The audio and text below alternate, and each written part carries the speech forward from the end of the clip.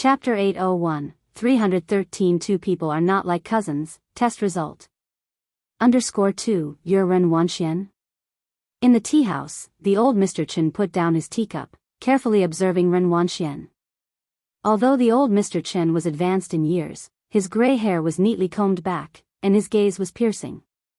Faced with such a stare, Wanxian couldn't help but feel somewhat less composed, but she remembered the advice of the Dong family and didn't avoid his gaze. Yes. Stationery had already been arranged by someone nearby, and old Mr. Chen stood up, his hands clasped behind him. I heard you write in the Liang style quite well. Give it a try. Wanxian knew this might be her only chance, so she brought out her best state and wrote down 2 characters. They were somewhat flamboyant but better than most people could write. Old Mr. Chen stood by the desk, looking down at the characters, his expression unreadable. After a few exchanges with the Dong family and Wanxian, he had someone see them out. They even gave gifts to Wanxian and the others. After the visitors had left, he gestured for someone to take Wangshuan's characters, and turned to inquire from a person nearby, Xiao Chang, what do you think of this writing? Xiao Chang glanced over and replied. Having protected old Mr. Chen for more than a decade, he naturally had some connoisseurship, not as good as Miss Su. Hardly comparable to Su Yajun, let alone the one whose work appeared in the ink and wash seas. It was said that these two were cousins, but it was hard to see any resemblance. The next day, Director Jian went fishing with Ji Heng.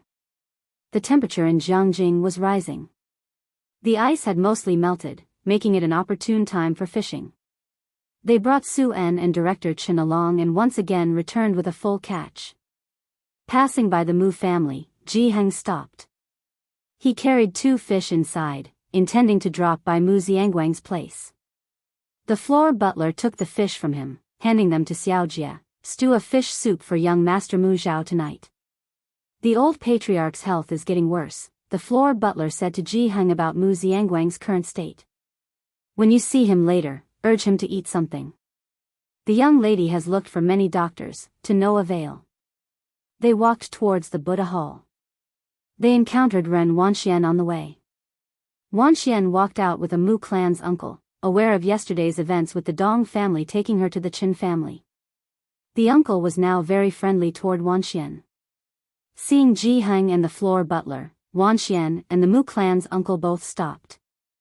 Wanxian, seeing the 2 large fish in Xiaojia's hands and the strong fishy smell, couldn't help taking a step back. Grandfather. Ji Heng held a tobacco pipe in his hand and only nodded without speaking. The floor butler politely greeted Wanxian and the Mu clan's uncle, gesturing to the fish in Xiaojia's hands. Uncle, would you like to take a fish home? No need. The uncle glanced at the 2 fish in Xiaojia's hands and the corner of his mouth involuntarily twitched.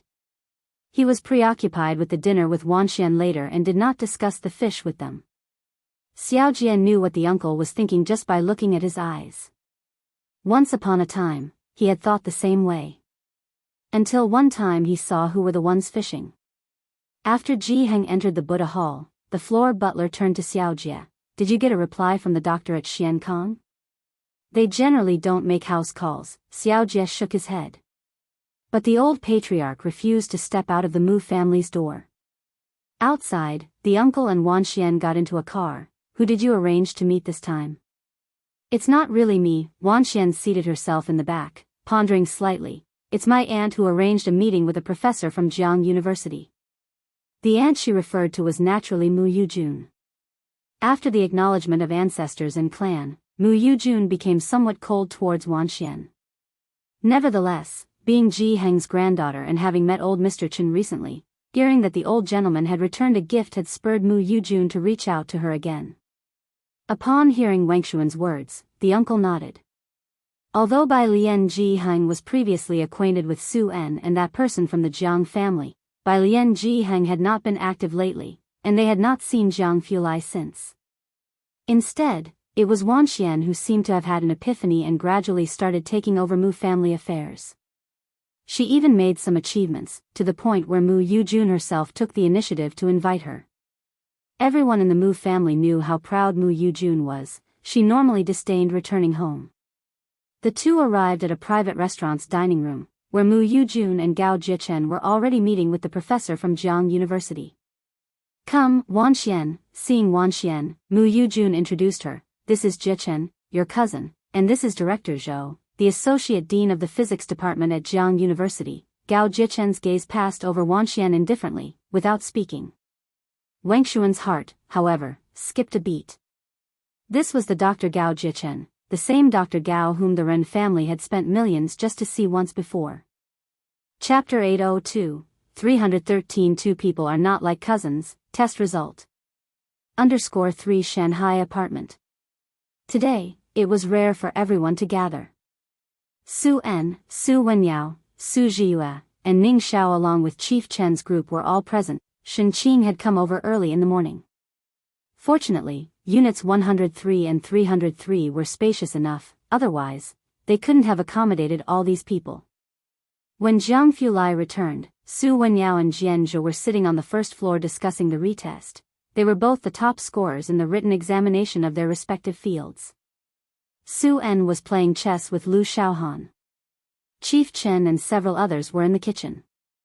Jiang Fulai just came to greet Ji Heng first. Every time Bai Lian returned, she would call out to Ji Heng, and he had picked up this habit as well.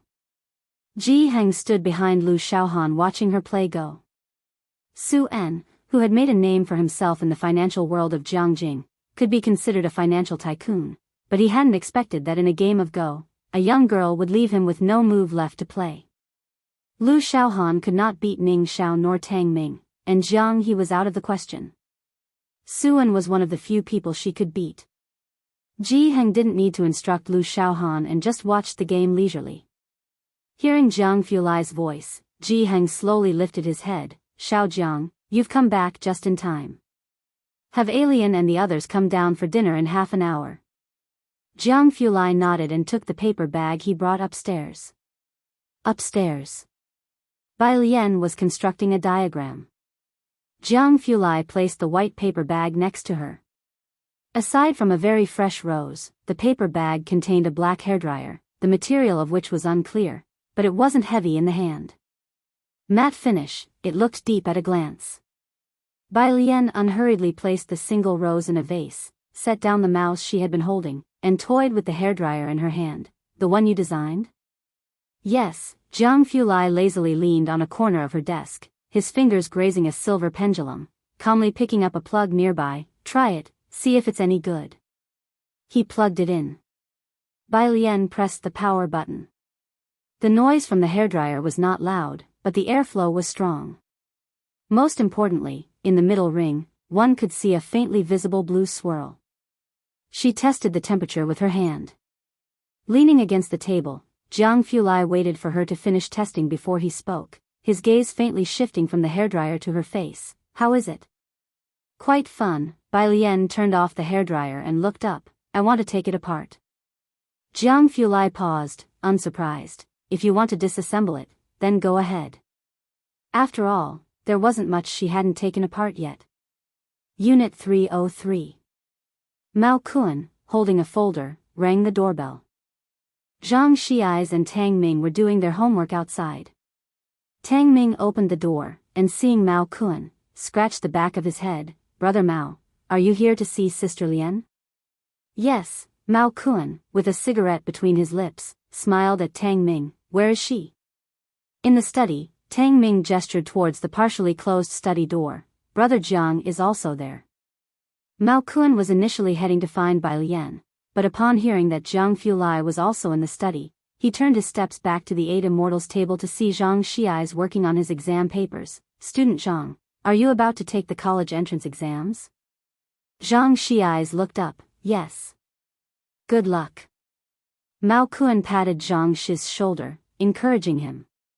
Thinking about Xiaoqi's age, he would have taken the college entrance exams too if he hadn't dropped out. Xiaoqi had good grades back then, and when he dropped out in junior high, his teacher even came to the orphanage wanting to sponsor him to continue his education, but his future wife stopped it. Xiaoqi never went back to school after that. Jiang Fulai emerged from the study. He didn't speak, merely pocketing one hand and carelessly glancing at Mao Kun, lifting his chin slightly as a sign for him to enter the study. Mao Kuan promptly straightened up, respectfully greeted Jiang Fulai, and then went in with the folder. Bai Lian sat in front of the desk, dressed in loose white clothes, with a computer in front of her and her fingertips resting on the number keys, her eyes lazily drooping. On the left, a celadon vase held several roses, one of which was particularly vibrant. The window was open, and a breeze was coming in, causing the dew on the roses to roll. It was comprehensible to have small pendulum balls and building blocks, but a hairdryer too? Sister, Mao Kuan withdrew his gaze and handed Bai Lian the folder, his voice deep. Xiaoqi's DNA test results are out. Bai Lian's fingers paused on the keyboard, and she suddenly looked up, her dark almond eyes focusing on the folder in Mao Kuan's hands, her expression unreadable. She took the folder and opened it. She pulled out the DNA test results. The room was very quiet. Mao Kuan could even hear his own breathing. He watched Bai Lian intently, not knowing the results nor whom Xiaoqi's DNA was compared with. There were several pages, and Bai Lian read through them swiftly until she reached the last line of the evaluation. Based on the available data and DNA analysis results, it is supported that the tested woman is the biological mother of the child. Chapter 803, 314, Who is the designer you hired? Bai Lian held the report, her gaze restrained, and she remained silent for a long time. It wasn't so sudden. Ji Heng's designs were good, and Ji Xiaorong had also inherited his talent for realistic painting. When Mao Kuan said that the Xian Kong logo was designed by Xiaoqi and Sun Chun, there were already some signs.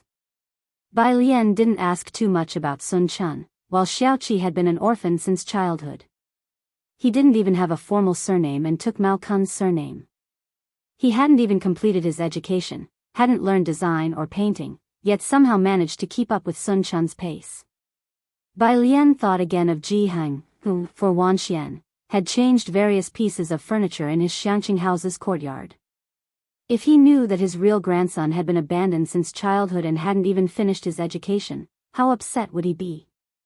Bai Lian looked at the rose in the vase, silent. Sister? Mao Kuan called her. Bai Lian came back to her senses. She folded the report, looked up at Mao Kuan. Where are Xiaoqi and the others now? Have them come over for dinner. She pulled open a drawer and took out a white cigarette box. She took out a cigarette but didn't light it. 103 was big enough to accommodate more people. When Xiaoqi received a call from Mao Kuan, he was still at the Xian Kong branch. Sister invited us to dine at Shanghai. Xiaoqi picked up an umbrella lying next to him, looked up at Sun Chun. Sun Chun, are you coming?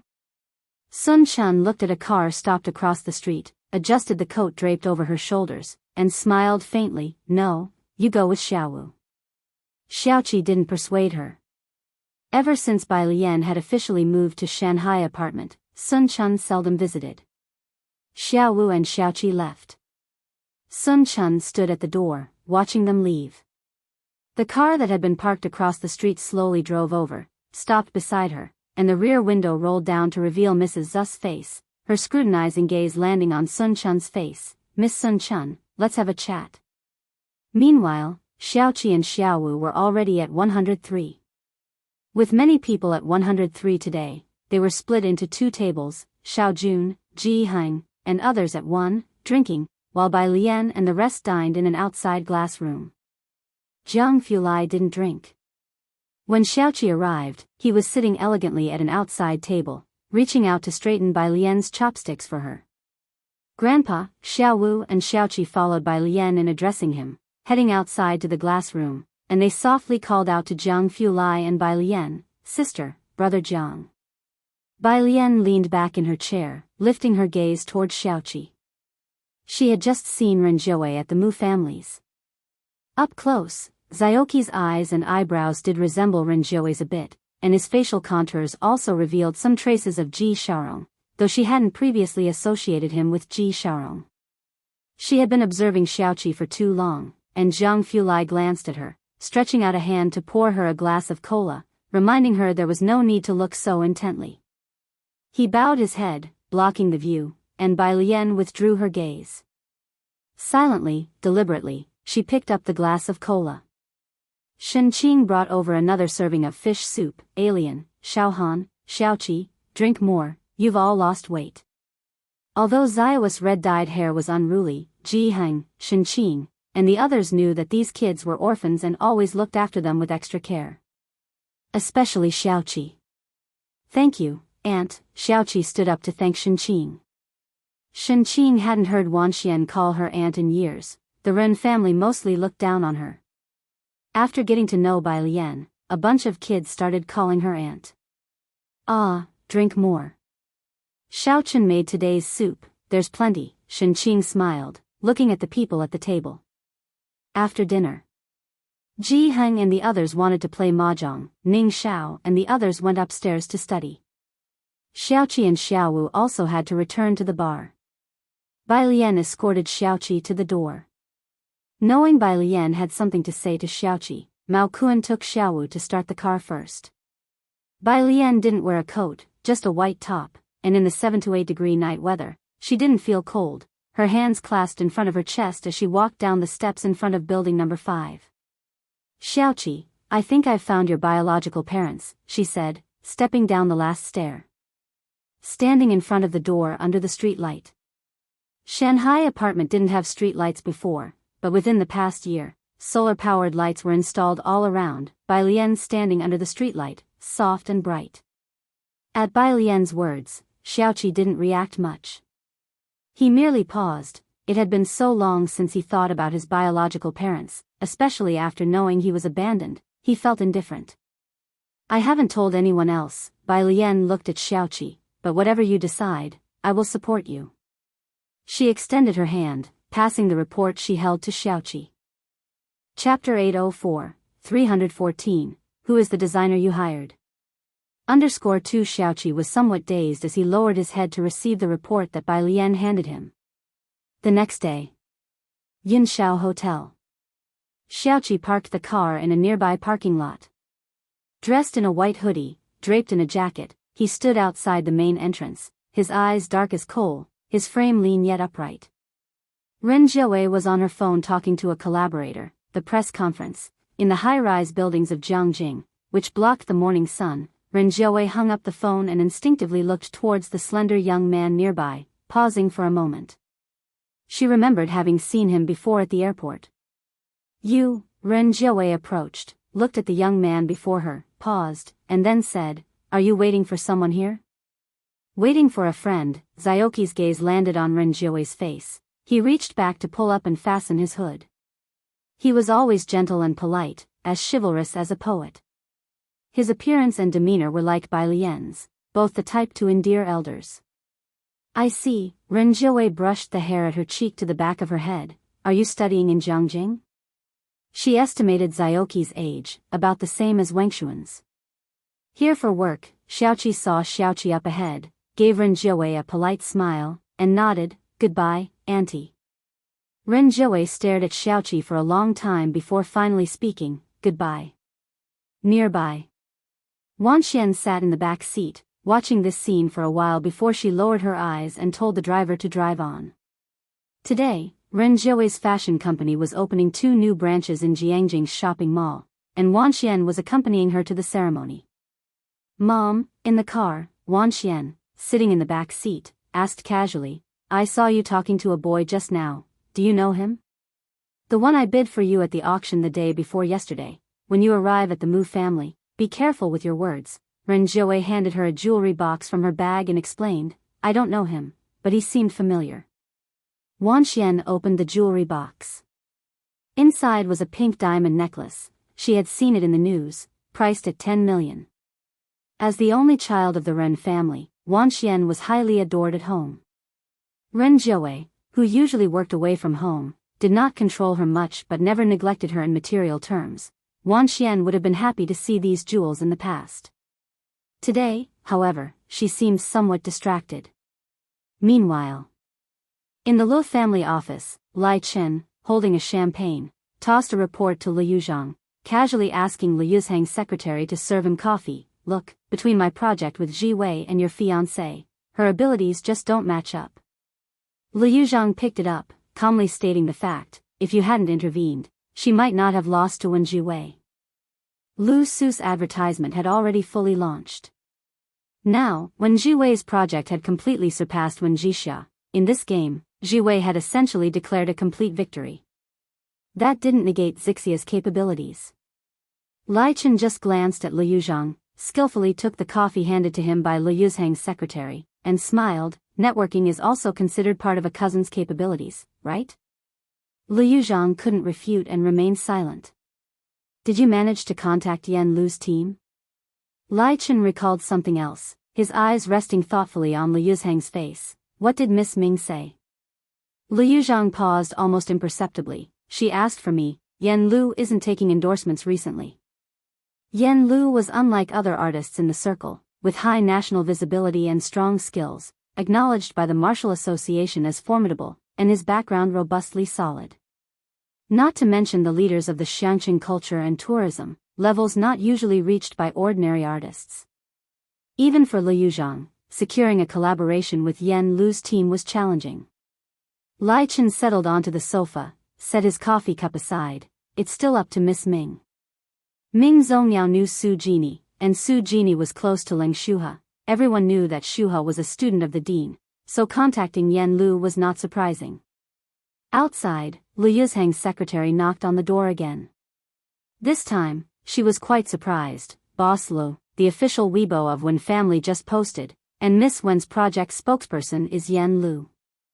Upon hearing this, the two men in the office were startled. What did you say, especially Lai Chen? I just received the news from the Public Relations Department. Yan Lu has also retweeted it, a post just published at 9 o'clock. Now it has surged to number 1, the secretary informed Liu Zhang. Boss Lu, perhaps you should inquire with Miss Wen? No need for the secretary's reminder. Chapter 805, 314, Who is the designer you hired? _3 Liu Zhang and Lai Chen were already flipping through their phones. Both had various apps downloaded, and before even opening one, they saw the top headline pushed by the entertainment news, Yan Lu's latest endorsement. As the current top celebrity, Yan Lu had not endorsed any products for a long time and her popularity was incredibly high. Now, with her official announcement of an endorsement, major media outlets rushed to feature it as their headline. Liu Zhang and Lai Chen casually clicked on one of the headlines and saw Yan Lu had retweeted a post from the Wen family's Weibo. It was accompanied by an endorsement photo of her holding a hairdryer. Did they really manage to get her? Lai Chen felt it was outrageous, not to mention how Yan Lu ended up endorsing this hairdryer that was about to be discontinued. How did Wen Jixia manage to get Yan Lu? Neither Liu Zhang nor the Ming family had succeeded in this, so how did Wen Jixia do it? Yan Lu posted on Weibo at 9 o'clock. Once it was released, her fans immediately began sharing it extensively and flooded various platforms with orders. Every app showed that the Wen family's hairdryers were completely sold out. The Wen family's Jingbao official account, with a live stream host temporarily explaining to Yan Lu's fans, "Ladies, we have run out of hairdryers, not a single one left. But we could look at some other items, like this all-in-one soy milk machine. We don't want a soy milk machine. Pre-sale, give us a link for a month-long pre-sale. Just 100,000 units? Are you underestimating Yan Lu's fans?" The sales department had no choice but to consult with Uncle Wen. Uncle Wen had just finished the morning meeting early when his office phone was bombarded by media calls. He did not understand the entertainment industry well but was shocked by the sudden burst of orders. The Wen family had been declining for so long, and even during their best times, they had never seen such explosive orders. Uncertainly looking at the people in the office, does Yan Lu have that much influence? Is this the terrifying purchasing power of the Chinese people? "Chairman, this is Yan Lu we're talking about," someone in the office said. "She is the only actress acknowledged by the fans of Bai Shangjuan. The Bai family members are all top influencers in the history circle, especially this Miss Bai." Needless to say about Yan Lu's dominance. Meanwhile, when Zixia's project team, mostly composed of young people, were not surprised at the terrifying purchasing power of Yan Lu's fans. After all, Yan Lu only endorsed a cream priced at 12 yuan per bottle, and now this hairdryer under 200 yuan. Selling out the inventory was just a matter of minutes. She was now examining a silver-colored hairdryer brought over from the factory. The factory manager personally delivered it, looking at Wenjixia. "Miss, we've tested this hairdryer, and it's noiseless. It can dry hair in 2 minutes that normally takes us 5. Manager Zhang stood by Wenjixia's side, plugged it in, and gave it a try. As soon as he turned it on, one could see a faint blue circular object. He used a cup of water to wet his palm and tried again. Manager Zhang could feel his palm drying quickly and looked at Wenjixia. "Miss, where did you find the designer for this?"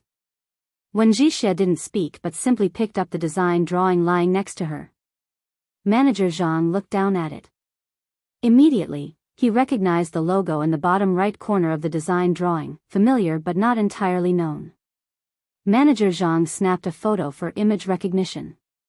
Quickly, the exact same logo appeared on Biyao Aerospace Department.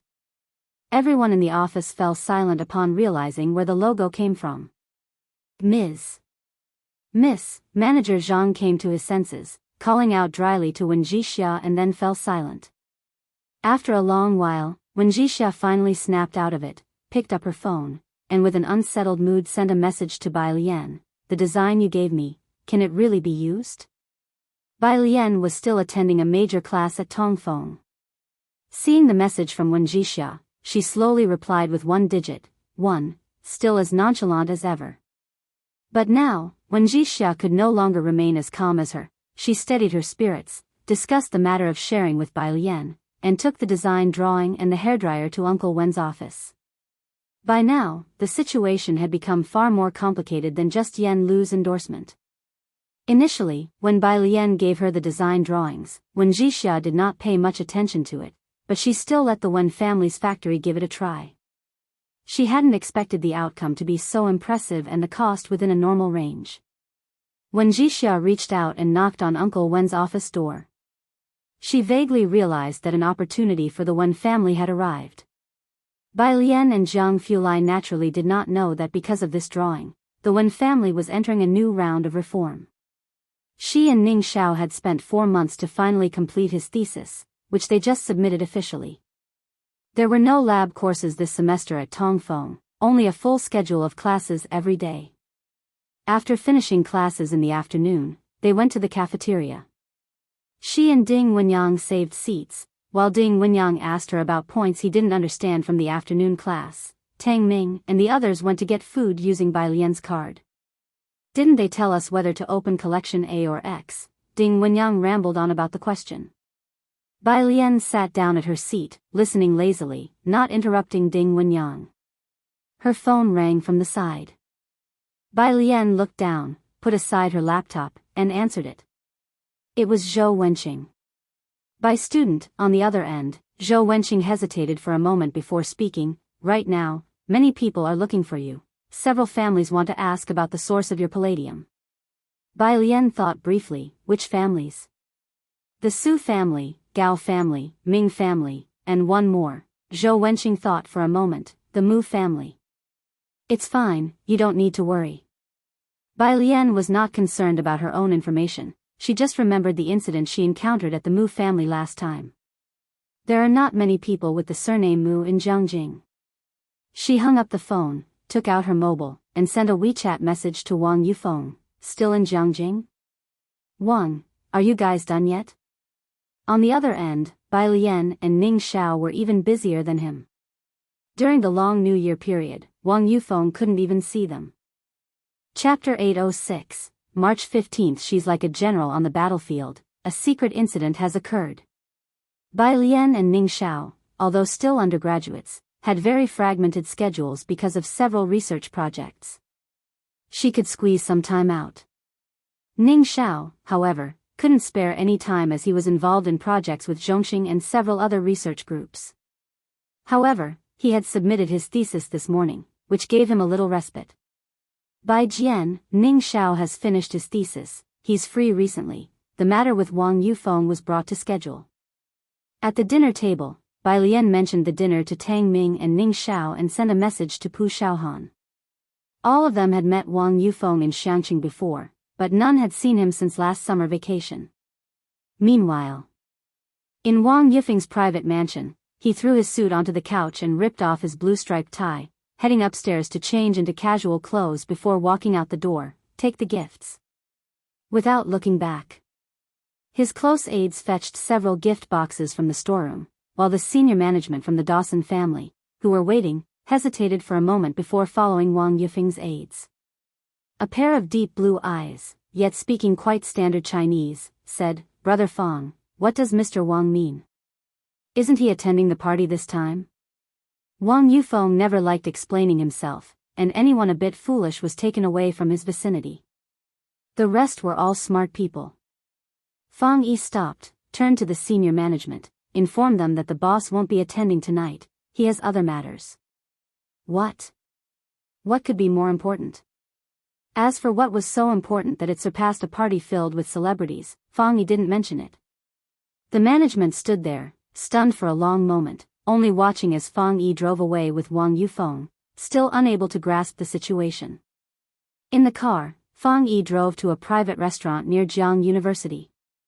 Wang Yufeng had reserved a private room and waited for almost 45 minutes before Fang Yi saw a few young people walking over. The auction house and the bar were both enterprises of the Dawson family, with Wang Yufeng being the direct person in charge for Asia. Azure Dragon Bar from Backter Street was expanding towards Jianghu, and so was the auction house. Wang Yufeng had fully entrusted the bar to Xiaoqi and Mao Kuan. But the auction house dealt with more complex matters. However, managing it in Jianghu was easier than in Backter Street, where many skirted the edge of the law.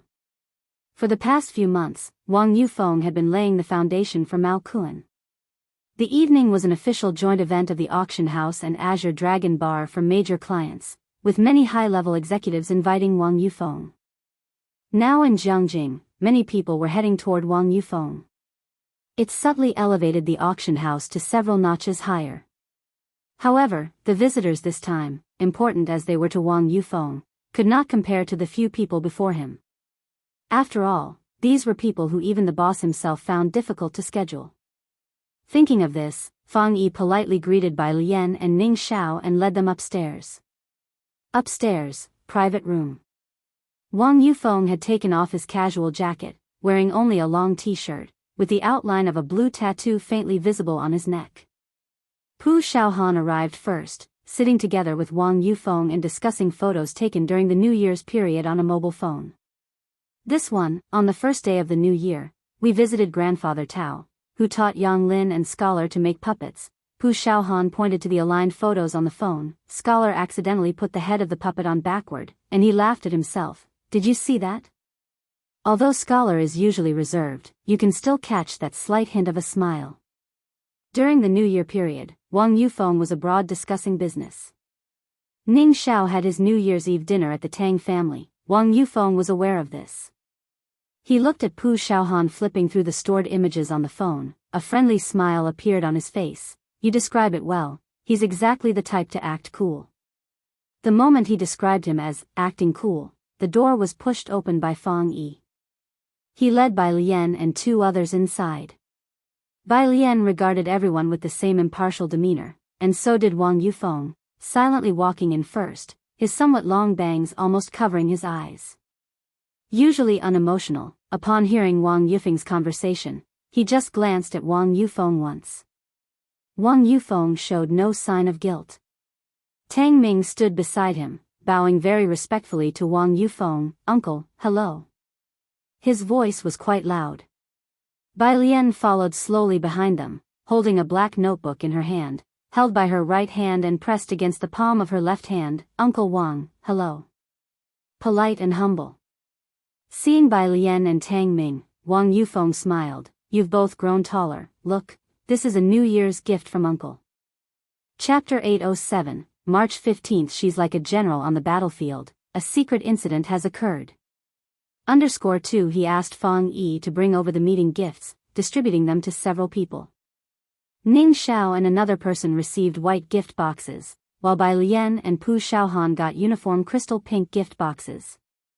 All of the kids, except for Ning Xiao, thanked Wang Yufeng, who finally experienced the joy of raising children. University studies at Jianghu University are so demanding. Wang Yufeng still didn't know what the few students were up to, only that they had all impressively been admitted to Jianghu University. "Why are you busier than you were in high school?" They had flown overseas together shortly after the new year to attend what he heard was a summer camp. They continued to be busy after returning to the country, busy until today's meeting. It was for this reason he had postponed the auction house's cocktail party, otherwise, he wouldn't know when he would get the news about Bai Lian and have the chance to see Ning Xiao again. After Grandma Wang's death, fortunately with these people by Ning Xiao's side, he managed not to let Grandma Wang down. Otherwise, given Ning Xiao's personality, it was likely he wouldn't have spoken a word to Ning Xiao after Grandma Wang passed away. Bai Lian has to go to the lab. Pu Xiaohan didn't know much either. She had never been to Bai Lian and the others' lab. And our study god is now self-studying 3rd and 4th year courses, busier than the average student. That's so. Wang Yufeng couldn't grasp what Ning Xiao was actually studying. He just looked over the other 3 people one more time. Doubts in his mind. Are all first-year domestic students like this? After supper, Wang Yufeng went to Shanghai apartment to pay respects to the ancestral tablets of Grandma Wang and several others. On the road, Bai Lian asked him about iridium. The rare metals field has its own regulations with Dawson, and we have to report to them regarding the uses. Wang Yufeng gave a detailed answer. Overseas export of such items is always sensitive. Who are you asking for? He guessed that this time it wasn't for Bai Lian's own use. Just someone I know. Bai Lian didn't mention the Mu family, just inquiring, how much can you export at most? Very little. Wang Yufeng took his coat, looked at Bai Lian with a smile. Of course, if you could export the solid foundation serum to them, everything is negotiable. Bai Lian took her notebook but remained silent. Solid foundation paste's formula is now classified. The serum is only provided to special military types and cannot be exported easily. Wang Yufeng glanced at Bai Lian and didn't continue the subject. He had previously sent people to look for the person who had given advice to Mao Kun at Xiankang. Her prescription serum was astonishing, and everyone knew about Mao Kun's recovery speed in the arena. It was only after he later found out it was Bai Lian that he withdrew the order to look for that person. It wasn't just because Bai Lian was his lifesaver, more importantly, being able to treat Mao Kun, Xiaoqi, and Xiaowu so effectively in such a short period. Wang Yufeng was well aware she was no simple person. He managed a bunch of people and naturally knew how difficult it was to manage one's subordinates. Now that Xiankang had opened dozens of branches across the country and still operated so orderly. If he hadn't known that there was truly only Bai Lian behind Mao Kun, he wouldn't believe that this was something an ordinary university student could accomplish. It was like a general who had managed tens of thousands of troops on the battlefield, with everything handled in an orderly fashion. Wang Yufeng got in the car and left. Outside the Shanghai apartment, a red convertible sports car also arrogantly drove in. In the passenger seat of the sports car, Chen Beixian rested her right hand on the side, playing with a dagger studded with more than a dozen gems, and holding a phone in her other hand, talking to Director Chen. Right, didn't see him. Approaching Jianghu University, Su Nanjing reduced the car's speed. After seeing Chen Beixian finish the call, he asked, "Who do you think he went to see tonight?" This was the hot topic of the evening after a cocktail party. At the White Tiger auction house, Wang Yufeng was not seen because he had last minute gone to another appointment. It led countless people to speculate about which big shot he had gone to meet. Chen Beixian spun the dagger in her right hand, pondering. When she looked up, she saw a black car passing by, and suddenly shuddered. That car, it looks like Wang Yufeng's. Su Nanjing hit the brake and looked back at the car. Are you sure? This is Jianghu University, what could he be doing here? He didn't see it. Never mind, let's go to Shanghai apartment. Chen Beixian wasn't sure either. She was here today to meet Jiang Fulai. Jiang Fulai rarely returned to the Jiang family now, mostly moving between the institute and Shanghai apartment. 303, the living room. While Bai Lian talked to Jiang Fulai about the message Wen Jixia sent that afternoon, she sat opposite Pu Xiaohan teaching her to play chess. What else did you tell Academician Ma? He's given Ning Xiao and me time off for the past 2 days. Jiang Fulai sat on the nearby sofa, putting down his teacup upon hearing this, and started brewing a new pot of tea for Bai Lian. Chapter 808, 315. She is like a general fighting on the battlefield. A secret incident has occurred. _3 His fingers were long and slender as he carelessly picked up the teapot, pressing on the lid with his fingertips and changing the topic. When I was making tea just now, I suddenly thought of a problem I once worked on. We launch a rocket from Earth, it goes around the sun and then returns to Earth, ignoring all other influences, its speed, and the motion equation. Tang Ming, who had just brought over a plate of fruit, upon hearing Jianghu Lai's voice, hurriedly tiptoed away from behind him, fearing being caught and questioned. While across from Bai Lian, Pu Xiaohan. The diversion was successful. Bai Lian had already begun pondering the problem. Jianghu Lai, seeing that she had successfully been diverted, did not dare to say more and simply handed the tea to her. It wasn't until Ming Donghan called him that he went to the next room to see Chen Beixian and Su Nanjing. 302.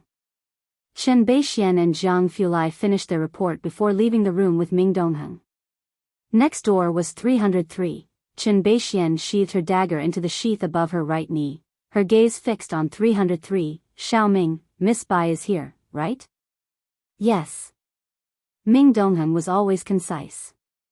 Chen Beixian crossed her arms, curiously looking at the door, but without Jianghu Lai's invitation, she could not meet Bai Lian. She was thinking about this when the elevator stopped on the 3rd floor. Ning Xiao carried a pot of succulents up from the 1st floor, his bangs almost covering his eyes. Mr. Ming. Ning Xiao.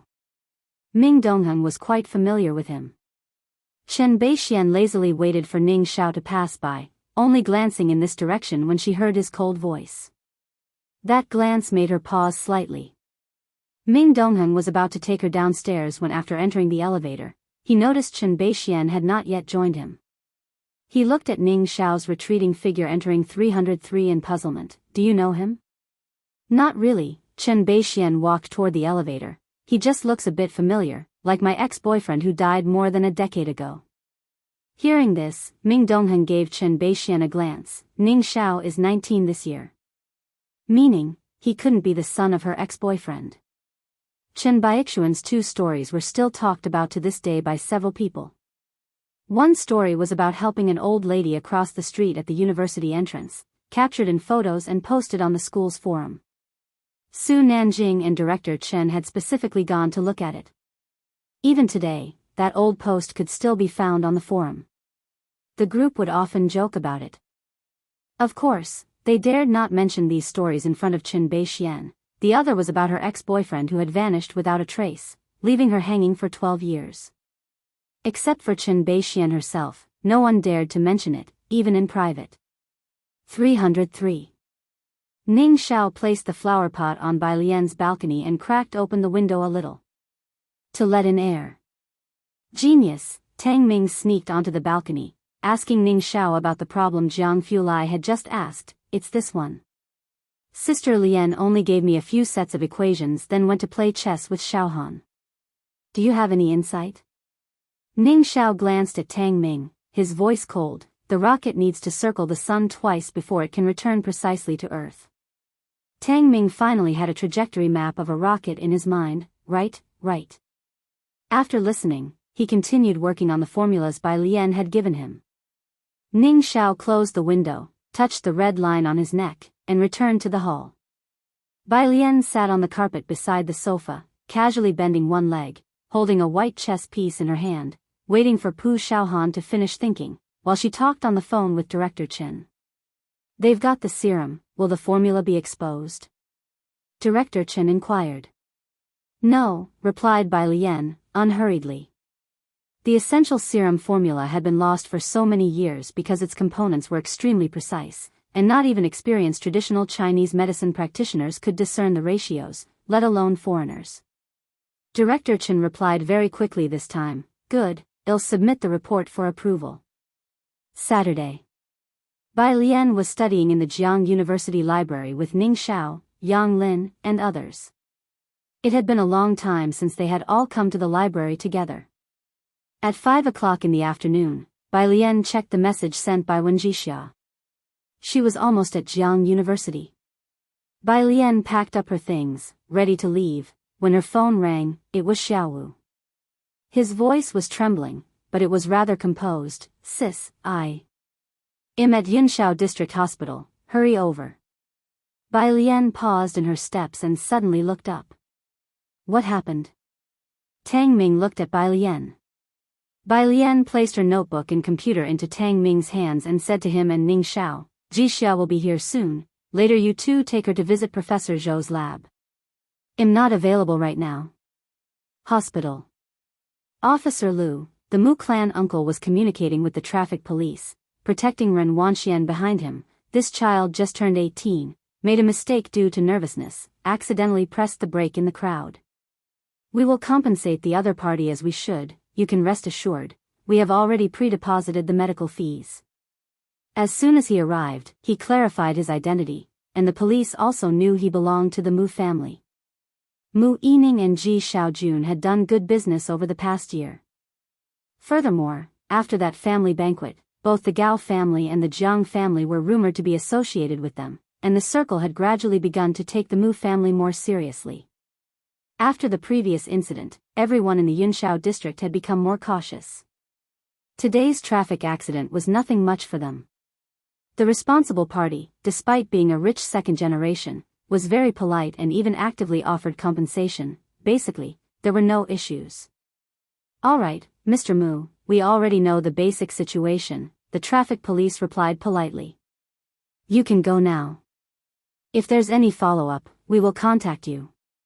Uncle, Ren Wanxian looked back worriedly towards the emergency room. What if he can't be saved? Double the compensation. The Mu clan uncle glanced indifferently at the red-haired man by the emergency room door. Do you know them? Those two used to be thugs in my sister's old circle, Ren Wanxian explained, looking down. Hearing it was just a couple of thugs, the Mu clan uncle cared even less. You don't need to worry. This is just a simple traffic accident. Whatever they ask for, we give them. Just don't drive in the future, it's too dangerous.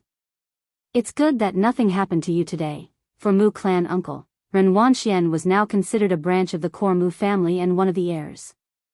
She was also Dong Chuan's girlfriend and had channels for iridium. This was a perfect opportunity to win over Ren Wanxian, and he certainly would not miss his chance to show concern.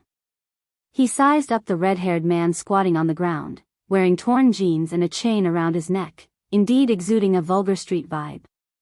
The Mu clan uncle threw him a bank card and a business card.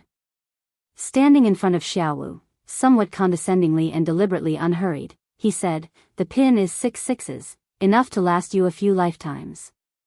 If you have any problem, give me a call. Chapter 809, 316 Bai Lian's cousin, come here. When Bai Lian arrived, only Xiaowu was standing outside the emergency room. He was anxiously communicating with a nurse. Upon seeing Bai Lian, he wiped his eyes and finally found some relief. This is my sister, nurse. If you have anything, please tell my sister. The nurse had expected an adult family member to come, not anticipating another young girl. Seeing Bai Lian, she hesitated and then handed over a critical condition notice. This needs a family member's signature. He is an orphan now. Bai Lian took the critical condition notice. An orphan? The nurse was startled. Then you need to report this to the police immediately. Let the police sign. The police? Bai Lian grabbed her phone and dialed Sun Fei, as the Yunshao district police station was not far from here. After the call, she lowered her gaze to look at the abrasions on Xiao's arm. The black jacket hid any bloodlines, but his hands were covered in fresh blood. That car, it was originally stopped. Xiaowu recounted the scene to Bai Lian, but she hit the gas by mistake and drove straight toward Xiaoqi. Xiaoqi and Xiaowu weren't like Mao Kuan.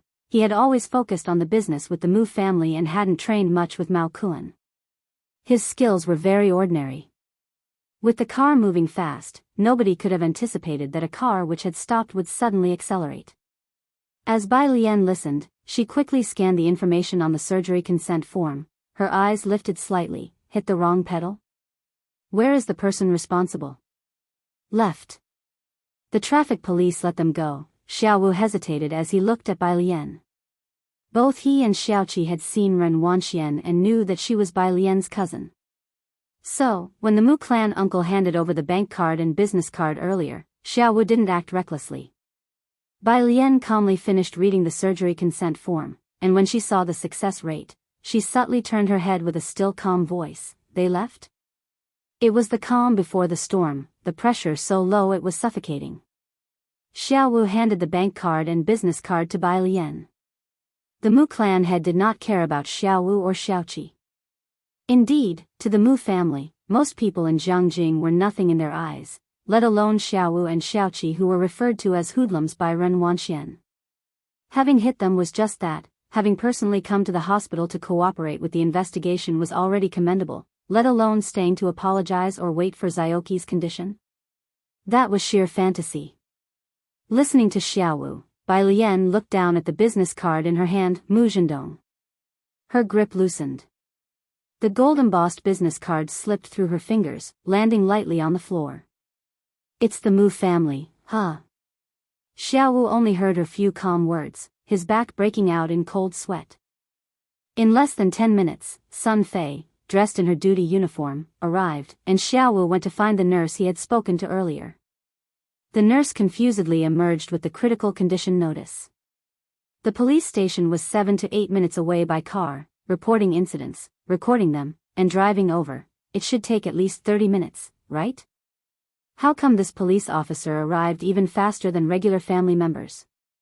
Sun Fei showed her credentials to the nurse, then grabbed a pen and signed. Bai Lian, standing close to Sun Fei's height, held her phone beside Sun Fei. Watching her sign, she then asked, "Does malicious hitting count as a criminal offense?" Sun Fei had her notebook with her. She opened it. "You tell me." Criminal offenses require police intervention, otherwise, they only treat it as a regular traffic accident that a traffic officer would handle. If hitting the gas in panic was an accident, it was unfortunately Ren Wanxian driving the car, and the victim was Xiaoqi. Jingbi 7x516, Bai Lian remembered Ren Wangxuan's car license, her dark brows suppressing a storm. "I want the surveillance of that car." Mu family. After Mu Yiming and Ji Xiaojun finished their meeting, Mu Zhendong and Ren Wanxian hurried to the company. In the office, Mu Yiming was less amiable. Her stern gaze fell on both. "You are over an hour late. There was an accident on the road. We dealt with the traffic police for a while before coming back." Mu Zhendong explained to Mu Yiming and inquired about the meeting. What proposals did the major shareholder suggest at the meeting? Mu Zhendong casually mentioned the meeting before asking about the company meeting with Mu Yiming. Today's meeting dealt with iridium, and Ren Wanxian was also beginning to gradually take over some company duties. She was supposed to report on the progress at today's meeting. As they were speaking, Ren Wanxian, following behind Mu Zhendong, was unsettled. Just then, her phone rang inside her bag, startling Ren Wanxian. It was a call from Yunshao District Police Station.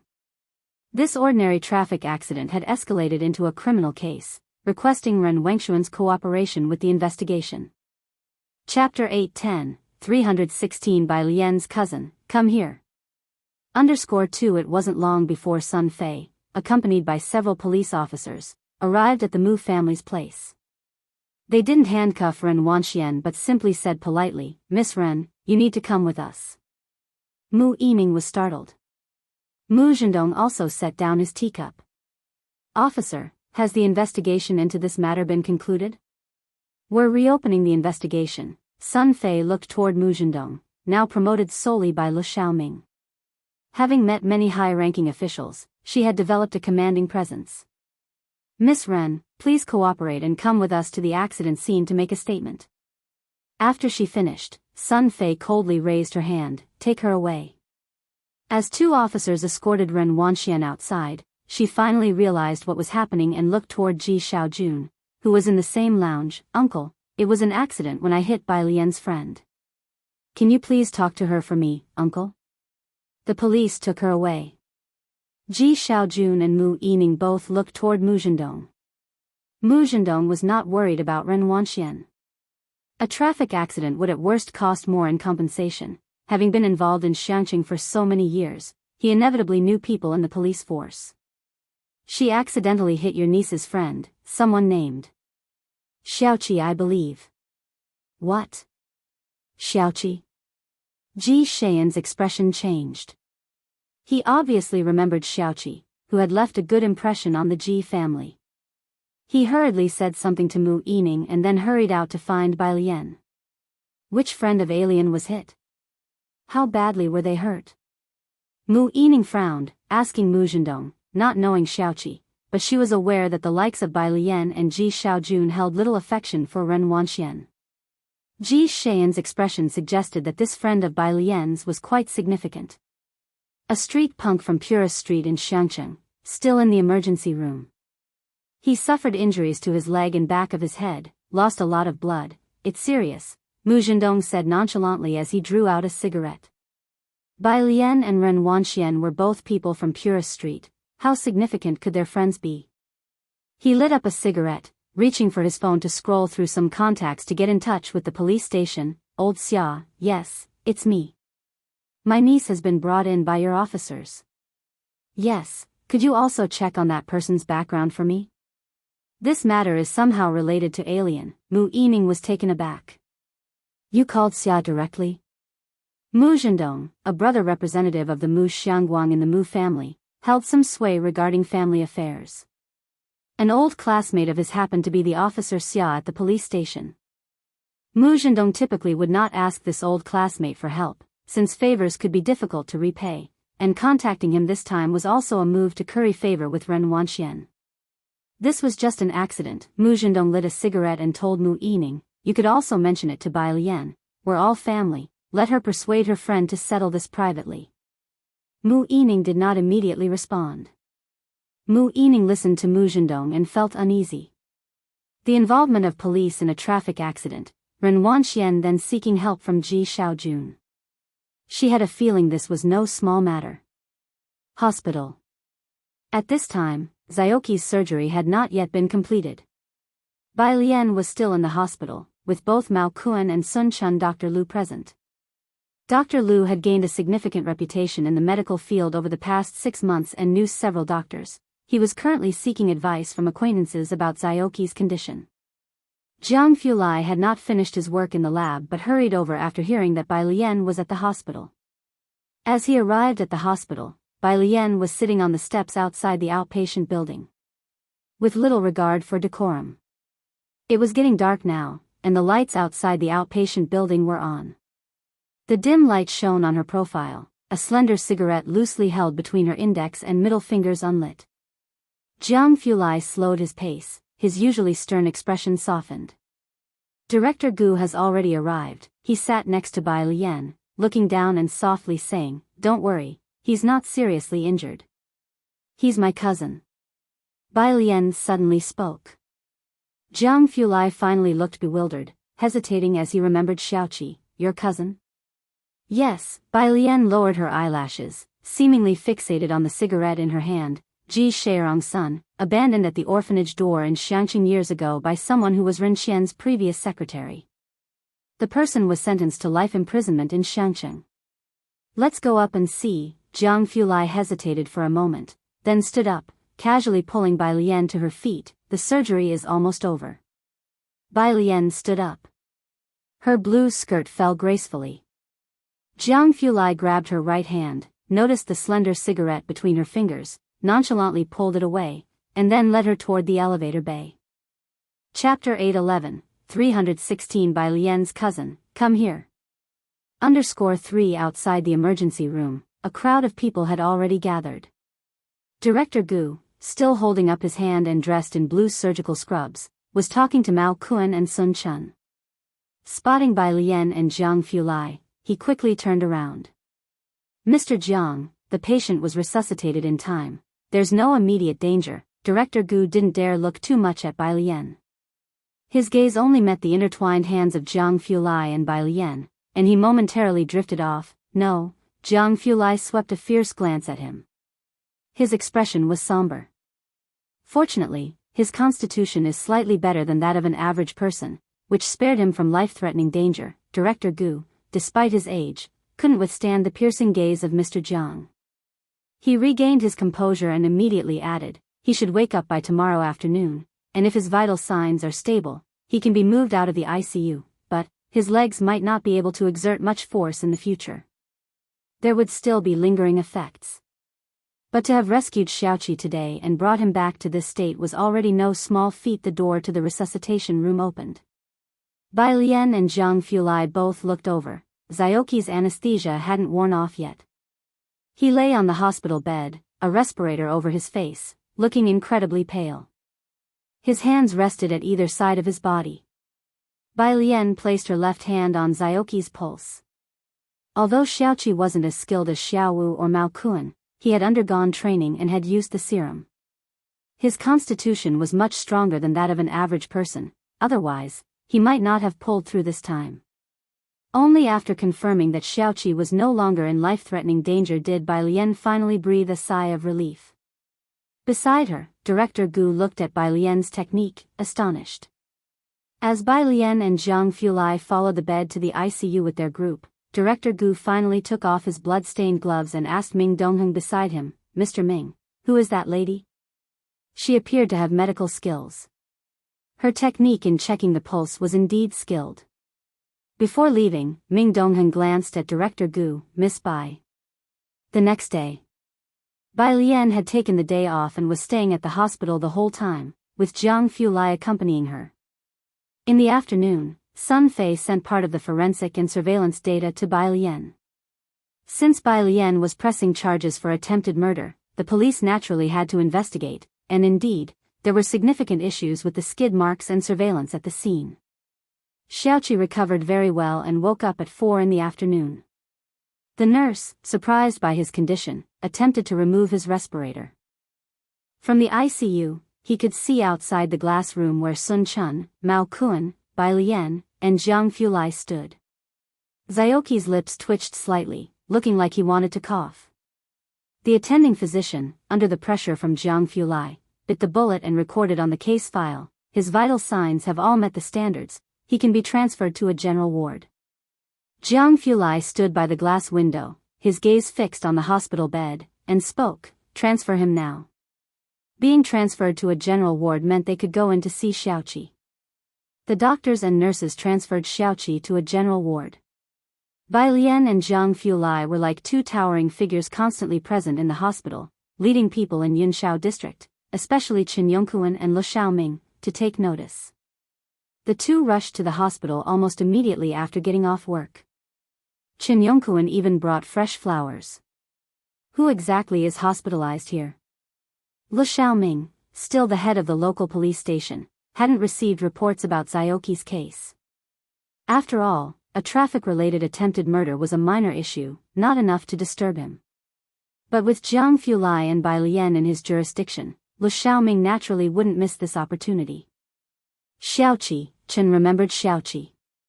He knew better than anyone that when Shenqin was hospitalized, Jiang Fulai didn't stay at the hospital all the time, only occasionally visiting with Bai Lian.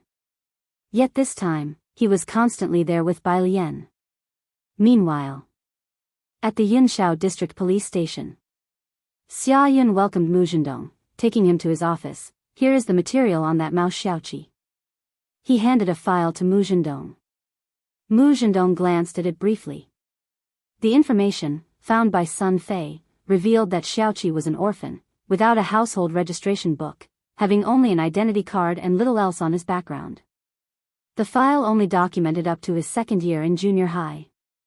He dropped out in junior high. It was a small file that one could see through at a glance, clearly just as Ren Wanxian had described, a gangster with no background. Mu Zhendong gave the file a cursory glance before returning it to Xia Yun. "Old Xia, can I take Wanxian back now? You know she knows the Ms. Su and has been negotiating a rare metals deal recently."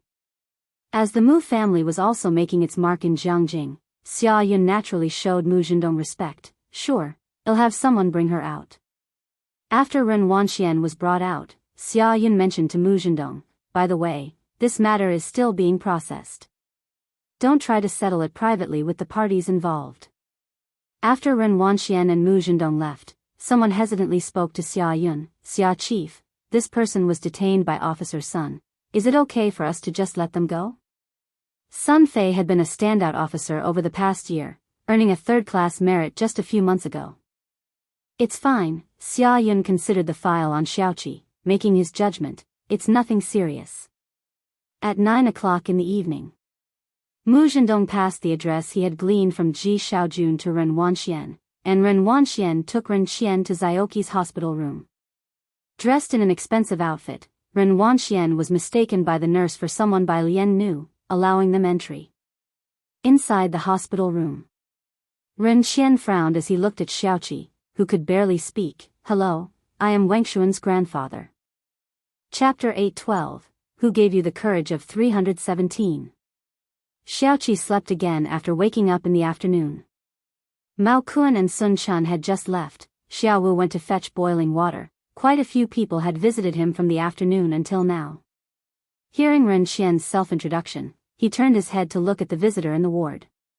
Ren Qian was removed from his position last year, and after coming to Jianghu during the new year, he had been staying here, dressed in meticulous clothing, looking thin and frail, his graying hair neatly combed, his murky eyes still conveying authority. Zioki's calm eyes were undisturbed, just looking at the man who claimed to be Ren Wengshuan's grandfather, Ren Qian. He had met Ren Jiawei and was quite familiar with Bai Lian and Ji Xiaojun, but this was the first time meeting Ren Qian. Since his awakening, Xiao Wu and Bai Lian hadn't mentioned any details about the car accident. It was only then that Xiaoqi found out the driver was Ren Wanxian. He didn't speak. It seemed he was tired. Comrade Xiao, you, Ren Qian looked at Xiaoqi and frowned again. Xiao Wu pushed the door and entered from outside. He didn't recognize Ren Qian, but remembered Ren Wanxian. Upon hearing from Bai Lian and Sun Fei that Ren Wanxian had intentionally hit someone, he put the kettle on the ground. What are you doing here? Get out quickly. He reached out intending to show them out.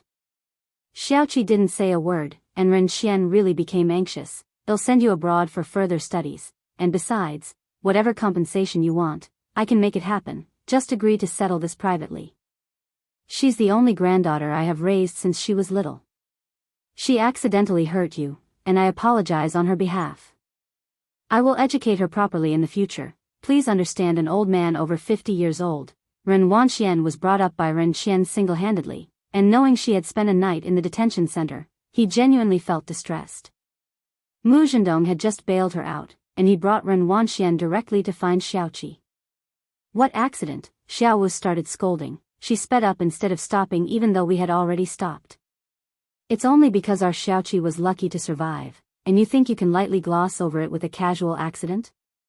Ren Qian kept pleading. Zioki's eyes stared at the ceiling, his eyelashes fluttering, but he didn't speak.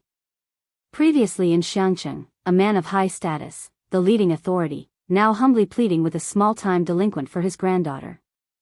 These were her family members. He had read storybooks in the orphanage. Crocodiles protect their young in their mouths when in danger, releasing them to safety later, and during rains, eagles shield their eaglets with their wings. Xiao Wu was the one with the frail body, discarded by his parents due to his prominent pain nerves. Because he was often bullied and cried by the king of the children, they were isolated. He and Xiao Wu left the orphanage in middle school, scrounging together living and school expenses, around the time when school fees for the second year of junior high became unaffordable and he had to drop out. He too had thought how nice it would be to have a father and a mother. Xiaoqi closed his eyes, not looking at Ren Qian. Please leave. Ren Qian had shown enough sincerity, originally thinking these offers would quickly sway the mind of a young boy. Yet the answer was still the same.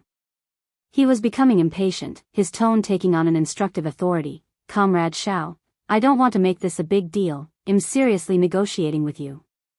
Do you really think this accident will lead to a case? We are offering as much as we can, there's no more to give. Where are your elders? Call them out, I want to talk to them. He still thought Xiaoqi was dissatisfied with the offer. Ren Wanxian had been silent all this time, watching Zioki's face, her hands hanging at her side slightly clenched. Get out now. Xiaoqi had still been listening. At the mention of elders, he finally couldn't hold back anymore and physically escorted the pair out the door. The nurse outside was startled to see Xiao Wu escorting out the two recent visitors, not knowing who was staying in the ward, although various hospital leaders had visited. She had been the one to allow the recent guests in, never expecting them to be escorted out by Xiao Wu. She memorized the faces of Ren Wanxian and Ren Qian, making a note not to let them in next time. Downstairs, Ren Qian exited the elevator. Turning back to look at Ren Wanxian, he said in a low voice, "I'm going to find Jiao. You go look for Mu Zhendong." Finally snapping back to reality, Ren Wanxian made a phone call to Mu Zhendong. Mu Zhendong had gone to see Xia Yun that afternoon and did not accompany Ren Wanxian to find Xiaoqi, as this matter didn't require his involvement. If not for Bai Lian being in the middle, neither Ren Wanxian nor Ren Qian would have taken any action. He had booked a private room to drink with Xia Yun. When Ren Wanxian arrived, they hadn't finished their meal yet. Having spent so much time with the Mu family, participating in numerous gatherings, she had developed a certain degree of composure. "Uncle, he doesn't agree to a private settlement. He listens to my cousin, but my cousin wants to see me." Chapter 813, 317 Who Gave the Guts? _2 adopted a humble attitude. Mu Zhendong's face flushed from drinking. He put down his glass and, hearing that Bai Lian insisted on appealing, his tone also lightened. "If you disagree, so be it. Your uncle Xia is here for this matter." After being released from detention, Wanxian hadn't met Xia Yun. It was only now that she heard Mu Zhendong introduce Xia Yun, and she knew in her heart what kind of person the Mu family were. Apart from the Gao family and the Qin family that day, Mu Zhendong rarely lowered his stance to many people. His proactive invitation for Xia Yun to dine was a clear indicator to Wanxian that this Uncle Xia was no simple figure, so she took up Mu Zhendong's cue, "Uncle Xia."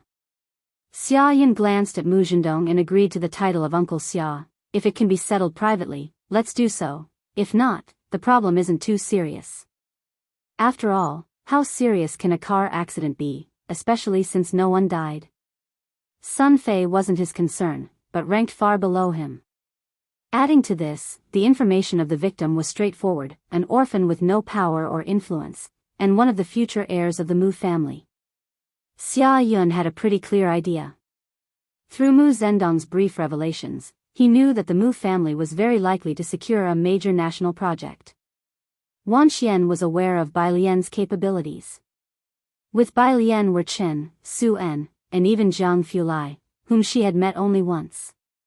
Since the police took her for questioning yesterday, she had been in constant fear. Even with Ren Qian showing up at the hospital, Xiaoqi was unwilling to settle privately, and she was genuinely afraid the police would continue their investigation. Now, hearing the conversation between Mu Zhendong and Xia Yun, she finally breathed a sigh of relief. Looking at Mu Zhendong and Xia Yun, she spoke up, "Uncle, I'll make another appointment with Director Zhou." "Director Zhou?" Xia Yun was slightly puzzled. Mu Zhendong smiled, the associate dean of the physics department at Jianghu University. He was quite talked about in Chang'an district during the new year. Xia Yun was invigorated, knowing what Jianghu University's physics department represented. Mu Zhendong returned to the Mu family to find Mu Yining. At midnight, Mu Yining was still handling work. "It's just a car accident, how big can it be?" Mu Zhendong, knowing Mu Yining was familiar with Bai Lian, spoke to her. "Wanxian is after all our family member, and Bai Lian is causing such a commotion, affecting family harmony." He was already getting impatient with Bai Lian making a big deal out of a minor issue with Wanxian. Right now, for Mu Zhendong and the entire Mu family, Wanxian was very important. Whether the Mu family's research project could rise or not, Wanxian played a pivotal linkage role with the Gao and Su families. As for Bai Lian, she didn't belong to the Mu family, and didn't really count as one of them. As Mu Zhendong stepped out of the study, he looked back slightly, his tone more serious. "Moreover, I've already brought in Xia Yun to handle this. There will only be one outcome. If we settle now, he can still get some money. If it's too late, he'll only get medical expenses." The next day, early morning, Jiang Fulai got up at 6 o'clock, around the same time as Bai Lian. As he opened door 302, Bai Lian was just opening door 303. Bai Lian wore a white track suit with the sleeves rolled up twice, exposing silver metal. Her hair was tied at the back of her head with a red ribbon, a casual and carefree look. Her dark eyes gazed at Jiang Fulai, as always, calm. "Going for a morning run, Teacher Jiang?" Dressed in a white thread garment and holding breakfast, Jianghu accompanied her downstairs. Not going today. Finish your run early and come back for breakfast. He followed Bai Lian to the building entrance, watching her figure recede into the distance until a gust of cold wind blew past, making him stunned. He then went to ring the doorbell of 103. Ji Heng was clearly just waking up. "Grandpa, good morning," Jianghu greeted elegantly from outside. Very calm and composed. Ji Heng, with a blank expression, looked at Jianghu for a long while, finally stepping aside silently to let him in. Jianghu accurately arranged the breakfast. While Ji Heng was brushing his teeth, Jiang spoke up, "Xiaoqi had a car accident." Cough, cough, Ji Heng choked on his mouthwash. Barely finishing brushing his teeth, and after wiping his mouth with a towel, he returned to the living room, frowning as he looked at Jianghu. "How is he?" The Ji family was very concerned about Xiaoqi. Although he nearly died on the operating table, he was resuscitated. Jianghu did not conceal the medical condition, but his leg will be affected afterward. Ji Heng looked up, shocked. He remembered Xiaoqi was an orphan. Is he alone in the hospital right now? Jianghu picked up a teapot beside him with his long fingers, poured water for Ji Heng, pushed it over, and fell silent for a moment. "Xiaoqi is a friend she values highly, as you know." Chapter 8:14, Who Gave the Courage? _3 Ji Heng raised his hand and picked up the teacup. He knew that Jianghu was referring to Bai Lian. As a natural favorite among the people of Shangsheng, Bai Lian was especially fond of Xiaowu and Xiaoqi, who were orphans, and thus received more of her care. However, Ji Heng didn't understand why Jianghu suddenly mentioned Bai Lian. "It was your granddaughter who hit Xiaoqi." Jianghu's eyes drooped, his tone calm like a nobleman. "She did it on purpose. I will sue your granddaughter on behalf of Xiaoqi. I'm not sure what the sentence will be, but there will definitely be a punishment." Ji Heng stared blankly and still held Jianghu's teacup in his hand. He didn't drink from it. Jianghu was not surprised. He patted his sleeve and got up. "Of course, I hope you won't mention this to her or Uncle Ji. If you truly wish to plead for your granddaughter, you can come to me." Morning. Bai Lian still went to the hospital to check on Xiaoqi, given that yesterday Jianghu had spent the day with Xiaoqi because Bai Lian recognized him as her cousin. Today, he had to deal with the affairs of the Jiang family and also find Qi Yundai. For now, he would drive her to the hospital. Sitting in the passenger seat, she lowered the window halfway, facing the cold wind, and spoke to Jianghu. "He originally had the chance to attend Jiang University with me." Jianghu drove the car to the hospital entrance and slowly stopped. His cold fingers rested on the steering wheel as he spoke unhurriedly. "You really are Xiaowu and Mao Kun's biological sister. Without Xiaoqi, it's uncertain whether Xiaowu could have grown up in the orphanage. As for Mao Kun, without Xiaoqi's help, who knows where he would be begging for food." Bai Lian, she hadn't considered these things. Unbuckling her seatbelt, she got out and stood by the roadside, waving towards Jianghu inside the car. "Makes sense, you go first. Next time, let Xiaoming drive." She watched Jianghu's car drive away before she entered the ward. In the ward, Xiaowu was sleeping on the couch. Only Shenqing was there, carrying a large pot of soup. She sat in front of the hospital bed, spoon in hand, and fed Xiaoqi, speaking softly, "Look at this child, drink more soup to nourish your legs and brain." What a plight. "Aunt, how did you come here?" Bai Lian was startled to see Shenqing. "Ah," Shenqing fed another spoonful, looking at Bai Lian. "Your grandfather mentioned it this morning, so I hurriedly stewed a bowl of soup and brought it here. It's not right for only Xiaowu, a child, to be here with such a serious injury." In Shenqing's eyes, Bai Lian and the others were all still children. "Sister." Xiaoqi felt somewhat embarrassed as he saw Bai Lian. Xiaowu, having dozed off for a while, immediately awoke when he saw Bai Lian approaching. "Sister, the doctor said they need you to come." Bai Lian nodded. She was about to find the doctor anyway, to ask about Xiaoqi's leg. Xiaowu followed behind Bai Lian. The hospital was very concerned about Xiaoqi's condition and treated Bai Lian with exceptional courtesy. They provided all the information she requested. This is the situation, the doctor explained. If he recovers well from here on, his daily life won't be impacted, but he won't be able to run long distances or engage in excessive physical activity. Thank you, doctor. Bai Lian took a photo of the information with her phone. She then sent it to Lance, asking for his help in assessing it. Bai Lian couldn't understand the Western medical terms and would have to wait until Xiaoqi's bones healed to be sure. The director escorted her out. Xiaowu was standing across from the office door, arms crossed and leaning deeply against the wall, his bright red hair extremely conspicuous. When Bai Lian came out, he followed behind her. Sister. Bai Lian walked towards the ward. Speak. Last night Wan Xian and her grandfather came. Xiaowu explained the situation from last night to Bai Lian. Xiaoqi didn't sleep until 3 in the morning. Bai Lian suddenly stopped in the corridor of the inpatient department, still holding her phone in conversation with Lance. Her hand turned pale with tension, revealing blue veins. Raising her usually downturned eyelashes, her voice became menacing and cold. She was released? Xiaowu was somewhat afraid to look at Bai Lian. As the elevator at the end of the corridor opened, Mu Yining, having gotten Bai Lian's address from Ji Xiaojun, came with a bouquet of flowers and supplements. As she stepped out of the elevator, she rushed over to Bai Lian, alien. Bai Lian turned slightly, her cold, deep eyes staring at Mu Yining. This was the first time Mu Yining faced such a strong aura from Bai Lian, and she was slightly taken aback, thinking how intimidating her niece seemed.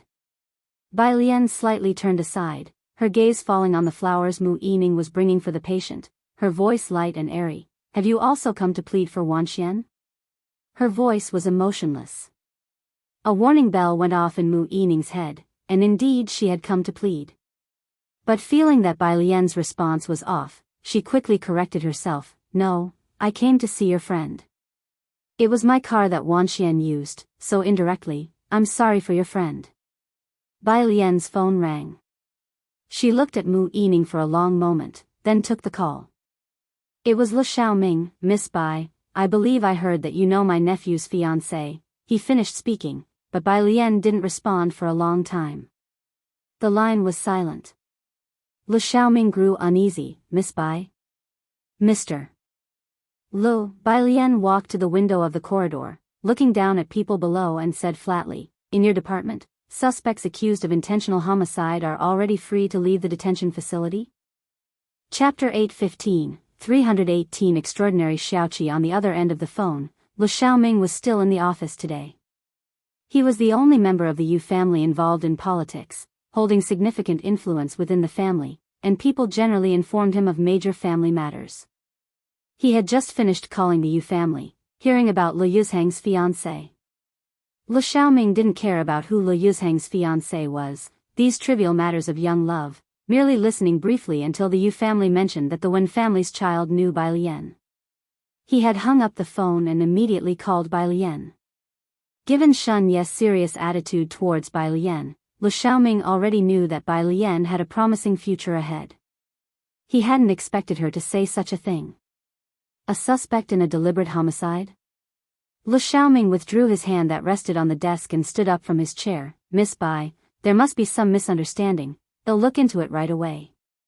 He hung up the mobile phone and bent down to pick up the internal phone on the desk, saying calmly, ask Sun Fei to come to my office. He knew Sun Fei was well acquainted with Bai Lian. Le Bureau, on the other end of the phone, sensing Le Xiaoming's demeanor, quickly moved the chair and stood up, the sound of the chair scraping against the floor tiles clearly audible. Commander Sun sent a report to Xiangqing last night. Xiangqing? This matter wasn't under Le Xiaoming's jurisdiction. He narrowed his eyes. What's he doing in Xiangqing?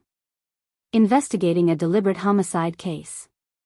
This was a case handled by Sun Fei's team. The operator didn't know much, only that Sun Fei had filed a report and went to Xiangqing with 2 people. A deliberate homicide case, it matched again. Le Xiaoming instructed people to investigate further and called Sun Fei. Since the last incident, Le Xiaoming had been very strict with his jurisdiction.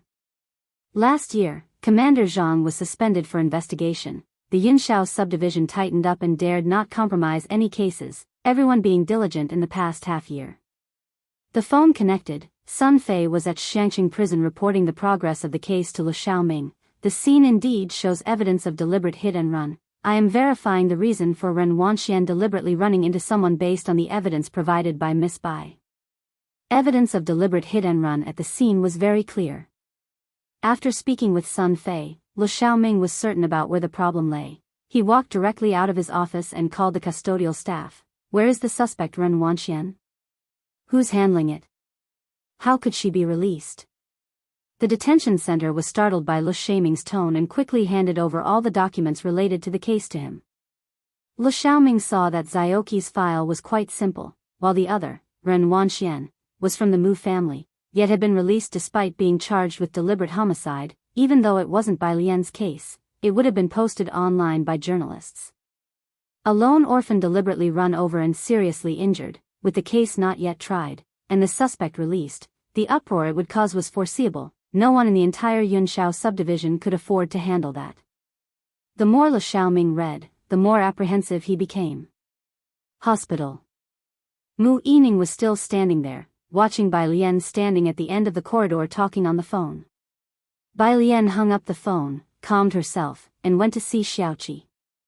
He had just woken up, he could not drink too much broth, and was on an 4 for nutrition.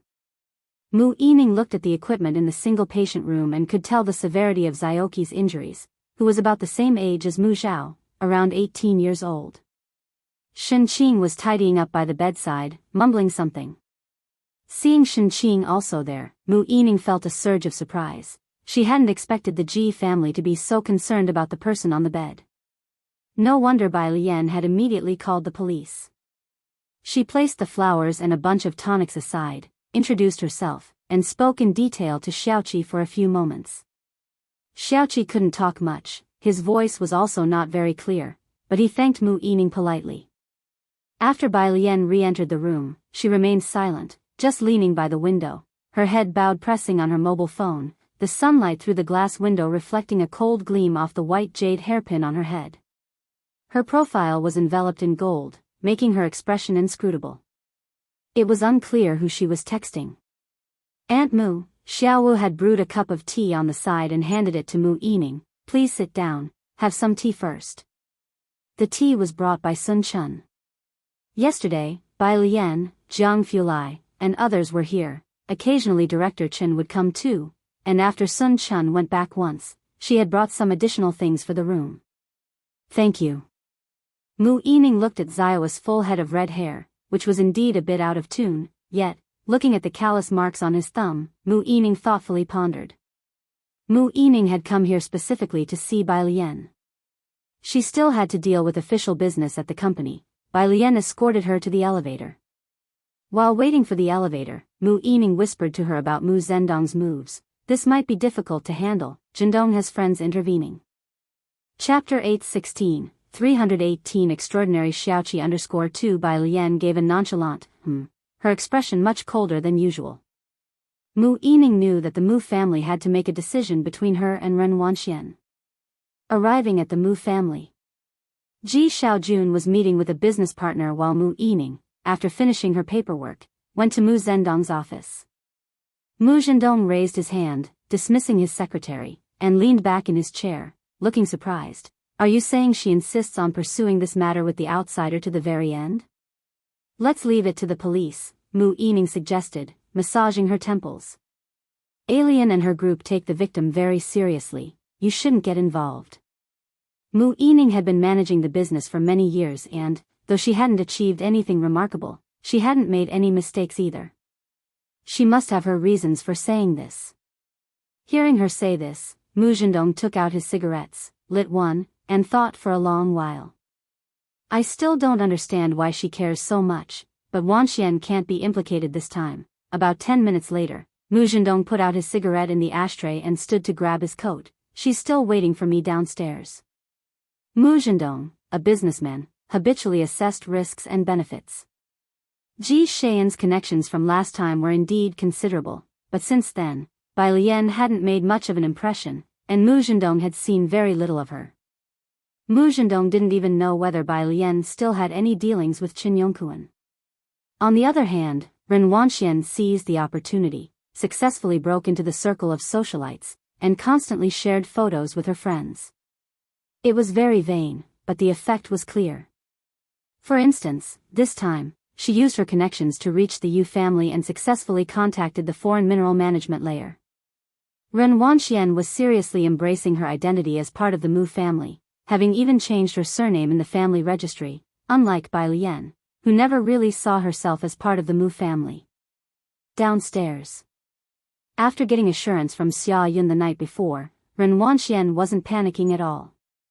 She patiently waited for Mu Zhendong to come downstairs. Mu Zhendong subtly communicated Mu Yining's stance to her, effectively siding softly with Bai Lian. Sitting in the back, Ren Wanxian pursed her lips slightly and, after a long moment, spoke, "Uncle, today we are meeting Miss Yu and her mentor's friend, that gentleman who has a bundle of resources." Mu Zhendong sat up straight, a look of surprise evident on his face. "That's great news. I'll notify the board. Having materials would qualify them to apply for the Heavy Industry Research Institute." In Jianghu, no one knew that Miss Yu had these connections. "Uncle," Ren Wanxian pursed her lips again, hesitating for a moment, "let's not intentionally inform Auntie about this." Clearly, she wanted to exclude Mu Yining from the matter. Being a young girl under 20, it was normal for her to feel upset and emotional, and Mu Zhendong tacitly approved her approach without objection. With Mu Yining not involved, it was easier for him to take full control. Ren Wanxian took Mu Zhendong to the dining location where they had a pleasant talk. Just as they finished eating and came out, they saw police cars parked on both sides of their vehicle. The leading officer confirmed Ren Wengshuan's identity and coldly showed her the arrest warrant. "Ren Wanxian, please come with us." Qi Yundai had acted quickly, already gathering a portion of the evidence and appealing to the court. Once the court approved, today it was not a detention order, but an arrest warrant. Ren Wanxian was once again taken to the detention center. This time, to be precise, it was an arrest, and the issuance of the arrest warrant essentially meant a likely sentencing. Ren Xian and Ren Jiawei were completely unable to remain seated. Calling Ji Sharong to hurry back, they promptly sought Ji Heng. Both deeply understood Bai Lian's temperament. Especially Ren Xian, who had long experienced Bai Lian's stern nature, having led several classmates from Shangqing to Jianghu University, he knew Bai Lian was no ordinary person. Sometimes, he even envied Ji Heng for having such a granddaughter. A proud and resolute bone. "I can't discuss this with Alien." With Zhang Fulai's early warning, Ji Heng wasn't foolish. He lit a large cigarette, his tone somber. "Let's leave the decisions to the police. Whether it was intentional or not, the police will figure it out." He slid the check that Ren Jiawei gave him across the table back to her. "She is your own granddaughter." Ren Xian couldn't believe what he was hearing as he stood up. "Can you really be so heartless as to watch your own granddaughter stay in the detention center?" Bai Lian entered using a password. Today, dressed in a white tracksuit, she brought a chill from outside as she entered. Her gaze gravely fell on the two people in the hall, and her ink-stained eyes landed on Ren Jiawei. Without a word, but with an aura of restrained power, Ren Xian, who had managed Shangqing for many years, felt her invisible pressure and stopped. Chapter 817, 318 Extraordinary Xiaoqi_3 The hall fell silent. Bai Lian closed the door and walked in step by step, her eyes lowered to the check on the table. She reached out and picked it up. A check for 500 W, a bold move indeed. "Didn't you watch the car surveillance?" Bai Lian ignored Ren Xian, her gaze fixed on Ren Jiawei. "Aren't you clear whether Wanxian did it on purpose?" Ren Jiawei opened her mouth, but her throat tightened up, as she and Ren Xian had seen it, which was why they were so panicked. If it were merely a routine car accident, she and Ren Xian wouldn't be this nervous. "We will try to compensate." Ren Xian stood up, his voice pleading. Wanxian was just confused and panicked. "Please forgive her this time. Xiaoqi's legs will have lifelong issues." Bai Lian's gaze intensely fixed on Ren Jiawei. "If it had been Wanxian who was intentionally hit like this by Xiaoqi, would you forgive him?" Ren Jiawei opened her mouth, but at this moment she couldn't say a word. If someone had intentionally hit Ren Jiawei, she would bankrupt her family just to make them pay the price. Xiaoqi is still in the hospital. Bai Lian took a step forward. Ren Zhouwei wasn't wearing high heels today, and she was a bit taller than Ren Zhouwei. The pressure was immense. Ren Zhouwei, have you visited him? Ren Zhouwei, under her gaze, involuntarily staggered backwards. She stared blankly at Bai Lian, unable to utter a word. Xiaoming. Bai Lian turned around, no longer looking at them. Ming Dongheng had been hidden by the door all along, and as soon as Bai Lian spoke, he entered, took one in each hand, and dragged the two of them out of building number 5. Ren Qian stood in the cold wind, saying to Ren Zhouwei, Ji Xiaorong hasn't returned yet? What about Mu Zhendong? You should call him. In the past, Bai Lian had always been meticulously polite to them in front of Ji Heng. She considered Ji Heng's feelings and would not break off relations openly. But now, they realized, Bai Lian was serious this time. Ren Zhouwei said nothing, just stared blankly at the lit lamp of 103, feeling the palpable disappointment Bai Lian had shown towards her moments ago. Disappointment. What was she disappointed about? Ren Zhouwei clutched her chest, feeling uneasy. Meanwhile, it had been a long time since Qi Yundai heard about Bai Lian's cases, the last time Bai Lian and Zhang Fulai jointly handled the Zhang Xiai's case. Although Zhang Xiai's was not smart, compared to Jiang Fulai, Bai Lian could be considered foolish. But that was only relative to them. Over the past year, Zhang Xiai's had become Qi Yundai's favorite pupil, even though his style was somewhat influenced by Bai Lian and Jiang Fulai. Qi Yundai taught Zhang Xiai's mostly about obeying the law. The Jiang family owned extensive land. Chief Chen took Qi Yundai to the council hall, and along the way, the two speculated about who this Xiaoqi really was. Chief Chen knew Xiaoqi was connected to the Qinglong Bar on Bactor Street. He is backed by people from the Qinglong Bar. Qi Yundai nodded, but that didn't seem enough reason for Bai Lian and the others to be so concerned. This case was a rather ordinary car accident, except the party at fault had a suspicion of intent. Jiang Fulai and Bai Lian seemed to care a bit too much. Chief Chen had not yet clarified the details. The two entered the second floor from the outside. Jiang Fulai, standing on the second floor platform, had a solitary and thin aura. I heard the other person is Miss Bei's cousin, Qi Yundai whispered, clarifying their relationship for the station's lawyer. Should I? Outside, Chen Beixian came in with a young woman. I've brought the person. Sun Fei had never seen Jiang Fulai, and the flight from Xiangqing had startled her. In less than 5 hours, she had arrived in Jiangjing without any transfers. She lowered her eyes, not daring to look at Jiang Fulai, and simply handed over a recording and a transparent plastic bag containing a hair follicle. Jiang Fulai turned around, signaling Chief Chen to proceed. His features were cool. Take Wangshuan's hair and have the lab rush the comparison. Chief Chen left puzzled with Sun Fei. Once they were out of the council hall, Chief Chen finally heard part of the backstory from Sun Fei. This information exploded in Chief Chen's ears like thunder. Yinshao District Police Station. Lu Xiaoming received Wangshuan's hair from the police officer and handed it over to Chief Chen. It was then that Xia Yun arrived at the police station. He had been out handling a case all afternoon, had called the station several times, but Wan Xian had still not been released, so he directly went to Lu Xiaoming's office. Chief Lu, about Wan Xian. Xia Yun opened the door and saw Lu Xiaoming standing respectfully by the office. Sitting in the office chair was none other than their boss in Yunshao District, Chen Yongkuan. Xia Yun was startled, too taken aback to question about Wan Xian. He respectfully addressed the figure, Boss Chen. Chief Chen glanced at Xia Yun, said nothing, just stood up with the hair and left. Lu Xiaoming respectfully saw him off, and Xia Yun, puzzled, joined Lu Xiaoming in escorting Chief Chen to his car. After he left, he finally expressed his surprise. Boss Chen, why did you find time to come here today? Lu Xiaoming did not answer, only asked, was it you who released Wan Xian yesterday? His voice was stern. Xia Yun sensed something was wrong. Chief Lu, it was just a traffic accident. The other party I carefully investigated is an orphan. An orphan? Lu Xiaoming looked at him, shaking his head. Aside from him making Miss Bai and young Master Jiang wait in the hospital for a day, Do you know who else called me this afternoon?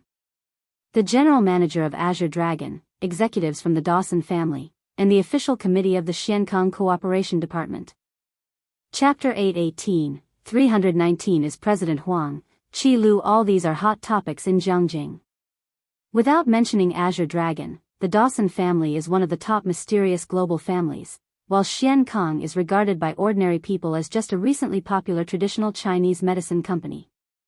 However, since Xia Yun graduated from the military academy, she was well aware that behind Xiankang stood an entire legion.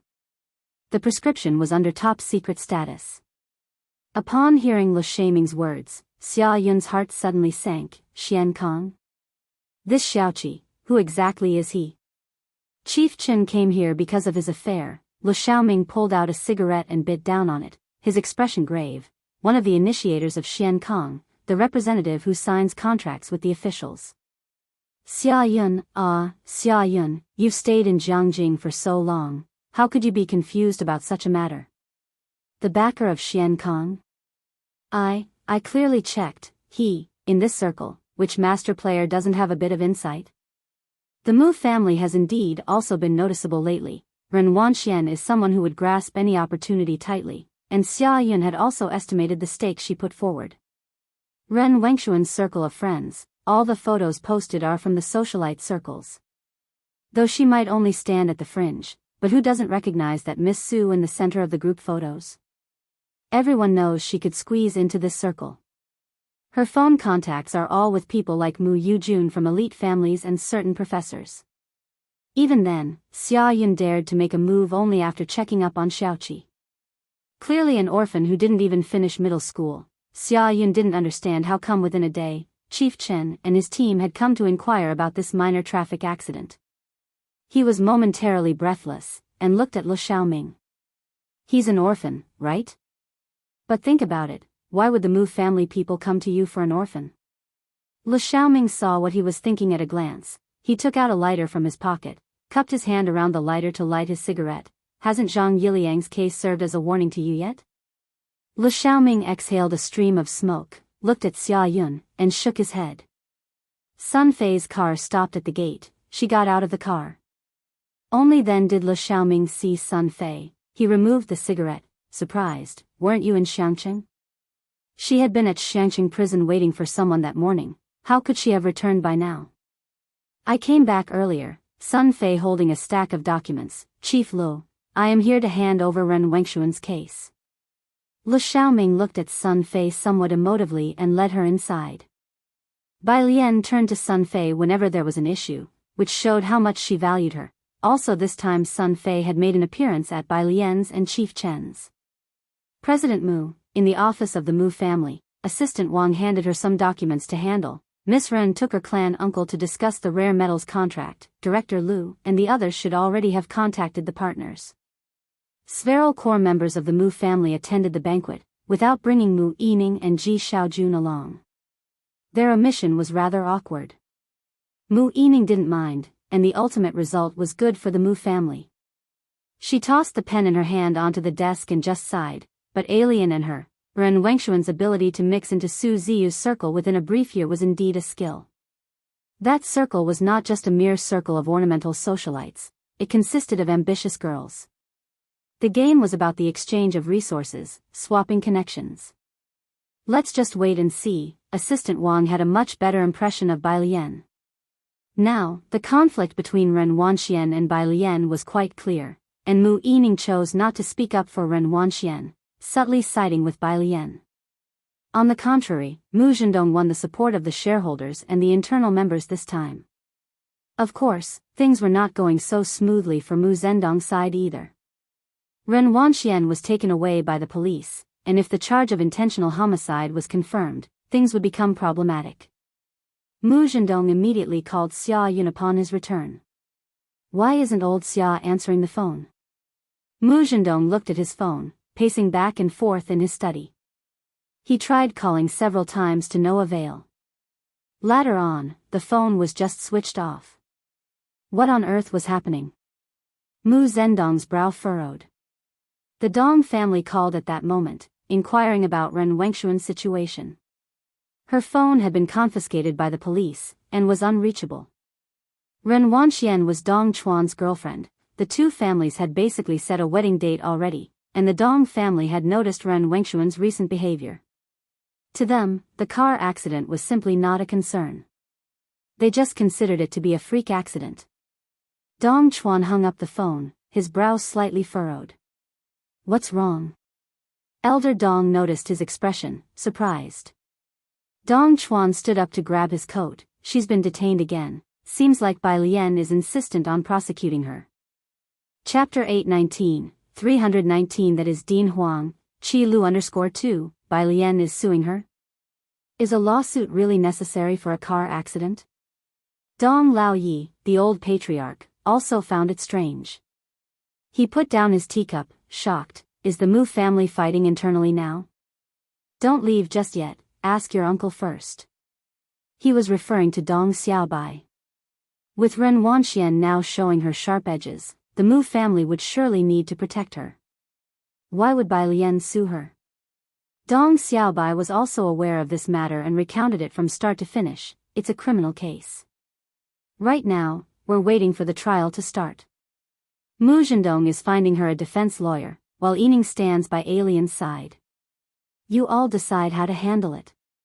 The implication was that it was time to choose sides. After thinking for a while, Dong Lao Yi said, Xiao Chuan, I remember, have your mother find a lawyer. Dong Chuan's mother was an external member of the Jiang family, and it was well known that the Jiang family had a legal dream team. This meant he had definitely decided on which side to align with. Indeed, considering the leverage that Ren Wanxian was showing now, anyone's support would be valuable for the Dong family to consider. Hospital. Ren Jiawei stood under the hospital building with an address she had gotten from Ren Xian. She tilted her head slightly, looking up at the towering inpatient department. After a long while, she gathered her shawl around her and went in, joining a crowd waiting for the elevator. She didn't go to find Xiaoqi first but instead sought out a doctor to inquire about his condition. Not good, the attending physician, upon hearing that she was Bai Lian's aunt by marriage, told her the blunt truth: he barely survived. If it hadn't been for Director Gus' help, he wouldn't have made it through the resuscitation, and his leg will likely have serious. After the inquiry, she finally went to the ward. Xiaoqi was in a private room. Xiaowu had gone to take care of some troublemakers from the Luo family, and now in Zioki's ward was Mao Kun, leisurely peeling an apple with a knife. Upon seeing that the person knocking on the door was Ren Jiawei, he leaned against the door frame and turned his phone in his hand. He naturally recognized her as a member of the Ren family. He didn't let her in. I'm just here to see him, Ren Jiawei said, visibly tired. Her eyes fell behind Mao Kun, unable to clearly see who was lying on the hospital bed. Don't worry, I won't say anything else. After all, she was Bai Lian's aunt by marriage. Mao Kun scrutinized Ren Jiawei thoroughly for a long while before stepping back to let her in. Xiaoqi was lying in bed. Xiaowu had set up a tablet above his head with an adjustable stand. At the moment, the tablet was playing a documentary about the animal kingdom. The episode was about wolves. He was watching the animal kingdom with great interest. As soon as Ren Jiawei walked in, she recognized that somewhat familiar face and paused for a second. She hadn't expected the person before her to be the young kid she had previously met, the one whom she had a good impression of. Kid, Ren Jiawei's voice choked up when she saw his pale face, and for a moment, she couldn't utter any of the pleas she had intended to make. I'm sorry. When Xiaoqi heard her voice, his hands twitched slightly. Then he calmly turned his head, meeting Ren Jiawei's gaze. Ren Jiawei's eyes fell on Zioki's legs again, recalling what Bai Lian had said about the likelihood of serious sequelae. She also remembered what Ren Xian had said before, that the boy was an orphan and hadn't even completed his second year of junior high. If they threw money at him, he would definitely compromise. He hadn't even finished his second year of junior high. Ren Jiawei was emotionally overwhelmed. I'm sorry. She left a check for Xiaoqi. Consider this a little gesture from your aunt. Before Xiaoqi could respond, she immediately left the ward, catching her breath in heavy gasps against the wall outside the door, her mind replaying the doctor's words. Inside the ward. Mao Kun looked at the closed ward door and approached Zioki's bedside, eyeing the left check, 500W. They really are rich. He flicked the check, suddenly remembering, if we accept this, won't they accuse us of extortion? Mao Kun had talked with Zhang Xiais a few times and had been led astray. Give it to sister. Xiaoqi shifted his gaze back to the animal kingdom. Okay, Mao Kun nodded, reached out, and placed the flowers brought by Ren Jiawei at Zioki's bedside. This aunt is much better than that old man Ren, she's quite reasonable, and quite nice too. Xiaoqi kept watching the TV, and after a long while, he let out a soft, In the end, Ren Wengshuan's case was classified as a criminal one. The trial would be held in Yunshao District Court.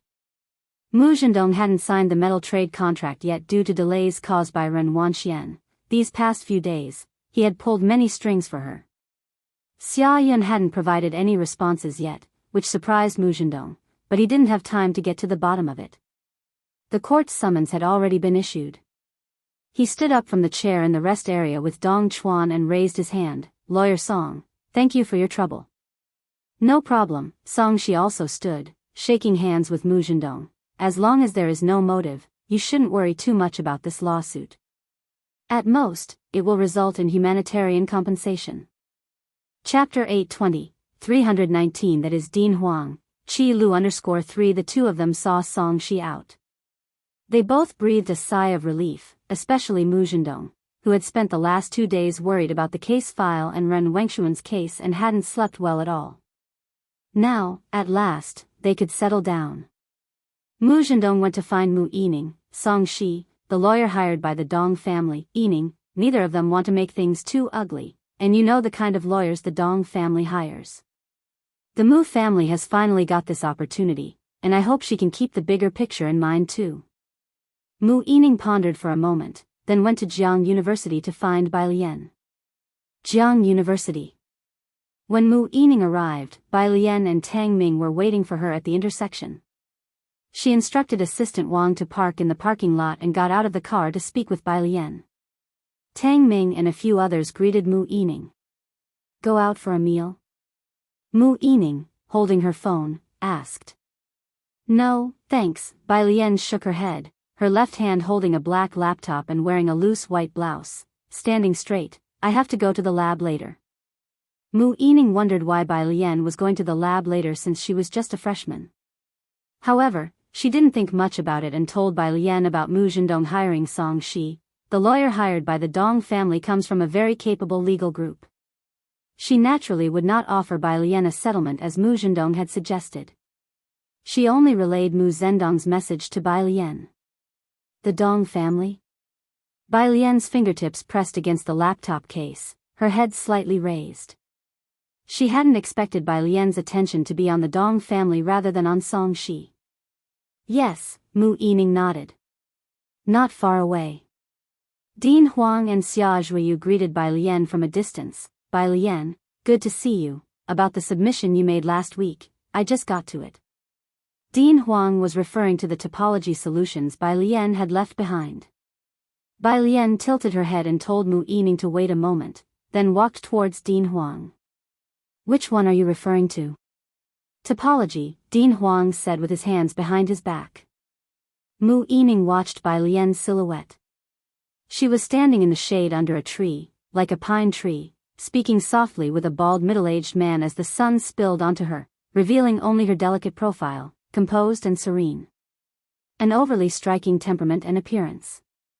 Teacher has reached the 3rd stage of his research. After Dean Huang finished discussing the topic, he brought up something about Ma Institute. You haven't been to the lab this week either, so he gave me some of the data. It's in my office. Bai Lian nodded, then came back and told Mu Yining and Tang Ming and the others. She was getting ready to go with Dean Huang to retrieve the data. This week she had been dealing with Zioki's matter and had asked for time off from the institute. They hired Song Shi. Mu Yining came back to her senses, seeing that Bai Lian wasn't interested in the lawyer business. She quickly explained, I haven't heard much about this guy, but he's very impressive. Song Shi? Bai Lian paused for a moment, shifting her stance, and after some contemplation, she made a comparison. How does he stack up against Zhao Jingzhou? Zhao Jingzhou, a famous internet lawyer. Assistant Wang, as well as Mu Yining, recognized him. Mu Yining hesitated. Although Song Shi isn't as famous as Zhao Jingzhou, his capabilities are certainly not inferior to his. I see. Bai Lian shifted the laptop to the other hand. I got it, thank you. I'll treat you to fish soup next time. She politely said goodbye to Mu Yining and left with Dean Huang. After discussing official matters, Dean Huang quietly urged Bai Lian, junior sister, have you seen Yang Lin recently? I never catch him at the lab. Bai Lian, who had just had a meal with Yang Lin a few days before, played it cool. I'm not sure either. Once the group had left, Mu Yining finally withdrew her gaze. She looked toward Tang Ming and the others. Is that Alien's teacher? A professor, perhaps? He seemed to have a good relationship with Bai Lian. No, that's our department's Dean Huang. Tang Ming continued to attend to Mu Yining. Mu Yining was very surprised. The person who had just greeted Bai Lian was the dean. She hadn't inquired about Jianghu University's affairs in a long time and didn't know Bai Lian's situation on campus. On the side, Assistant Wang had also parked and came over. Xiaotang, what department are you an alien in? Mu Yining only knew that Bai Lian was the top scorer in the National College entrance exam and hadn't asked about her study specifics. She had only heard from Shenqing from time to time about what Bai Lian was up to. Tang Ming, the physics department. The physics department. At the mention, both looked at each other, surprised. They both remembered that Ren Wengshuan's status within the Mu family rose sharply after meeting with the vice dean of the physics department with the Gao family. The person who was just talking to Bai Lian was the dean of the physics department. It seemed he was quite familiar with Bai Lian. Mu Yining watched Bai Lian's retreating figure. She and the dean were almost walking shoulder to shoulder. This made it clear that the dean almost treated Bai Lian as an equal. Mu Yining withdrew her gaze in shock, a thought occurring to her. She asked Tang Ming again, did Alien hire Zhao Jingzhou? Assistant Wang's eyes also lit up, intently watching Tang Ming's response. Tang Ming shook his head. Mu Yining fell silent for a moment. If it's not Zhao Jingzhou, then who is it? If it wasn't Zhao Jingzhou, she would advise Bai Lian not to sue this time. Qi Lu, actually, Tang Ming said in a relaxed tone, he also came for fish soup this week. Chapter 821, 320 Identity Exposed. Here you go. On this side, Dean Huang handed the sealed document to Bai Lian. The document was from Academician Ma to Bai Lian. Dean Huang hadn't looked at it. The office door was ajar, with the teaching assistant standing by the door. Bai Lian bent down and inquired about Academician Ma's health. It's the same. Dean Huang raised his hand, gesturing for Bai Lian to sit. Everyone tells him to rest, but so many people at the research institute are waiting for him, you should find some time to visit him there. Academician Ma's field of research was quantum mechanics, and there were only a few people in the country who studied it. Although Academician Ma had taught countless students, few had the capacity to understand, and there was virtually no one to take over his work. Too many people with questionable intentions were eyeing the projects he was working on. He had advised Jiang Fulai more than once, but Jiang Fulai still plunged headfirst into the pitfall of dark matter. After so many years of overexertion, even though a specialized medical team monitored Academician Ma's health, his body was still rapidly weakening.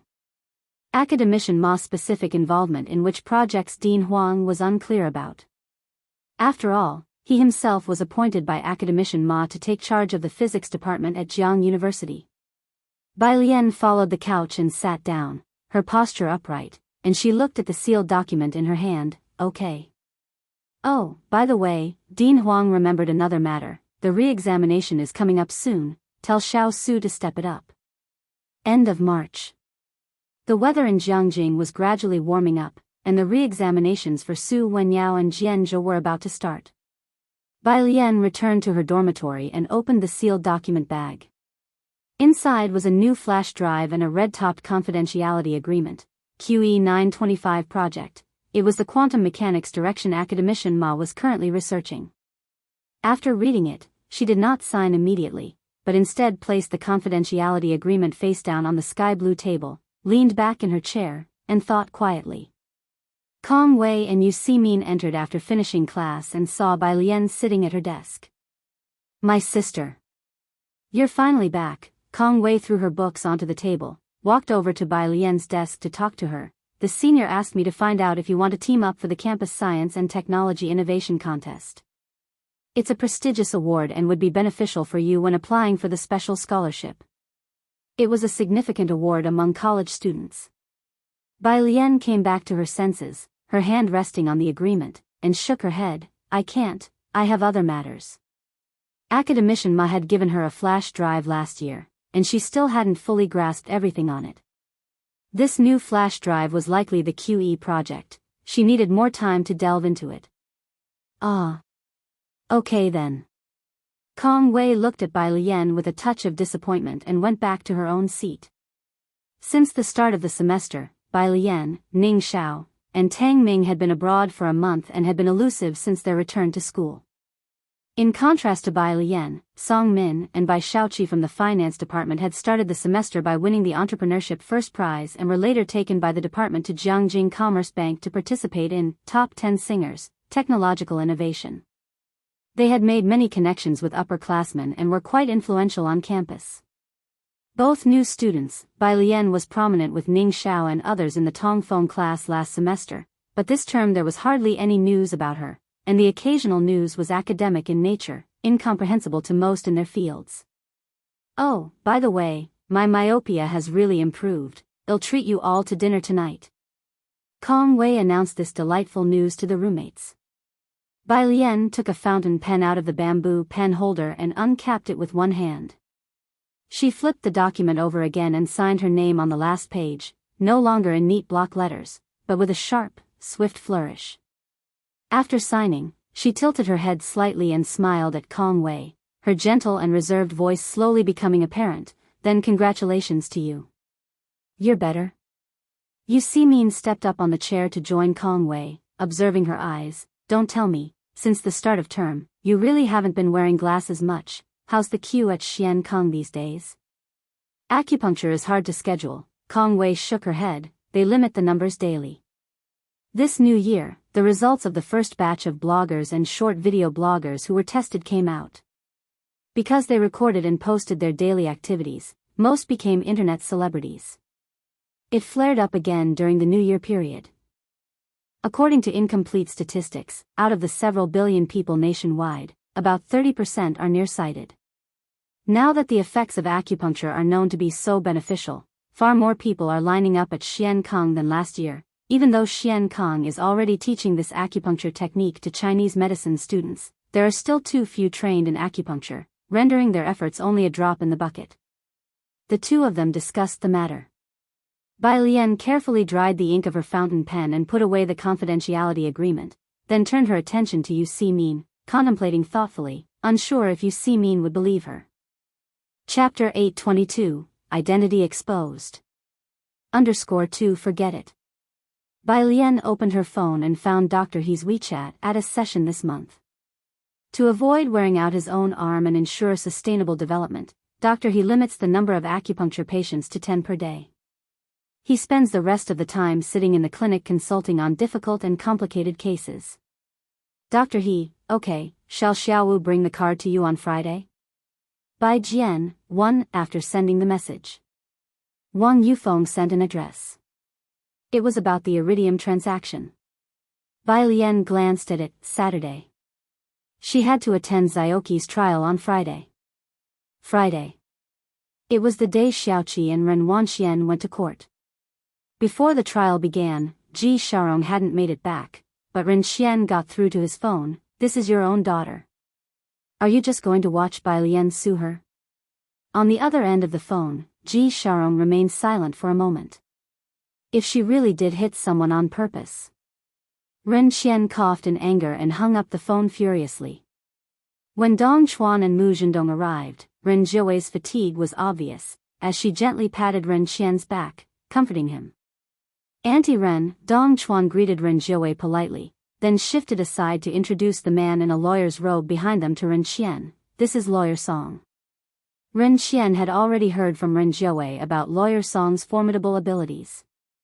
He looked at Song Shi with respectful manners, asking the lawyer about the expected outcome of this court session.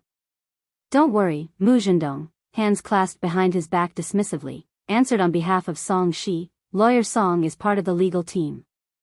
With him here, there won't be any surprises. Lawyer Song, if you please. They all went in. Bai Lian and Xiaoqi had already arrived at the plaintiff's seat. Xiaoqi came in a wheelchair due to his injury, while Bai Lian stood behind him, slowly pushing the wheelchair. His complexion was still pale, and he looked thin and frail. Seeing Xiaoqi from a distance, Ren Xian opened his mouth, wanting to say something. Xiaoqi just bowed his head and looked at his lapel, ignoring everyone. Bai Lian pushed the wheelchair to the front row and sat next to Xiaoqi, her posture erect, dressed simply yet composedly, and gave Ren Xian a faint glimpse with her deep and piercing eyes. Ren Xian, who wanted to plead with Xiaoqi, felt his heart clench at the sight of her eyes, abruptly withdrew his gaze, and didn't dare get any closer to Xiaoqi. Having lost weight in just a week, Ren Wengshuan's condition was evident, and both Ren Xian and Ren Jiuwei's eyes betrayed their heartache upon seeing her. Especially Ren Xian, he couldn't help but stand up, tears welling in his eyes as he looked towards Ren Wanxian. The court banged the gavel. Silence. Ren Xian sat down. Beside him, Mu Zhendong and Dong Chuan also looked in Bai Lian's direction. Mu Zhendong's gaze settled on Bai Lian. She just sat there, hands resting beside her, eyes lowered, casually tapping on the armrest beside her, looking utterly composed and at ease. This made Mu Zhendong furrow his brows. Mu Yining should have relayed the message to Bai Lian by now. Thinking this, his eyes found the opposition's lawyer, a middle-aged man who wasn't wearing a lawyer's suit but just a suit with a lawyer's badge on his chest, arms folded, eyes slightly closed, not interacting with anyone. He had quite the presence. Do you know him? Mu Zhendong inquired of Dong Chuan. Dong Chuan shook his head. I don't. 9 o'clock. The judge hammered down his gavel. He glanced at Song Shi, wanted to look at Qi Yundai, but didn't dare, focusing straight ahead instead. Sitting on Xiaoqi's side, Qi Yundai opened his eyes. He glanced at Song Shi, casually adjusted his own badge, and uttered indifferently, "My client accuses the defendant of attempted murder. Here are my client's medical records and the surveillance video." He handed Xiaoqi's medical records and the surveillance video to the jury. After deliberation, the jury played it in court. It was raining slightly on the day, making the surveillance footage blurry. Xiaoqi stood with his back to the car on the right, about 100 meters away. After stopping, the car suddenly accelerated away, but there was a main road to the right that Ren Wanxian didn't take. Instead, she clearly drove towards Xiaoqi. Judging solely by the video, the intent to kill was obvious. As the surveillance video was played, Mao Kuan and the others on Xiaoqi's side looked at Ren Wanxian with terrifying eyes. Right here, Qi Yundai still casually directed the last segment, looking at Ren Wanxian. In this part, Miss Ren, you were clearly driving towards that big tree, but why did you turn the wheel to the right?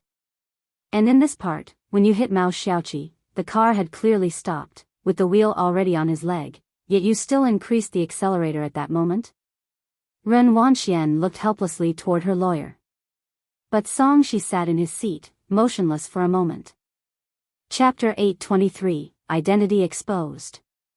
_3 Ren Xian also stood up nervously. Mr. Mu, what is Lawyer Song doing? Why isn't he speaking? Actually, Mu Zhendong and Dong Chuan also found it strange. Song Shi, personally hired by Dong Chuan's mother at a great cost, was known for his capability. Why hasn't he said a word till now? The judge glanced in Song Zai's direction and then knocked the gavel to remind him. My client only learned to drive a few months ago. Song Shi regained his composure as he submitted his side's evidence. It's very normal for new drivers to confuse the gas pedal with the brake. According to the information, my client and Mao Xiaoqi have no underlying conflicts. He listed evidence one by one, including Ren Wengshuan's performance at school, enough to prove she is a good youth of the new era. All this was just because she was too nervous and mishandled the situation. Ren Wanxian had no reason to target Xiaoqi after Song Shi finished. Ren Wanxian finally breathed a sigh of relief, slumping back into her chair, regaining her composure, I was just too nervous at that time. Ren Qian and Ren Jiawei and others calmed down as well. Nervous? Let's just say you were nervous. Qi Yundai pulled out another report, speaking calmly. I investigated Miss Ren's academic performance and health report. Miss Ren, you typically study well and practice calligraphy, which as everyone knows, requires calm to learn well. Miss Ren, your health report from last month also shows you are very healthy, with no mental disorders such as anxiety. May I ask why were you nervous when there were no cars or animals nearby to frighten you? The jurors continued to take out Qi Yundai's materials. Why were you nervous? The court did not expect Qi Yundai to pose this question. Ren Wanxian, when asked this question, froze entirely and did not immediately respond to Qi Yundai's question. Song Shi had prepared many professional replies. But he had nothing concerning emotional aspects, as Qi Yundai's perspective was too tricky, and coupled with his expression, Song Shi looked towards Ren Wengshuan's demeanor and understood there must be insider details. He began to regret it. He had taken this case only after hearing about the Dong family. A minor traffic accident case, and the opponent was Qi Yundai. Thinking this, his gaze fell on Xiaoqi sitting at the defendant's seat. How did this orphan manage to hire the big demon Qi? Miss Ren Wanxian, please answer my question. Qi Yundai's piercing gaze fixed on Ren Wanxian. Qi Yundai, as the lead lawyer of the Jiang family, his nickname as the Great Devil was well earned in the circle. His gaze was so imposing that most lawyers would become disoriented under it. Not to mention the inexperienced Ren Wanxian. Ren Wanxian could not answer and looked desperately towards Song Shi. On her side, Ren Qian clenched his fists tightly, watching Ren Wanxian being pressured like this in the courtroom. He looked angrily and resentfully at Xiaoqi and Bai Lian. Xiaoqi felt that resentful glare. He finally lifted his head, looking back emotionlessly. Ahead, Qi Yundai leaning on the table, casually picked up another file. Can't answer? Then let me help you. It's because you already knew you were Zhou Jian's daughter, and after coming to Jiangjing, you discovered that Xiaoqi was the true son of Ren Jiawei and Ji Xiaorong. You wanted to use this opportunity to kill him completely. That's your motive. No, I didn't want to kill him. Ren Wanxian hadn't expected Qi Yundai to know this. She blurted out instinctively. So, you knew about Xiaoqi being the biological son of Ren Jiawei and Ji Xiaorong? Qi Yundai continued calmly. After this sentence, Ren Wanxian suddenly realized what she had just revealed, effectively admitting she knew Xiaoqi's true identity. She couldn't help but step back, falling into her chair. Qi Yundai took out the last two documents. These are two paternity tests. Please have the jury review them. All of a sudden, the courtroom fell completely silent. Even Mao Kun gaped. He looked alternately at Xiaoqi and Bai Lian, finally resting his eyes on Ren Jiawei opposite him. Opposite him, Ren Qian, who was resenting Bai Lian and Xiaoqi, had a moment of shock go through his mind. He stared blankly at Qi Yundai, utterly lost, no longer reacting. And the courtroom, after a moment of silence, erupted into uproar.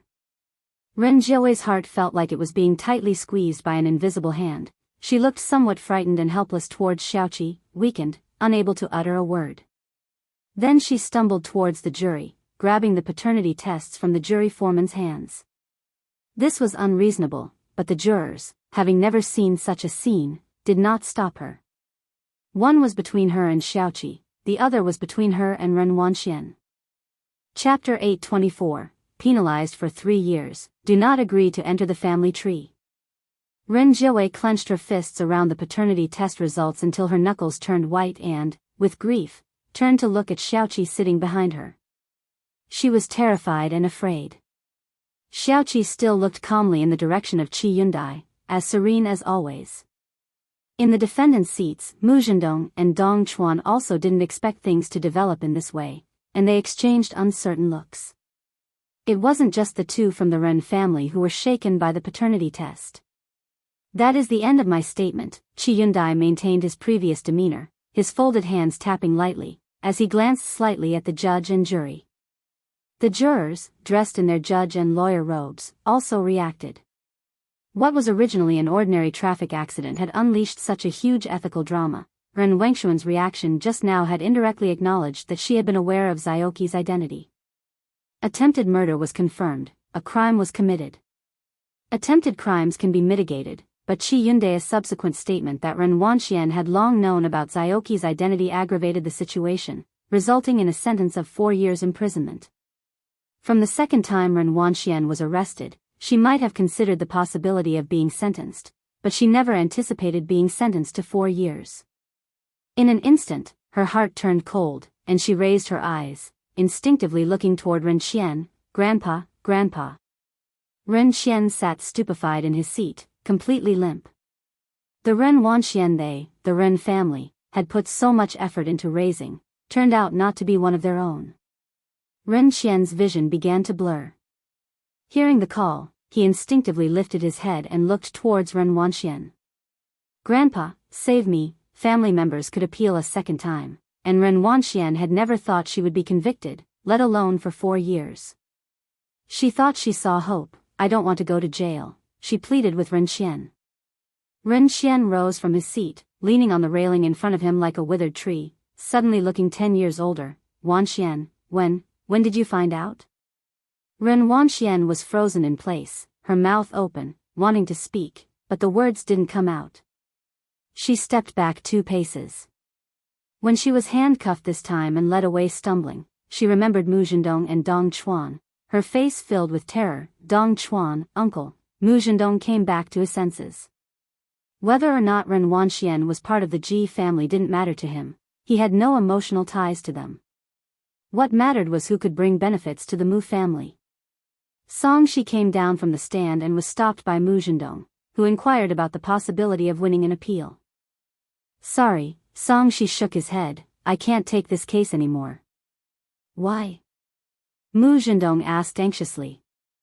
Not far away, Qi Yundai removed his badge and walked down the steps at an unhurried pace, surrounded by Xiaowu, Mao Kuan, and a crowd around by Lian and Xiaoqi. He didn't join the clamor of the children. Seeing him descend, Song Shi quickly straightened up. "Mr. Qi," as there were only so many in the circle of lawyers, Qi Yundai naturally remembered him as a member, giving a nod of acknowledgement. "I taught you all before." "I know," Song Shi said with a bitter smile.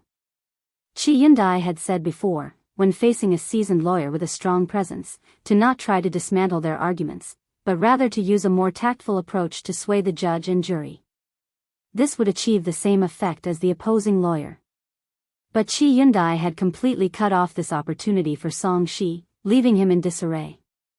Qi Yundai had to go back and prepare for a lecture. He said a word to Song Shi, bid farewell to Bai Lian, and left the courthouse. While the two talked, neither Dong Chuan nor Mu Zhendong said a word. It was only after Qi Yundai left that Song Shi turned slightly to Mu Zhendong. "With Mr. Qi there, I could appeal 100 times, and he would be able to dismantle my arguments one by one." After saying this, Song Shi also left, following the footsteps of Qi Yundai. After the two had gone, Mu Zhendong finally turned to Dong Chuan. "Who is this lawyer Qi?" Dong Chuan's expression was solemn as he watched Song Shi walk away, contemplating Qi Yundai's identity, yet he remained silent, his gaze falling back on Bai Lian and the group around her. Anxiety lingered in his heart, not only about Ren Wengshuan's identity but also about the lawyer brought in by Bai Lian's group.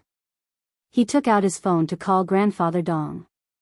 Dong Chuan now didn't know whether the choices he had made this time were right or wrong. Xiaoqi was pushed out of the courthouse door by Xiaowu. Ren Jiawei also left the building. It was nearly noon, and the sunlight outside was dazzling. Ren Jiawei looked at the figures ahead, opened her mouth with a dry voice. "Alien." Her gaze was on Xiaoqi. But she was calling for Bai Lian. Chapter 825, punished for 3 years, does not agree to be included in the family genealogy. _2 Bai Lian was the first to stop. She stood there, turning slightly to look at Ren Jiawei. Mao Kuan had seen Ren Jiawei in the hospital before. His impression of her was much better than that of Ren Qian. With his blonde hair, his hands in his pockets, he watched quietly. Ren Jiawei stepped forward cautiously, and she finally saw Xiaoqi's face clearly. "Your leg." But Xiaoqi was very calm.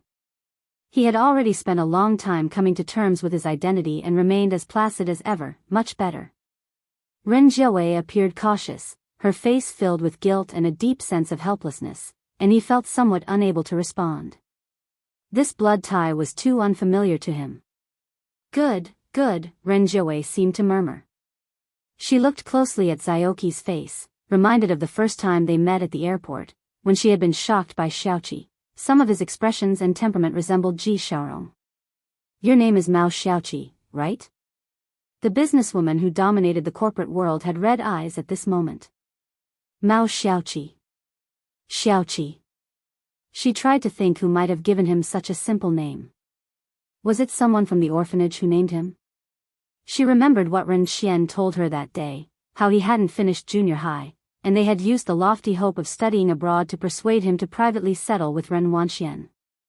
The him who hadn't completed junior high was in pain, yet they maliciously used him as a bargaining chip, tearing open wound after wound atop his injuries. She thought of the question Bai Lian threw back at her that night. The more she thought, the more Ren Jiawei found it hard to breathe. Outside the courthouse, Bai Lian's car pulled up. It was a business van. The rear door opened and Shenqing revealed her face from inside, skillfully calling several kids. Come on in, your Uncle Chen made soy sauce duck today, you'll love it. She also inquired about Xiaoqi's leg. A gentle smile appeared on Xiaoqi's face. Thank you, Aunt Shen. These people, all following Bai Lian, called Shenqing Aunt Shen. Nearly all of them were practically without parents, Bai Lian included, and Shenqing and Ji Xiaojun had played significant roles in their lives. Ren Jiawei watched Shenqing in a daze. This woman she once thought was vulgar. Now she was extremely grateful for her existence. She tried to imagine, if not for Bai Lian and Shenqing, where her child might be now. Would he have already been forced by her and Ren Xian into signing a settlement? The black business van drove away. Beneath the cool sunlight, Ren Jiawei's spirit was in a daze. She reached out, unlocked her phone, and re-established contact with Ji Xiaojun. The matter of Xiaoqi. It wasn't until the evening that Bai Lian told Ji Heng. Ji Heng sat alone in the yard of number 103, holding a smoking pipe, his head down, slowly drawing in, his fingertips trembling slightly. The glass roof wasn't yet dismantled, and it was full of smoke inside. Jianghu Lai walked in from outside, stretching out his hand to press the switch above his head, the glass panes on top sliding apart to reveal a patch of sky. The smoke in the courtyard gradually dispersed. Jianghu Lai maintained his usual cold demeanor, his expression quite impassive, as he extended his hand, presenting a file to Ji Heng. This is some information about Xiaoqi. Ji Heng's hand, which was holding the smoking pipe, paused instantly as he took the file bag Jianghu Lai passed to him. Xiaoqi had been in Xiangcheng's orphanage, so close to them. He had no surname of his own and took the name Mao, adopting Mao Kun's surname because he was the seventh in line, thus the name Mao Xiaoqi. Ji Heng looked further. He saw that Xiaoqi had always been an outstanding student, even having his teachers come to his home to persuade him not to drop out. There were a few papers brought over from the orphanage. All were simple drawings by Xiaoqi as a child, preserved by the director because they were nicely done. With no guidance and no tutoring, he could still produce really beautiful drawings. He too should have had a splendid path laid out by a family, not left on his own, forced to drop out in junior high because he couldn't scrape together living expenses.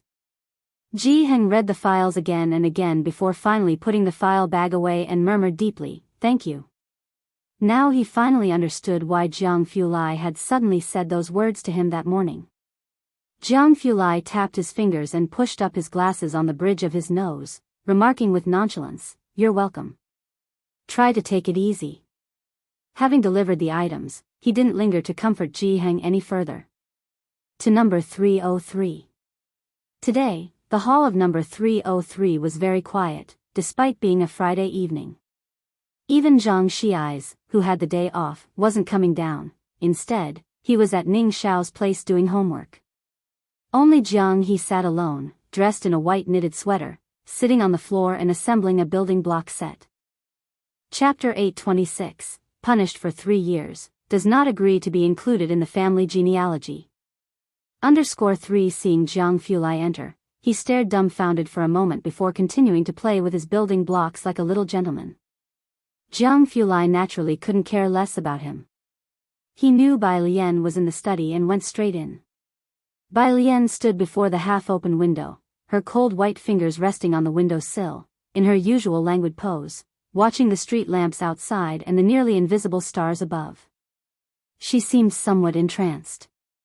Jianghu walked over slowly without asking about Xiaoqi, and just stood beside her. Did you visit Academician Ma yesterday?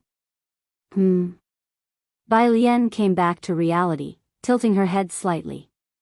She was undisturbed today in room 303 and was dressed more casually, in a black silk satin loungewear with a subtle pattern embroidered on it. The topmost button was unfastened, revealing a glimpse of her slender collarbone. Academician Ma called this morning. Jianghu looked at her and spoke slowly. His Xiao was missing 2 screws this morning. Xiao was a robot that Academician Ma had created a long time ago. Jianghu had previously updated Xiao's functions. Miss Bai let out before continuing to gaze outside nonchalantly, her eyes and brows lit beautifully by the light. He must have remembered incorrectly. Jianghu observed her lethargic gaze, his hand resting behind her, as a cool, gentle kiss landed on her. You were just opening the window to let the smoke out, he said. Bai Lian paused for a moment. Nonsense. The next day, Bai Lian was going to meet Wang Yufeng. They had arranged to meet at 8:30 in the morning. At 8 o'clock, Bai Lian went to room 302 and placed the 2 unscrewed screws on his desk. When she left, she ran into Ming Dongheng and a woman. The woman was dressed in a close-fitted outfit, with a gun holster strapped to her left knee, her hair all pulled back neatly and efficiently. Chen Beixian also noticed the girl coming out of room 302. In Jiangjing's current temperature around 10 degrees, the girl wore a sesky blue mandarin collar top embroidered with 2 circles of white and pink complex patterns on the collar and cuffs, with beige frog buttons neatly fastened to the top. Her hair was long and half-tied, with a green jade hairpin slantingly inserted. Her sparse brows and eyes, her casual glance, exuded a very gentle temperament. Chen Beixian, having seen Bai Lian's photo on Jiang University's forum before, felt all the more dazed when she saw her in person, as if facing a destiny carved into her genes. It reminded her of the portrait of the lady in white hanging in the Qin family's ancestral hall. Ming Dongheng raised his hand to ring the bell at room 302, but he lowered it immediately upon seeing Bai Lian. Miss Bai. Good morning. Bai Lian glanced over Chen Beixian and nodded at Ming Dongheng. Ming Dongheng noted her attire. Are you heading out? Yes, Xiaowu is coming to pick me up, Bai Lian replied and then went downstairs. Once she was gone, Chen Beixian snapped back to reality. So that was the legendary Miss Bai, Mu family. Mu Zhendong hadn't slept all night and went straight to the study to find Mu Yining. Ji Xiaojun was also in Mu Yining's study, discussing Ren Wanxian. She had previously been included in the Mu family's genealogy, but now that she was not Ji Sheirong's biological daughter, he naturally had to inform the Mu family. Mu Yining was aware of the verdict, but after hearing Tang Ming's words that day, she could guess that Ren Wangxuan's side might lose the case. Yet, it hadn't occurred to her that Ren Wanxian wasn't the biological daughter of the Ren family. No wonder Bai Lian was so angry at the time. Mu Yining also knew the reason Ren Wanxian chose to crash into Xiaoqi and was quite surprised by it. After some reflection, she concluded that Ren Wangxuan's name definitely needed to be removed from the family tree. It was clear to see the relationship between Bai Lian and Mao Xiaoqi, and now that their identities had been revealed, keeping Ren Wangxuan's name there would be inappropriate, causing Bai Lian and the others discomfort. As soon as Mu Zhendong entered, he heard Mu Yining's words. We haven't received this batch of goods yet, and revealing her to not be a Mu at this time, what good does that do us? He had previously disagreed with Bai Lian's suing Ren Wanxian, and now he disagreed even more with them revealing Ren Wangxuan's identity. You know how important Ren Wanxian is to our research. It's such a good opportunity, and we can't just watch as the last 3 research facilities are taken back. Mu Zhendong had heard about Xiaoqi's identity from Xia Yun before. An orphan who dropped out of school in the 8th grade, looking at the entire Mu family, excluding Mu Qiong, there really hadn't been anyone like Xiaoqi. Compared to him, Ren Wanxian, with her excellent grades and mastery of various talents, was more fit to be put in the spotlight. They were accustomed to weighing pros and cons, excessively rational in every aspect. Mu Yining didn't speak up right away. Seeing she seemed to be considering something, Mu Zhendong fixed his gaze on her and made the final decision. Ren Wanxian is still in the Mu family genealogy now and won't be removed, at least until our current partnership is secured. As for that Mao Xiaoqi, I disagree with including him in the genealogy. Choosing between Ren Wanxian and that Xiaoqi was very easy for him. Chapter 827, After 3, 2, 1, It's too late for regrets, Miss Bai has arrived. Since Ji Xiaojun returned, the Mu family had been doing better and better. Seeing hope, Mu Zhendong became even more eager to restore the Mu family to its former glory. When the Mu family was in decline, there was no infighting, but now, in its period of ascent, Mu Zhendong's confidence had soared, making him the second in command of the Mu family. The younger members of the Mu family all saw hope, and Mu Zhendong was not content with the present benefits, his ambition beginning to swell. He wanted to use Xiaoqi to exchange for the greatest benefits. Uncle, watch your words. Mu Yining stood up, her expression cold and stern. At her side, Ji Xian's face showed no change. Not until after Mu Zhendong left did Mu Yining apologetically look towards Ji Xiaojun. Xiaojun, I will handle Ren Wangxuan's matter well. As for Xiaoqi, Xiaoqi listens to alien. Ji Xiaojun narrowed his eyes, his gaze falling on the light and shadows outside. His voice also weakened. He won't return to the Mu family. Mu Yining didn't speak again. She just felt worried inside. In the past, Ren Wanxian was willing to return to the Mu family, but now neither Bai Lian nor Xiaoqi would come back. Bai Lian could slowly be persuaded, but Mu Yining had to deal with the Mu family's side of things as soon as possible. She sent Ji Xiaojun out the door. 20 years ago, the Mu family was also a family with large assets. A starving camel is still bigger than a horse. It was beyond his expectations that Bai Lian wouldn't return, but now Ji Xiaojun was saying Xiaoqi wouldn't return either. The uncle has gone to meet with the Gao family. Assistant Wang looked at Mu Yining and expressed his concern. I don't know if this time will be successful. This year, the Mu family had only one major project, targeting this heavy industry. The Gao family, Mu Yining's gaze grew deeper. Cooperating with them is like making a deal with a tiger for its skin. When the Jiang family ran into trouble, the Gao family was the first one who wanted to take over parts of the Jiang family's enterprises. Assistant Wang nodded, then seemed to recall something. Will that Xiaoqi really not return to the Mu family? They think differently from you, Mu Yining said softly. Ji Xiaojun had stayed in the Mu family for a time when he was very young, and had been taught by Mu Xiangguang. He came back because he still felt a sense of responsibility for the Mu family. But Bai Lian and Xiaoqi truly had none. Mu Yining was by now quite familiar with Bai Lian, and to her, the Mu family might not be as important as a classmate from Shangcheng. Find the butler. Organize a meeting with the uncle tonight. She stood at the door for a while before speaking up, and also, prepare for me to go to the hospital. Xiaoqi hadn't been discharged from the hospital yet. He had just come out for a bit of indulgence during the court appearance the day before, and after the nurse in the ward had been anxious all day, he finally returned.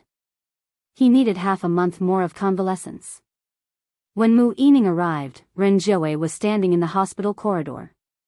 She didn't know how long she had been there, not entering the ward, and Mu Yining greeted Ren Jiawei before going in. Upon entering, she leisurely peeled an apple for Xiaoqi and talked about the recent developments with Sun Chun. Sun Chun had joined a program at the Chinese Medicine University, which would add more traditional Chinese medicine expertise to Sun Chun in the future. Professor Wen wants either Dr. He or Dr. Lu to give a lecture this month. Sun Chun reported on Sun Chun's recent status. The university will arrange for journalists to follow up. In a year's time, Sun Chun had been recognized by the broad masses of people, with very strong public credibility. Zioki's bed head was raised, and his head was wrapped in gauze, his right hand hanging by his side within 4 drip. Let Dr. Lu go. I was thinking the same, Sun Chun said as she slowly cut the apple into pieces and handed them to Xiaoqi. Dr. Lu is a bit more handsome. Mu Yining had just entered and heard them talking about some professor and doctor. She looked at Xiaoqi with surprise. Did she hear, Professor? Mu Yining was a bit puzzled and even doubted if she had heard wrong. She did not mention the matter of Xiaoqi returning to the Mu family and only stayed in the ward for a while to chat with Xiaoqi. Before leaving, she said to him, I just saw Jiawei standing all by herself in the corridor. After Mu Yining left, Xiaoqi took a piece of apple, remained silent for a long while, then finally said, Sister Sun Chun, let her come in. Sunday. Bai Lian got up early for a morning run. When she returned in her sportswear, Ji Heng had already gotten up, and there was soup stewing in the kitchen pot. He and Shen Qing took turns visiting Xiaoqi these past 2 days. Ren Wanxian and Xiaoqi were the least familiar with each other, but Ji Heng and Shen Qing obviously got along very well with Xiaoqi. The readily uttered aunt and grandpa from Xiaoqi's mouth weren't fake.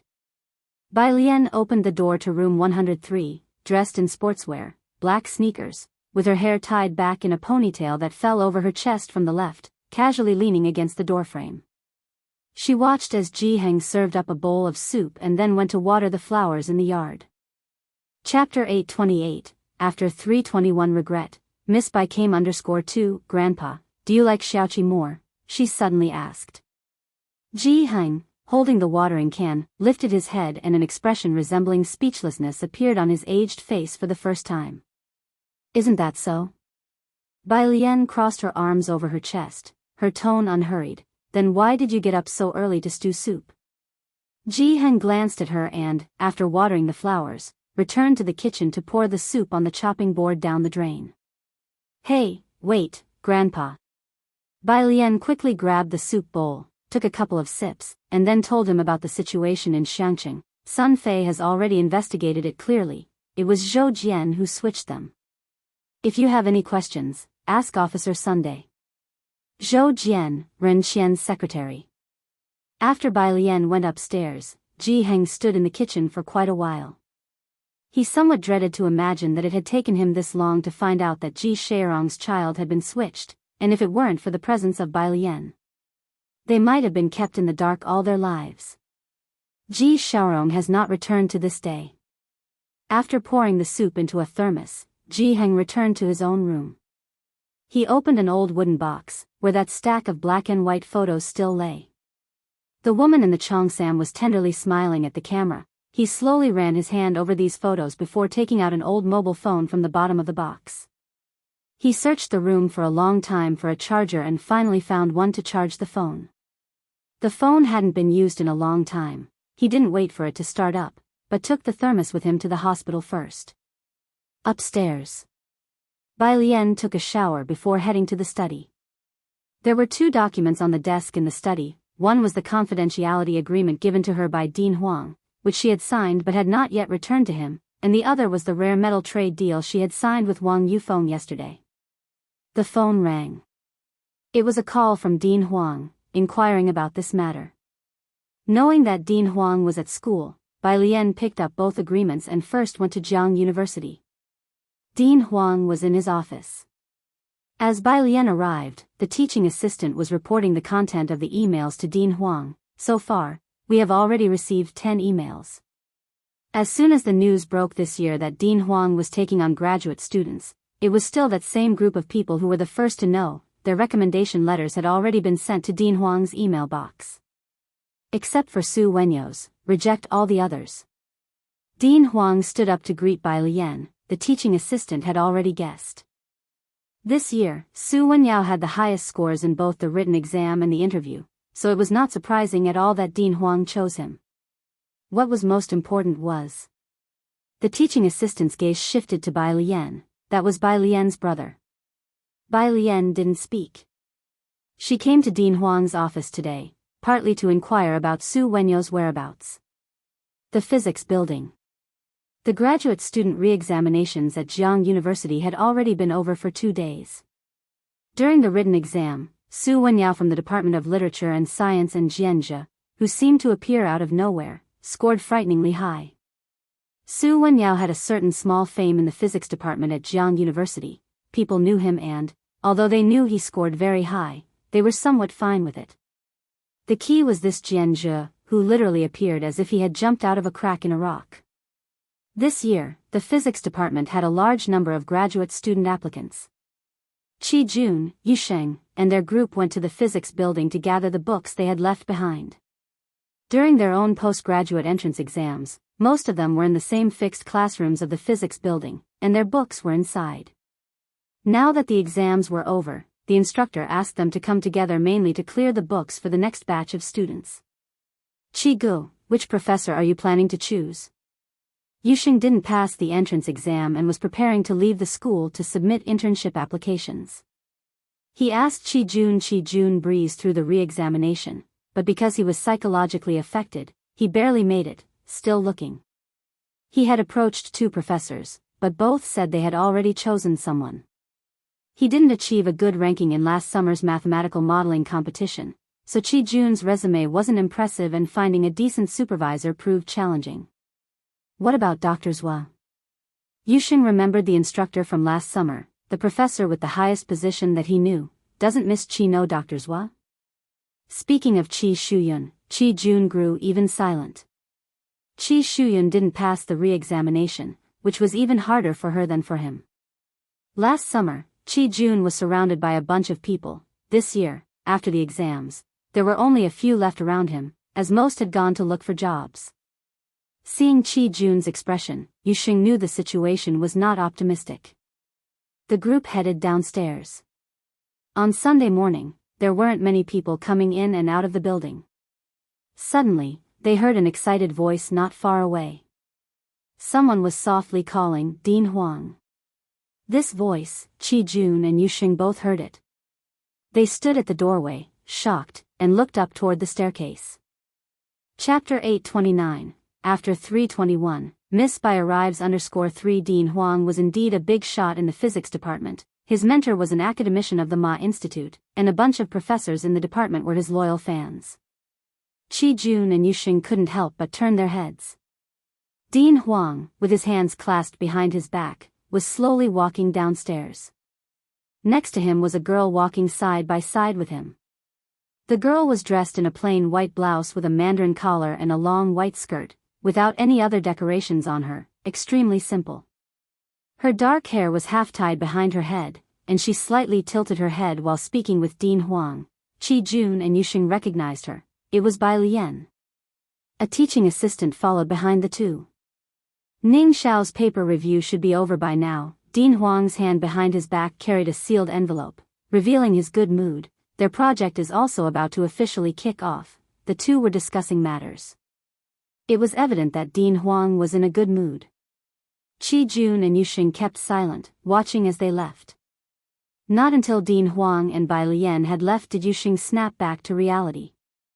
That was Bai Lian, right? Last summer, Yusheng had seen Bai Lian, but at the time, she was just a randomly chosen team member by Su Wenyao, so he didn't pay much attention. It was not until Su Wenyao's team won the first prize and Bai Lian frequently appeared on the school's forum that he took a solid interest in her. Su Wenyao's sister, someone nearby, also recognized Bai Lian. She actually knows Dean Huang? A once-in-century genius from the Tongfeng class, someone shrugged. It's quite normal for Dean Huang to know her. I seem to recall Dean Huang intends to take on a student this year. At this statement, everyone fell silent. They didn't have Dean Huang's personal email, only the teaching assistant's phone number. Su Wenyao had been first in both written and interview rounds, and his sister was Bai Lian. The likelihood seemed pretty high. Qi Jun pursed his lips without uttering a word and headed for the lecture theater, followed by Yusheng. They sat towards the back, and shortly after, Su Wenyao and Chen Hong arrived. Wenyao, congratulations. The class monitor stood up upon seeing Su Wenyao, congratulating him, and patted Chen Hong on the shoulder. And you sneaky guy, weren't you the one who said you weren't going to pursue postgraduate studies? Now you've passed both the written and interview rounds. Have you found an advisor? I have, it's Professor Lin, Chen Hong replied with a grin. Professor Lin? Most of the class exclaimed in surprise. Even Qi Jun's heart skipped a beat, and he looked up in disbelief. This year, aside from Dean Huang, the most popular mentor was Professor Lin, a direct-line professor at Jianghu University who had participated in several key projects and published numerous papers. Almost everyone had sent emails to Professor Lin, Qi Jun included. All thanks to old Su, who made me get up and read every day. Chen Hong was thrilled, as if walking on a cloud, feeling light as air, and Senior Hewen helped me with the questions I couldn't figure out. Oh yeah, Professor Lin said he really liked my mathematical modeling project, that's why he chose me. As Chen Hong spoke, he couldn't help but feel amazed. The previous year, he had been one of those who slacked off, never considering postgraduate studies. Let alone imagining he'd be part of Professor Lin's team. He would have never expected such a big change in less than a year. Old Su, is your sister free yet? Chen Hong put his arm around Su Wenyo's shoulder. I must treat you to a meal. They were talking. Qi Jun and Yuxing found it hard to keep listening. The two of them packed up their books and listlessly left through the lecture hall's doors. Without needing Chen Hong's explanation, they both knew the reason why Chen Hong had been chosen by Professor Lin all traced back to that math model. Who would have thought Chen Hong would successfully make it, Yuxing said bitterly. Initially, Su Wenyao had invited him too, but he had declined. A year had passed, and Chen Hong, who was far beneath him in grades, had made it through, transforming into one of Professor Lin's team members. When last year's math modeling scores were released, Qi Jun had felt uncomfortable, but it was nothing compared to the rawness of his feelings now. He was originally part of Su Wenyo's team. If he hadn't suddenly left the team back then, she had met with Dean Huang. Bai Lian waited on the side of the road for a while until Su Wenyao came out and exchanged a few words with the two of them. Only then did she take a cab to the Mu family. The Mu family had already had a meeting the previous night. Early this morning, Mu Yining and Mu Zhendong had both not gone to work, opting for another meeting instead. Each stuck to their own views. Ren Wanxian must be removed from her position. Mu Yining had already inquired from Ji Xiaojun and found out that Ren Wanxian was deliberately swapped by her biological father, and she herself had known since last year. Xiaoqi is the true Mu family descendant. Mu Zhendong stood up, looking indifferently at Mu Yining. Impossible, I do not agree. Mu Yining, I think you're taking this too personally. Let's not worry about the Mu family affairs for now. I have other matters to attend to at the company. Once again, the meeting ended on a discordant note. After Mu Zhendong left, an elder of the clan spoke to Mu Yining in a low voice. Worriedly, Yining, let this matter be for now. He's currently in possession of a potentially rare metal. Mu Yining had a headache. She shook her head and was about to speak. Outside, Manager Wang stepped in. Miss Bai is here. Chapter 830, 323 Signature Wang Yufeng Bai Lian. Mu Yining stood up, very surprised. Normally, without Ji Heng's say-so, Bai Lian would not come to the Mu family. Have the butler take her to the tea room, they'll be right there, Mu Yining said as she went to get her coat. By her side, the elder also stood up upon hearing Bai Lian's name. I'll come with you. Yining, I think what Zhendong thinks is not wrong. We should prioritize the overall situation. Dong Xiaobai had been silent the whole time until Mu Yining was about to leave, then he followed her. Have you thought this through clearly? It's not a bad thing for the Mu family. You all have been waiting for this opportunity for too long. Now that Mu Zhendong has secured the cooperation rights with the Gao family, he has already set off for their place. He can totally sideline you. In fact, Mu Zhendong had already started making moves. This was the key project of the country this year, but now Mu Zhendong was managing most of it, and all the documents went through him. Mu Zhendong never brought Mu Yining along for several dinners with those leaders and people Ren Wanxian had. Not to mention Mu Yining, even a person with little business acumen like Dong Xiaobai understood once he found out. If Mu Yining did not assert her stance now, with such a crucial heavy industry project for the Mu family, should Mu Zhendong really take control, Mu Yining would indeed be marginalized. What do you want me to do? Go tell Alien and Xiaoqi to let Ren Wanxian off? Mu Yining stood still, looking at Dong Xiaobai with an indifferent expression. Dong Xiaobai fell silent. He was familiar with Ren Wanxian, and he felt that she might not be that kind of person, yet considering the family interests, he truly found it unnecessary to create such an ugly scene. For the family's sake, the Mu family is not so small as to not accommodate a second person.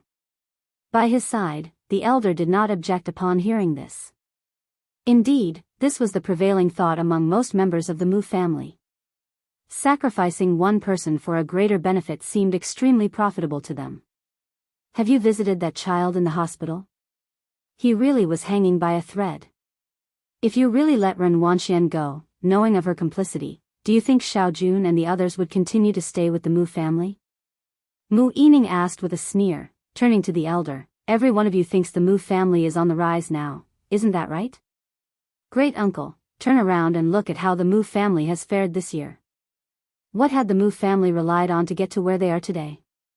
By her side, Assistant Wang also glanced at Dong Xiaobai and the great uncle. Dong Xiaobai, indifferent to business matters, wouldn't know.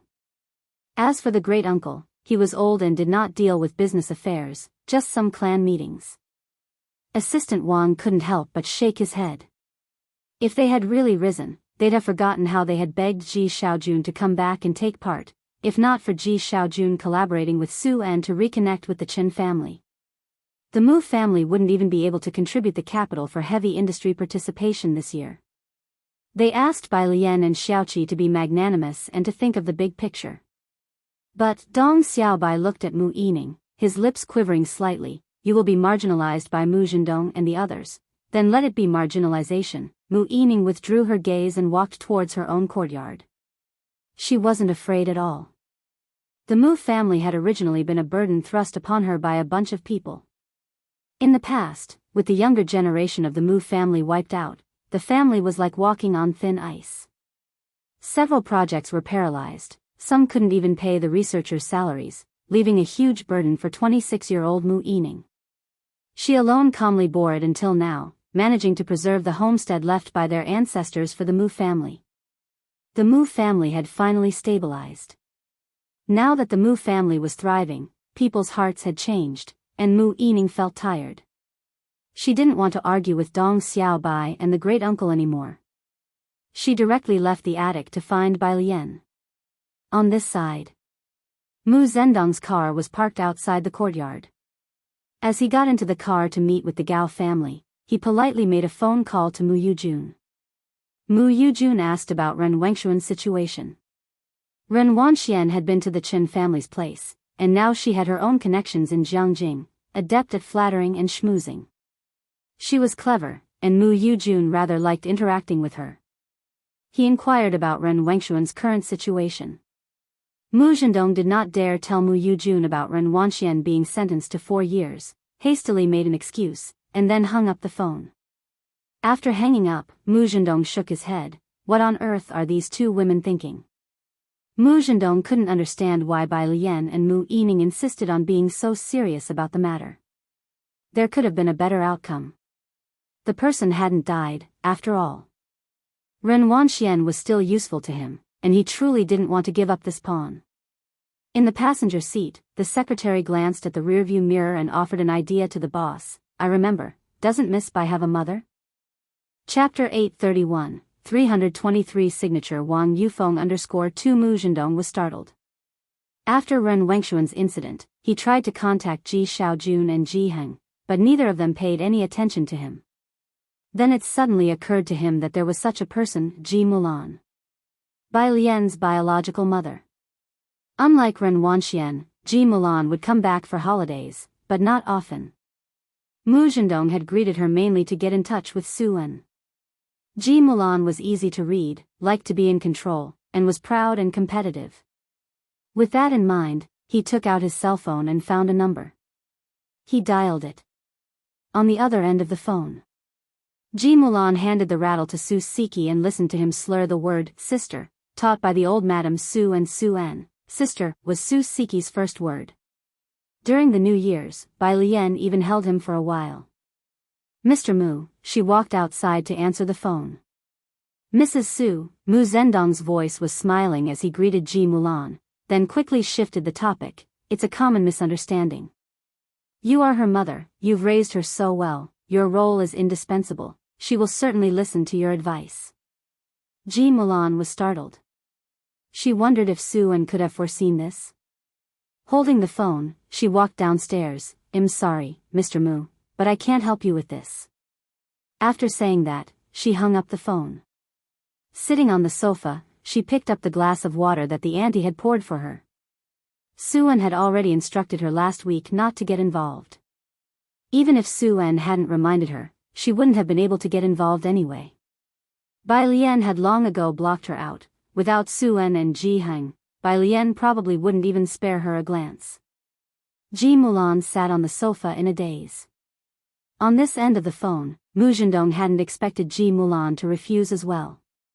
Well, Mu Zhendong put his cell phone back in his pocket, looked up at his secretary, and said indifferently, "This time, don't leak any information to the Su family or Mu Yining. Having the Gao family and the Feng family involved is enough." He was ready to go it alone. Mu Yining arrived at the tea room for guests where Bai Lian was lazily leaning against the window frame, with her back to the door, looking at the peony plants outside.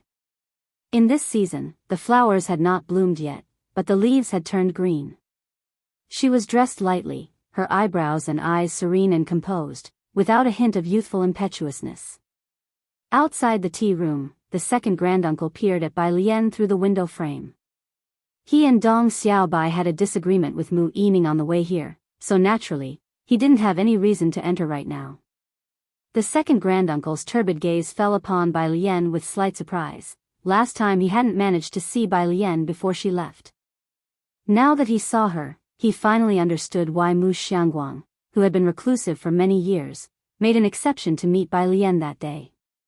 This girl had the presence of a great leader. With Mu Yining standing by Bai Lian, it seemed Mu Zhendong's wariness of Bai Lian was not so hard to understand after all. Xiaobai, the second granduncle, looked at Dong Xiaobai. This time Dong Xiaobai just gave a wry smile. "Forget it, don't ask me to be the mediator anymore.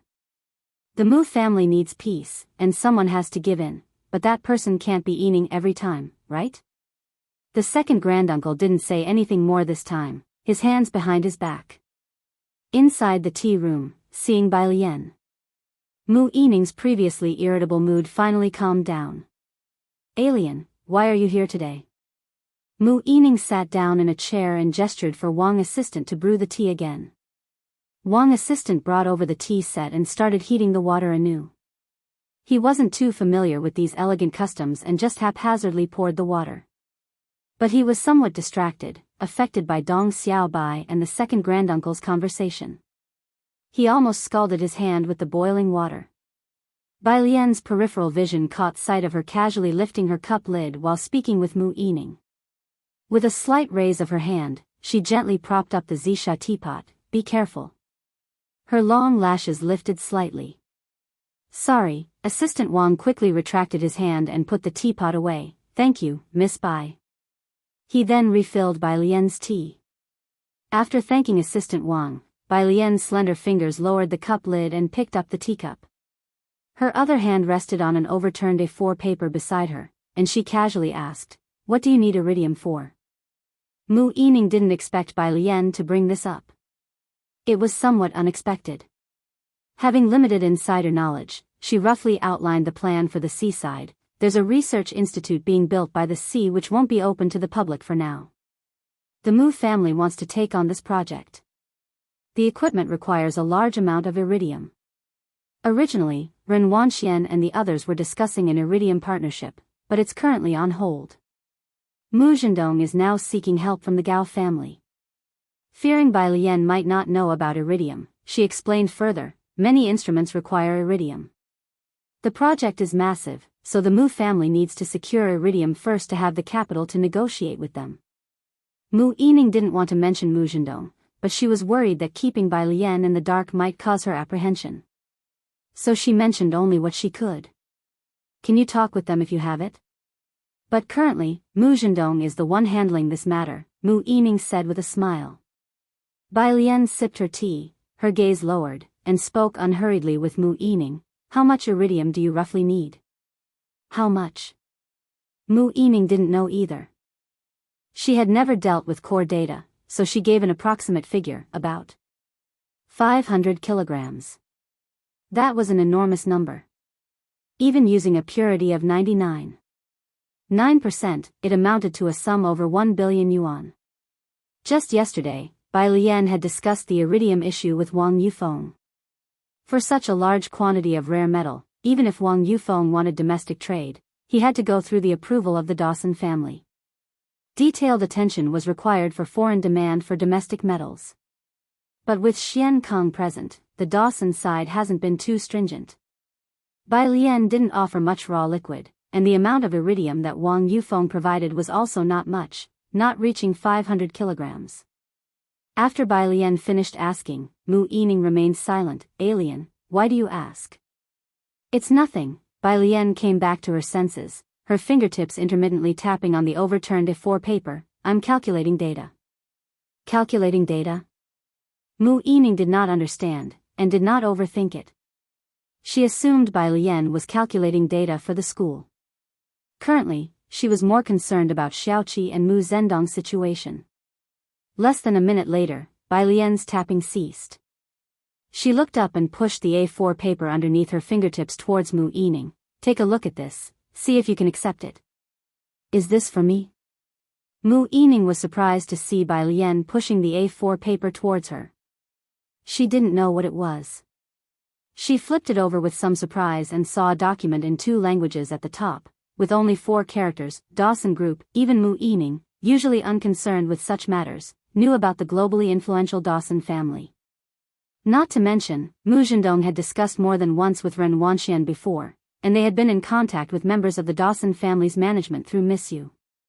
Dawson Group. This is... Mu Yining's heart suddenly started pounding rapidly. She quickly flipped to the back, and sure enough, the next second, she saw iridium. Her hand holding the document started to feel unsteady, fingertips turning white. Tremblingly, she turned to the last page. On the last page, on the side of Party A, there were 3 bold and vigorous characters signed in black ink: Wang Yufeng. Behind it was a red seal of the Dawson family. Chapter 832, 324. Their era. The iridium they provided wasn't enough. Bai Lian picked up her teacup again, her gaze lowered as she sipped thoughtfully. But there's someone else who still has some. The original liquid that Xian Kong could supply to foreign countries was limited, and Wang Yufeng could not bring out much either. However, the mine Wang Yufeng transferred to Mao Kuan was an iridium mine. This was also why Mao Kuan could provide an unlimited amount of iridium. Mu Yining finally snapped back to reality, realizing what she held in her hands. When she looked up, her face could hardly hide her shock, and she was speechless for a long time. Rare metals and rare earths are scarce both domestically and internationally, held by just a few people, while many others have money but don't know how to find channels, making it difficult to find a trusted middleman. Therefore, knowing that Ren Wanxian and the Gao family were connected to middlemen in this sector, the Mu family held Ren Wanxian in such high regard, and Mu Zhendong dared to have thoughts of competing with Mu Yining. Bai Lian recited a number. This is Mao Kun's mobile number. Wang's assistant failed to remember this number because he hesitated for a moment. Miss Bai, he gently set down the teapot, admitting he didn't have the sharp memory of Ning Xiao and others, and took out his phone. Could you repeat that? I failed to remember. How many of Mu family's research institutes are now disabled? Bai Lian waited until Mao Kuan had taken note, then looked at Mu Yining. 3 plus 2. 2 can still operate minimally, the other 3 are in paralysis, Mu Yining answered subconsciously, as this was their key focus for the year. Bai Lian nodded. He can supply small quantities of other rare metals, but it will take some time. Speaking this, she paused briefly, then looked at Mu Yining. How long will it take for you to take control of the Mu family? Less than 2 years. Her heart was pounding fast. After saying these things, Bai Lian took her phone and got up, heading back to Shanghai apartment. Mu Yining and Wang's assistant saw her out. Before getting into the car, Bai Lian stopped and turned, looking at Mu Yining with a sudden smile. If you cannot decide on matters about the Mu family or have any doubts, ask Xiaoqi. I await your good news. She got into the car. Sitting in the back seat, she sent a WeChat message to Xiaoqi. She wasn't truly Bai Lian, indifferent toward everything about the Mu family, none of it belonged to her. But Xiaoqi was real. Why shouldn't he want something from the Mu family? Xiaoqi would probably appreciate this gift. It wasn't until Bai Lian's car drove away that Mu Yining and the assistant exchanged glances. Bathed in dizzying sunlight, Mu Yining clutched the document in her hand and decided on the spot, one more trip to the hospital. Bai Lian was not one to speak idly, and this time, Mu Yining went to find Xiaoqi with an answer. In the hospital, Jiheng went to get water, leaving Xiaoqi alone in the room. Having developed Xian Kong to its present state, Xiaoqi had a strong talent of his own. He grasped the situation of the Mu family and Mu Yining in just a few words. He raised his bed, elegantly skewering a slice of apple with a toothpick. Mu Yining sat in front of the hospital bed, silently watching him eat the apple. Wang's assistant stood behind her, looking at Xiaoqi, not daring to breathe loudly. 2 minutes later, Xiaoqi raised his hand. President Mu, if you have any questions in the future, feel free to discuss them with me. I will help as much as I can. At night, Bai Lian was dining at 103. It was Sunday today, and Yang Lin had also returned. She brought a report for Bai Lian. His neurotransmitters are damaged. After several months, Yang Lin finally provided Bai Lian with a document. It's a biological treatment that incorporates some chemical elements based on a predecessor's technology. The teacher said there's a great possibility. She had a strong background in biology. She had set aside the tasks given by Xia Zhuiyu these past months to prepare this report. It just hadn't been used in clinical research yet. Bai Lian took it, flipping through the document. Damn, Tang Ming looked at the report in Bai Lian's hands, branded with Jianghu University's emblem, and was dazed. Yang Lin, you must be about to publish a paper, right? Yang Lin wasn't much for talking to others. She merely glanced at Tang Ming and nodded. Continued eating. In fact, her paper had already been submitted by Xia Zhuiyu, and like Ning Xiao, she was just waiting for it to be published. Tang Ming was somewhat reluctant to meet Zhang Fulai's eyes across the table. Bai Lian was already the second author in Yi Wen's paper last year, while Ning Xiao and Yang Lin both had their own research, leaving him feeling unsuccessful. He lowered his head and ate quietly. Zhang Fulai gave Tang Ming a faint glance but said nothing. Next to them, Director Chen, drinking with Ji Heng, unconsciously twitched his lips at the conversation among the youngsters. After dinner, Bai Lian returned to the study. Zhang Fulai was discussing recent experiment schedules with her. As Bai Lian listened, she pulled open a drawer and took out the meeting gift that Mu Xiangguang had given her. Chapter 833, 324 Their Era _2 Black Square Seal. Even if Ji Heng and the others didn't mention it, Bai Lian knew the meaning of this square seal.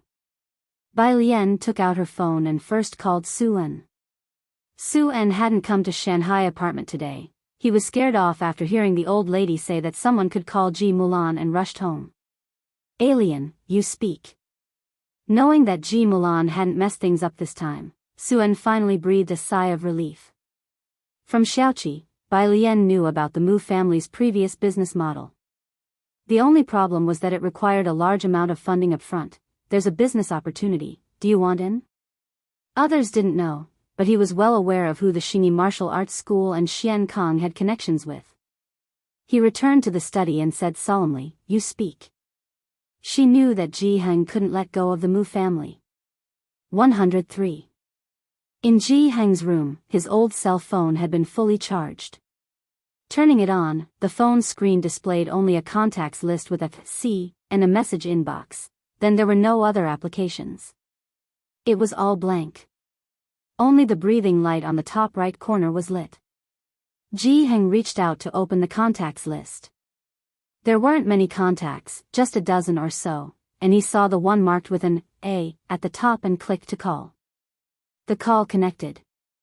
On the other end, Ji Shairong's voice rang out, Dad? Why are you contacting me with this phone? Did something happen to Wanxian? No, nothing, Ji Heng's voice was calm. What are you doing now? Wrapping things up, Ji Shairong reported. Ji Heng understood. That meant there was nothing dangerous near Ji Shairong. Make a report and come back as soon as possible. Your child with Jiawei is not Wanxian, it's Xiaoqi. Upstairs. Zhang Xiai's, with his head held high, came out of the hall of room 303 and took the elevator back to his own home. Zhang's father was in the kitchen helping Zhang's mother wash dishes, with the door open. Seeing Zhang Xiai's come down from the elevator, he said, "You see, Xiaotang and the others always climb the stairs. How come it's always the elevator with you?" "I can't climb anymore," Zhang Xiai's replied, holding his book and heading back to his room, waving his hand at Zhang's father. "I'm going back to study, Dad." Zhang Shi's efforts over the past 6 months were visible to everyone. He had stopped playing his favorite video games, and when home on weekends, he would study until 1 or 2 in the morning.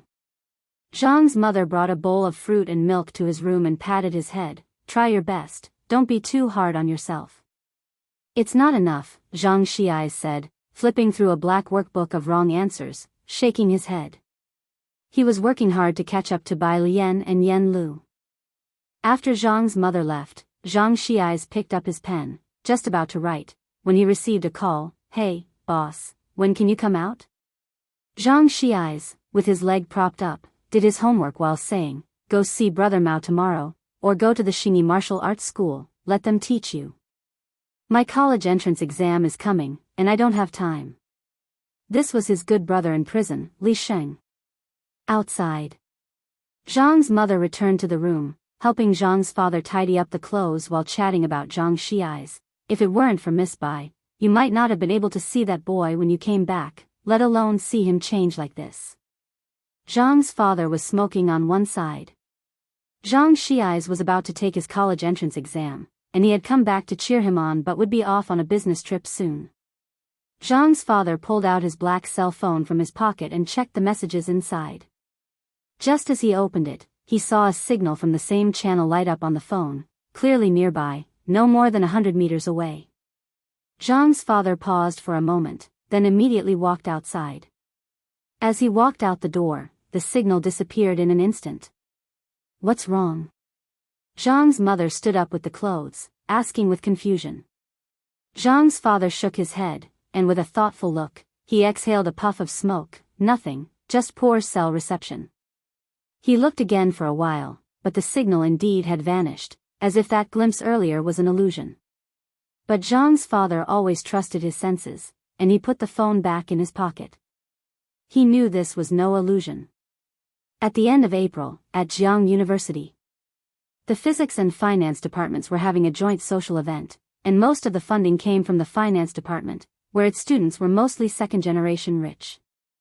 This year, there were even 2 successful star siblings. With money to spend, they chose the newly opened Azure Dragon Bar in Chang'an District. Both Kong Wei and Yu Si Min were there, but the ones who attracted the most attention at the social were Bai Xiaoqi and Song Min. "Song Jr., Bai Jr., I heard that Little Elephant Cosmetics has partnered with you," the student council president of the finance college asked, raising his glass to Song Min. Ba Shiming smiled. "Song Jr. is ready to take your place." Chapter 834, 324 Their Era _3 Xiaoxiang Enterprise is an e-commerce company that has emerged in the past 2 years. While most students were still purchasing Xiaoxiang beauty products, Song Min had already managed to secure a slice of the pie. Song Min returned the toast modestly. "With the recent market trends, we just happened to get in early." The folks from the physics department didn't understand these things, but listening to the members of the student union of the School of Finance referring to each other as "director this" and "director that," they also felt it was quite prestigious.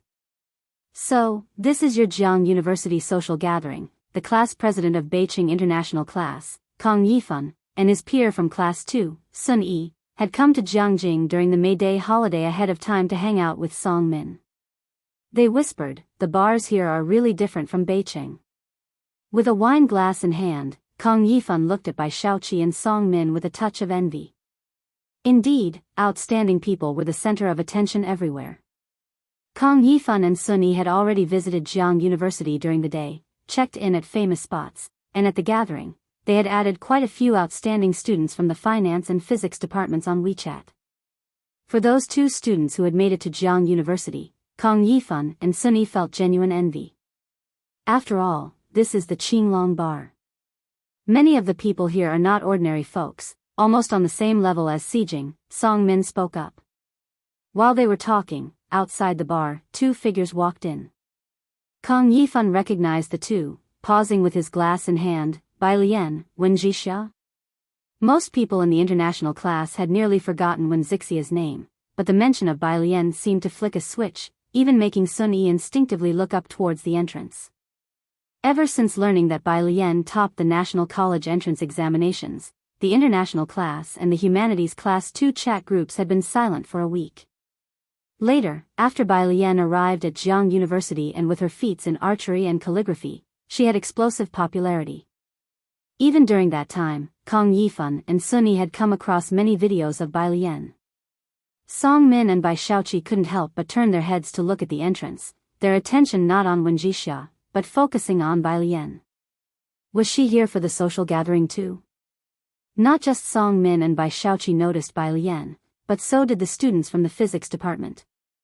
Junior sister, from a nearby booth, Yi Jingxian and Yu Ximin spotted Bai Lian and were quite surprised. You're here, too?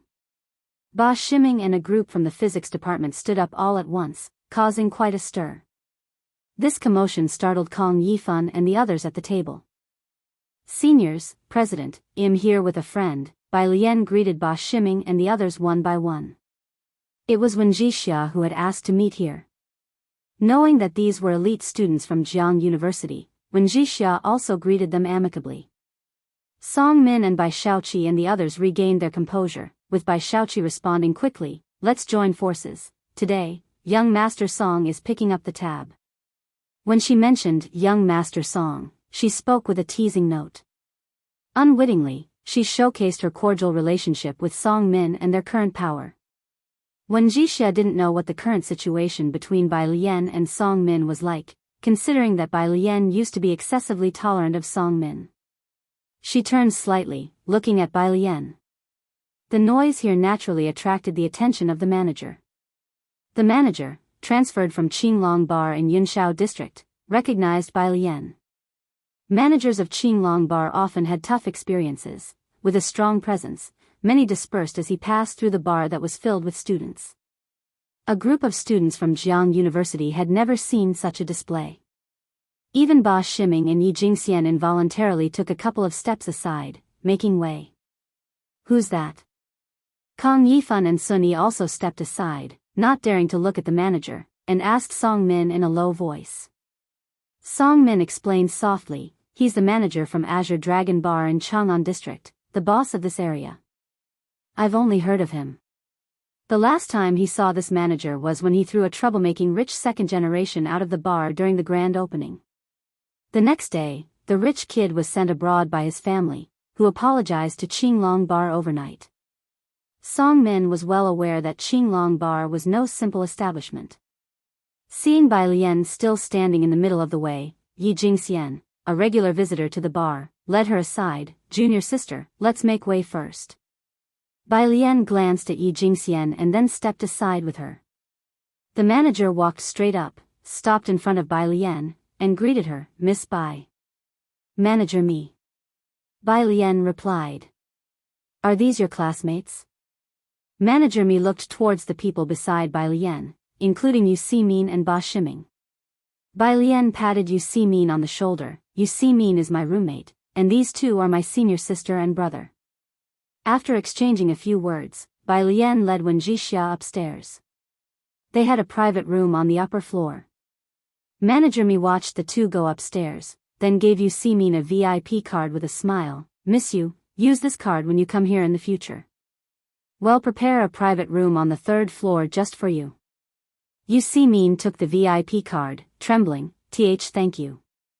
After manager me left, both schools' groups from Jianghu University still stood in place, not daring to speak. Upstairs, in the private room, Wen Jixia was talking to Bai Lian about the hairdryer. The new product's official launch is tomorrow, with Ms. Lu as the spokesperson. This was an endeavor Bai Lian had initiated, so she naturally gave Bai Lian a heads up. Pretty good, Bai Lian nodded. This hairdryer, Wen Jixia let out a deep breath, ruptures the existing market for hairdryers, and it's in collaboration with the space agency. We can't take it for granted. Even Wen Jixia could see the potential and knew the significance of this collaboration with the space agency and the blueprint of the hairdryer. This was Wen family's opportunity to disrupt the market and step onto the global stage. Bai Lian poured a glass of wine for both herself and Wen Jixia. Let's not talk about that for now. I have a proposal, do you want to hear it? Wen Jixia sat up straight, surprised. Tell me. Half an hour later, Wen Jixia, sitting across from her, fell silent.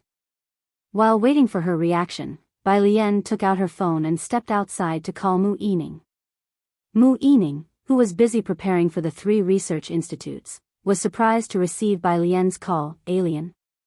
Director Mu. Bai Lian was somewhat formal this time, leaning against the wall, her eyes steady. Do you want to see the Mu family return to its pinnacle? Their era was dawning. Chapter 835, 325. Bai Lian never plays in low-end games. On the other end of the phone, Mu Yining's spirits lifted, and in silence, she waited for Bai Lian's next sentence. A second later, Bai Lian spoke. Su family and private equity will both cooperate with all your actions. In the past year, Su En's net worth had skyrocketed, and a few months ago during the New Year's celebrations, the Su family clan had even invited him to return for the ancestral rites. Mu Yining was obviously aware of Su En's current influence. He was now a dominant force in the Yunshao business circle. As for private equity, thanks to Zongxing's successive investments, those who had joined were all big names from the industry, forming a network so strong it was terrifying. The 50 million Mu Yining had previously invested had already returned multiple times over in profit. She was well aware that she couldn't even guess who managed it, given the fund's impressive fundraising and investing capabilities. The implication of Bai Lian's words was simple: this private fund would support all her actions with authority. Mu Yining hung up the phone. She sat in her office, lost in thought, until Assistant Wang called out to her, snapping her back to reality. She reached out to take the document handed to her by the assistant. 3 research institutes haven't renewed their leases since the beginning of the year, Assistant Wang spoke up, briefing Mu Yining. Beyond funding, there are also honorary professors involved, for which you'll need to talk to Old Master Mu. Mu Yining flipped through the document and stood up. All right, let's go see Mr. Mao first. Most companies outside had honorary professors hanging around, let alone their research institutes. Even Su En's private equity firm hired quants and fund managers from prestigious universities and colleges, but of course, they weren't the ones who actually ran the operations. Their names were just there for show, making the team appear high-end to outsiders. Some of the real operators were merely graduates from technical schools. In the past, the Mu family's research institutes were involved in the research of detectors and drones.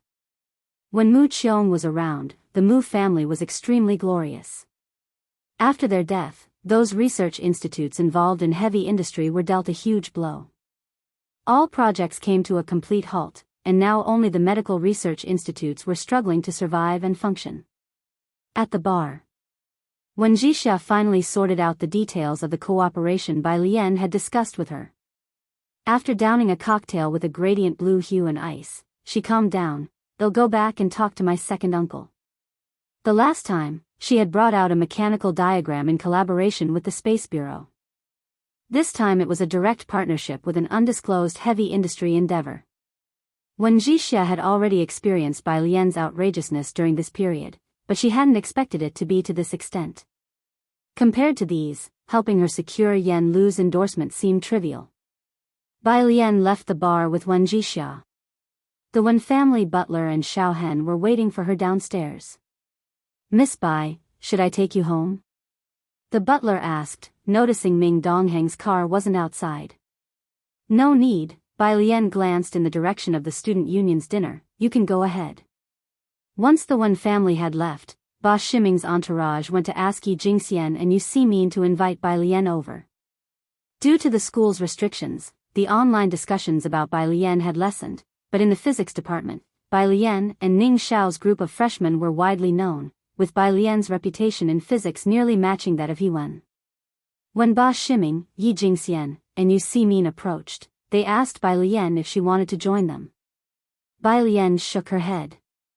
Dressed in a simple and neat outfit, she looked immaculately clean.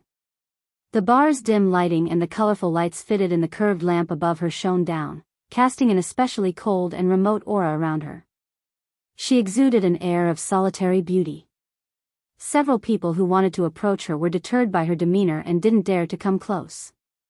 I need to get back early, an uncle is coming home tonight, Bai Lian said as she was about to leave. Then, as if she remembered something, she took out a card from her pocket and handed it to Yu Si-min. Take good care of this.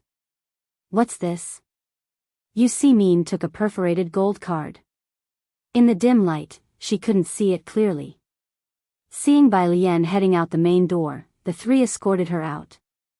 They watched as Bai Lian went to the bus station on the next street. It was close to University Town, an area with many students and convenient transportation. The three returned to their seating area.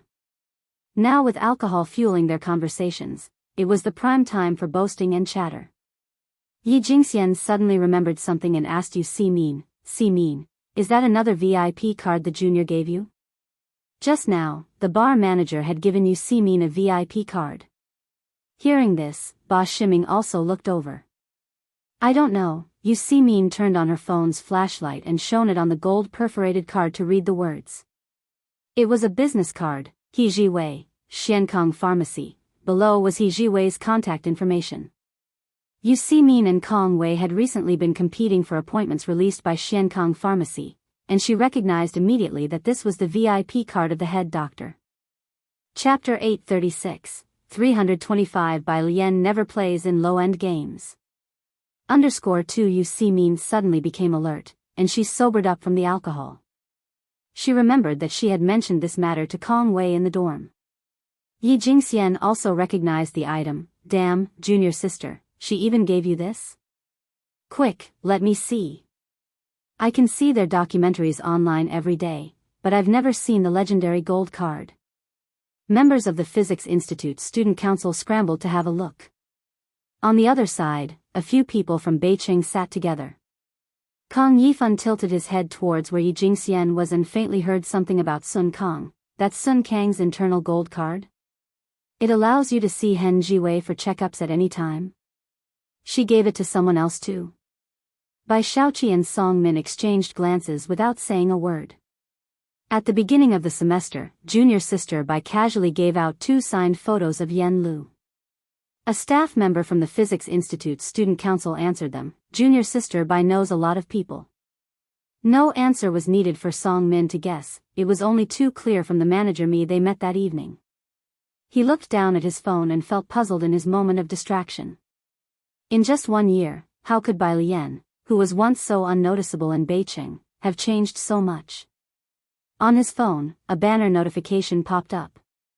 It was a notification from the Reserve Camp app. This year, both Song Min and Bai Shaoqi had reached their limits. The app was crowded with geniuses, and most of the question bank was beyond their skills, a place where one was stuck at over 10,000, while the other had just barely made it into the top 10,000. As soon as Song Min saw the message, he hurriedly opened it to take a look. Next to him, Kong Yifan glimpsed at his screen and was startled. Damn, he has over 27 million points. The appearance of such a powerful player on the app had caught everyone's attention, and some had even opened betting pools on whether this person could surpass Jiang Shijue. Within less than half a year, not only had this individual surpassed Jiang Shijue, but he had also achieved such a high score. Kong Yifan stared at the displayed figures. NO2. By Jian 270458999 Shanghai apartment. Ji Xiaorong had already returned and went to 103 with Ren Jiawei. When Bai Lian came back, there were only Ji Heng and the other 2 in 103. The others had gone upstairs. Ji Xiaorong sat on the sofa, elbows on his knees, head buried, while Ren Jiawei also sat beside him, not uttering a word, her eyes very red. Ji Heng sat at the dining table, silently smoking. Bai Lian entered the room. Both of them couldn't help but look up and stand to face Bai Lian. Did you go to the hospital? Bai Lian calmly took a seat and crouched by the coffee table, setting up Jiang He's small chessboard. She was asking Ji Xiaorong. I had a look from outside. Ji Xiaorong recalled the scene, his face full of bitterness. I think he recognized me too. Because he had been away from home for a long time, his relationship with Ren Wanxian wasn't good.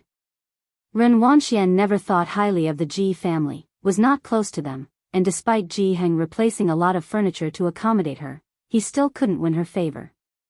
Ji Xiaorong had always thought it was because Ren Qian had spoiled Ren Wanxian too much. But now he knew.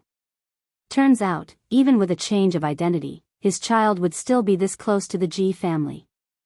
Alien, Ji Xiaorong stood up and, along with Ren Jiawei, gave a deep bow to Bai Lian. Thank you, thank you.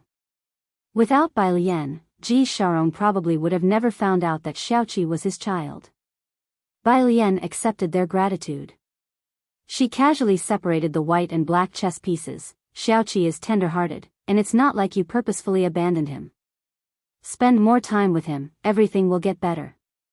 Hearing this, Ren Jiawei's eyes widened, her trembling fingers hanging at her sides. Thank you. Ren Jiawei couldn't utter another word.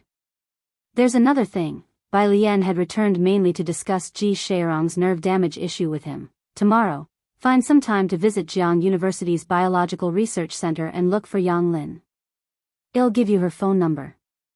Upstairs, 303. Yan Lu had also returned today and was playing chess with Pu Xiaohan. Having been on the set, Yan Lu improved in chess and could now hold her own against Pu Xiaohan. Su Nanjing was leaning against the table, arms crossed, watching Jiang He emotionlessly solve middle school math Olympiad problems. The study room's door was ajar, faintly carrying the sounds of Jiang Fulai and Ning Xiao discussing the massive project of seawater desalination. Seeing Bai Lian, Su Nanjing stood up, his spirit lifted. Alien, what have you been busy with lately? The Little Grape Private Fund. Outsiders thought it was a fund established by Su En. But no one knew the inside story better than Su Nanjing. The Jiang family had invested, Jiang Shijue personally set the big directions, and Su Nanjing himself had also invested in a few small targets. Chapter 837, 325 Bai Lian never plays in low-end games. _3 Recently, I've heard some investors mention the Mu family. It's about the Mu family, Bai Lian said as she walked over to Yan Lu and watched her play chess. Although Yan Lu spent her spare time studying Connect 5, becoming an undefeated champion in the entertainment industry, the moniker, Connect 5 Assassin, had become synonymous with her within the circle. But there's still a difference between people. Yan Lu was invincible in the entertainment industry, but in room 303, she couldn't even defeat a grade schooler. She looked up, seeking help from Bai Lian. The Mu family? Su Nanjing naturally knew about the Mu family.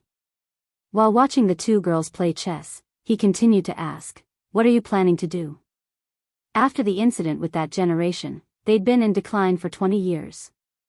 Bai Lian bent down, reached out to pick up a white piece from beside Yan Lu, and made her move without any intention of hiding her plans from Su Nanjing. She said in a calm and unhurried tone, they're reopening the research institute. That statement was like an earth-shaking tidal wave in Su Nanjing's heart. Bai Lian moved 3 steps with the white pieces, and the black pieces were defeated. Finding victory in a game at last, Yan Lu put down the chessboard and discussed her recent schedule with Bai Lian and Pu Xiaohan.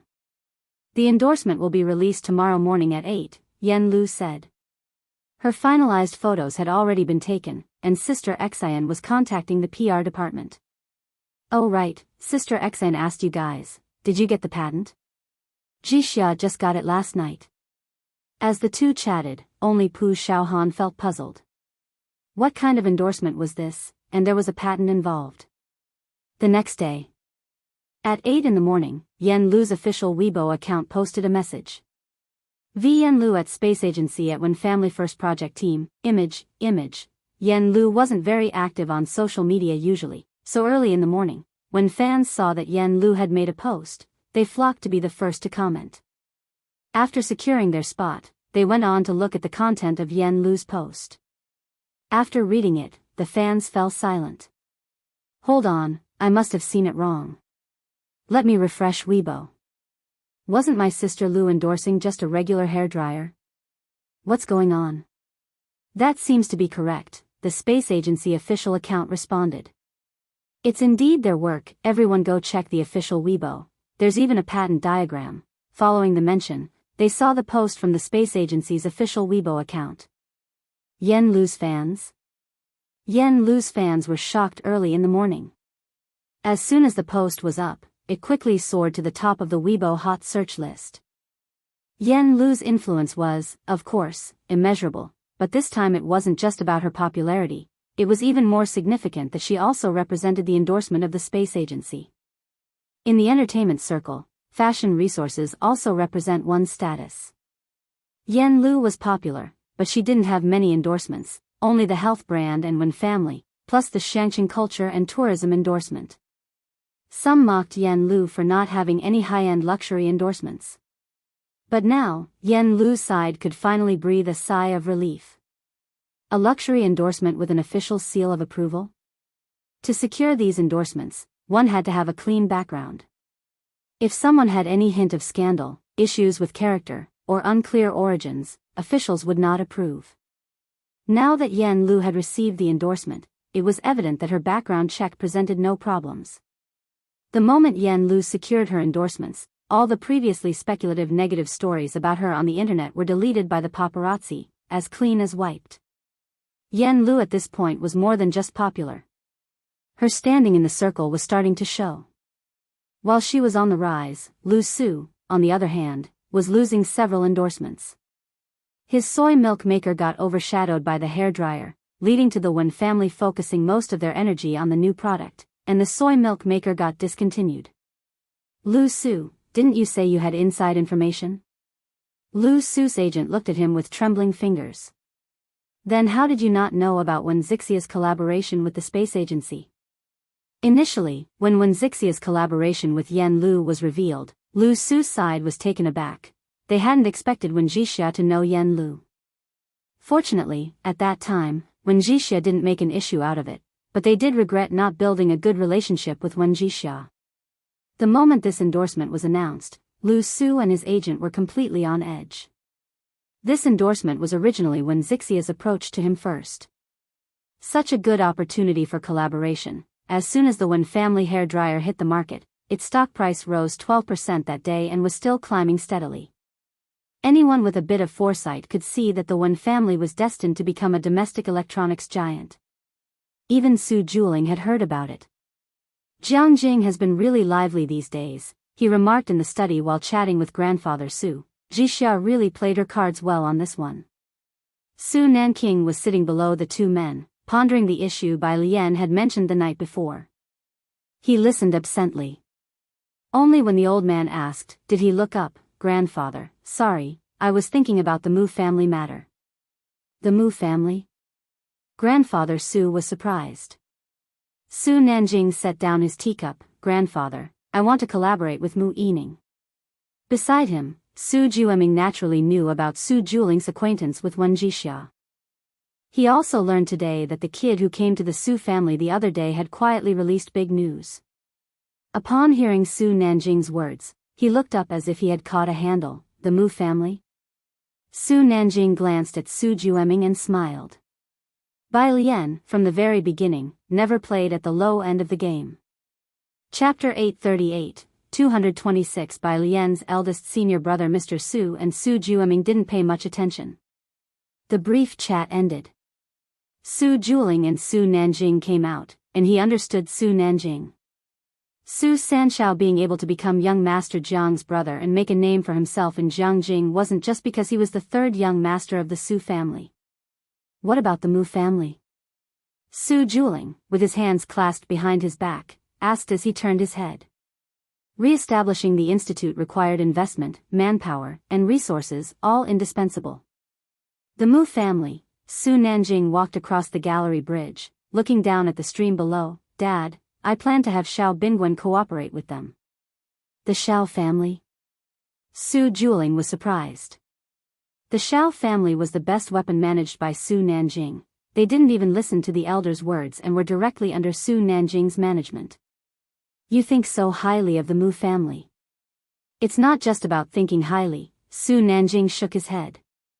The situation in Jiangjing is about to change. A hand was raised, and someone handed him a box of fish food. Su Nanjing slowly sprinkled a handful of fish food. The arowana came over leisurely, paying little heed to his offering. Bai Lian, oh, that's a person taken under the wing of Academician Ma.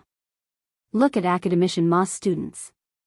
The first one reached a level of honor in his 40s that Academician Ma felt proud of, now leading the team in national project research and serving as the vice director of the General Institute. The second one, Huang Yushua, although he is just the dean of the physics college at Jianghu University, that's only because of his young age. Those who know a bit understand that once Shen Yu retires, he will be the president of Jianghu University. As the last student of Academician Ma and also being groomed as a successor, Bai Lian was protected by these two. She wants to revitalize the research institute of the Mu family. Need the result be stated? The Mu family's moves, except for a few people in Jiangjing, went unnoticed. Most were overshadowed by the attention drawn to the Wen family. In recent years, talking about the most successful enterprise, undoubtedly, it was Xiankang, which broke through from a third-tier city to Jiangjing. From healing plasters for bruises to today's widely promoted acupuncture, every item was a masterpiece. Now, the Wen family was also taking a similar path to that of Xiankang. By a strange coincidence, both were endorsed by Yan Lu. The Wen family. Uncle Wen of the Wen family sat at the front, organizing documents. The R&D department continues to seek the most suitable materials for the current trends. All departments and the warehouse should note that this traffic explosion is only short-term. We must take advantage of this traffic to expand influence and achieve long-term goals. Okay, meeting adjourned. In the office, department managers put away their laptops and left in an orderly fashion. Before leaving, they all greeted Wen Jixia one by one. Miss Wen Jixia, the youngest in the conference room today, had been taught about internal family affairs by the butler of the Wen family since her time in Beijing. When she felt too oppressed, she would go racing. Now, she could also carry the banner. Uncle Wen stood behind, watching Wen Jixia chat effortlessly with various shareholders and managers, his eyes filled with relief. Such Wen Jixia, even compared to Liu Yuzhang, didn't fall short at all. Wen Jixia and Uncle Wen exited the conference room, and not far away was Wen Jiwei, whose project had been halted and was now assigned to a group department. She did not have the credentials to enter the conference room. Her gaze followed Wen Jixia until her phone in her pocket rang, and then she reached out to answer it. It was her cousin Lai Chen. Today is young Master Ming's birthday, and they asked me if your cousin could come. In the past, Lai Chen would call Wen Jixia by her name. In these social gatherings, no one used to call Wen Jixia. After all, Wen Jixia had been away from Jiangjing for many years and had no social friends, unable to blend in. Wen Jiwei never thought of bringing Wen Jixia into such social circles. But neither she nor Lai Chen could have expected that in just half a year, so much would change. If the engagement last time changed people's views on Wen Jixia, now this move by Wen Jixia directly earned her recognition in the circle. Now, it wasn't about Wen Jixia fitting into the circle, but rather the circle needing Wen Jixia. They'll try to ask. Wen Jiwei watched as Wen Jixia entered the elevator, then finally let out a long sigh of relief. The Wen family never believed in prioritizing males over females. The capable one should take precedence. She knew that from now on, the Wen family would focus all their efforts on Wen Jixia. Ji Xiaorong this time came back and wasn't planning another business trip soon. He and Ren Jiwei together went to the hospital every day. Ji Xiaorong was quiet, whereas Ren Jiwei could exchange a few words with Xiaoqi. Xiaoqi still needed a few days to recover. Mu Yining came to visit Xiaoqi, planning to discuss some internal matters of the Mu family with her. Chapter 839, 226 Bai Lian's eldest senior brother _2 Ji Xiaorong and Ren Jiwei both left the sick room, giving them space. Even after they left, Assistant Wang's gaze lingered on Ji Xiaorong. So this is the second young master of the Ji family. This Lord Ji Xiaorong is the most mysterious person in the Ji family, while Bai Lian could still be traced. But Ji Xiaorong was completely out of sight. Upon seeing him today, Assistant Wang felt unexpectedly that there was nothing remarkable about Xiaorong, especially his demeanor. Just another face in the crowd. If you weren't looking confidently, you could hardly notice him passing by your side. Mu Yining also found Ji Xiaorong's peculiar demeanor surprising. It was hard to believe that Bai Lian and Ji Xiaorong were from the same family, he was the complete opposite. With that thought, Mu Yining entered the sick room. Previously, Xiaoqi had told Mu Yining she could come to him if she had any issues, but she hadn't taken it seriously at first. Until last night, Xiaoqi's proposal had startled her, and today she came directly. Downstairs, Ji Xiaorong and Ren Jiawei sat on the edge of the hospital's flower bed. Ren Jiawei was answering Ren Qian's call. On the phone, Ren Qian's voice sounded aged. He asked about Xiaoqi's condition before he began to worry about Ren Wengshuan's situation. Is there really no possibility of them dropping the charges? Ren Jiawei pulled out a cigarette from her pocket. Dad, Wan Xian really did do wrong. She was calmer than Ren Qian, reflecting on her separation from Xiaoqi for so many years, bearing grudges against Zhou Jian and Ren Wanxian. Especially after Ren Wanxian knew about it, instead of coming clean, she even attempted to create an accident to make Xiaoqi disappear. Ren Qian did not respond over the phone, only saying, I will come back to Shangqing tomorrow. Dad, he never came to see Xiaoqi, Ren Jiawei said with a sarcastic laugh after hanging up the phone. He's been too proud all his life, unable to accept that his grandson didn't even graduate from middle school. Thus, knowing there was no turning point with Ren Wengshuan's situation, he was heading straight back to Shangqing. Even when returning to Shangqing, he wouldn't mention his grandson to the relatives. Ren Wanxian is Ren Qian's finest creation. He probably wished Ren Wanxian were his biological granddaughter. If he wishes to change his surname in the future, let him take the Ji surname, Ren Jiawei quietly said to Ji Xiaorong. Her resentment towards Zhou Jian was severe. I always thought of him as our family's lifesaver, but it turns out he was the cruelest one. Ji Xiaorong hugged Ren Jiawei, patting her back, comforting silently. Fortunately, it was not too late. The situation had not reached the point of no return. Su Nanjing called Bai Lian, who was at the experiment center of the physics building at Jianghu University. It was somewhat unexpected, but he drove there nonetheless. In May, the weather was not too cold. He drove his favorite red convertible. Jiangjing had no shortage of luxury cars, but his license plate was too conspicuous. All along the way, he turned many heads. He touched his nose, parked his car at a designated spot, and walked to the laboratory based on the address given by Bai Lian. Inside the laboratory, Ning Xiao was having a mini-meeting with Hu Yu, brother Lu, and a few others, discussing issues with the alloy. Having a proficient mentor differs completely from fumbling around by oneself. Ning Xiao, under the guidance of Zhou Wenqing, Dean Huang, and even academician Ma, had already published a paper and had established his research direction. In just a few short months, he had caught up with Hu Yu's progress. Bai Lian sat at her place, analyzing a piece of data. Nanjing had been away from science for too long and initially didn't recognize what it was, merely resting his hand on the nearby table, distributing the afternoon tea he had brought to everyone in the lab. Then, he picked up a cup of milk tea, prepared it, and handed it to Bai Lian. Lao Xiao, you remember, right? His company consistently lacks renowned professors, but the overall strength is quite impressive. Bai Lian's fingertips tapped on the keyboard, slightly lifting her head, her dark eyes lingering on his face for a moment. Afterward, she leaned back slightly in her chair, picked up the milk tea, took a sip, and smiled with raised eyebrows. Let him seek Xiaoqi. No need to mention more. Bai Lian understood what Nanjing meant. Okay. Nanjing thought to himself, why would the Mu family go to Xiaoqi? But Bai Lian didn't have time to explain to him. The phone set aside rang, and Nanjing saw the caller ID on the display. It was 3 characters, Ma Institute. He was surprised, not expecting Ma Institute to actively call someone, but then he thought this was Bai Lian and he felt it was quite normal. He turned to look at Ning Xiao and the others. Liang student, Ning student, what are you up to? Nanjing asked Liang Wuyu.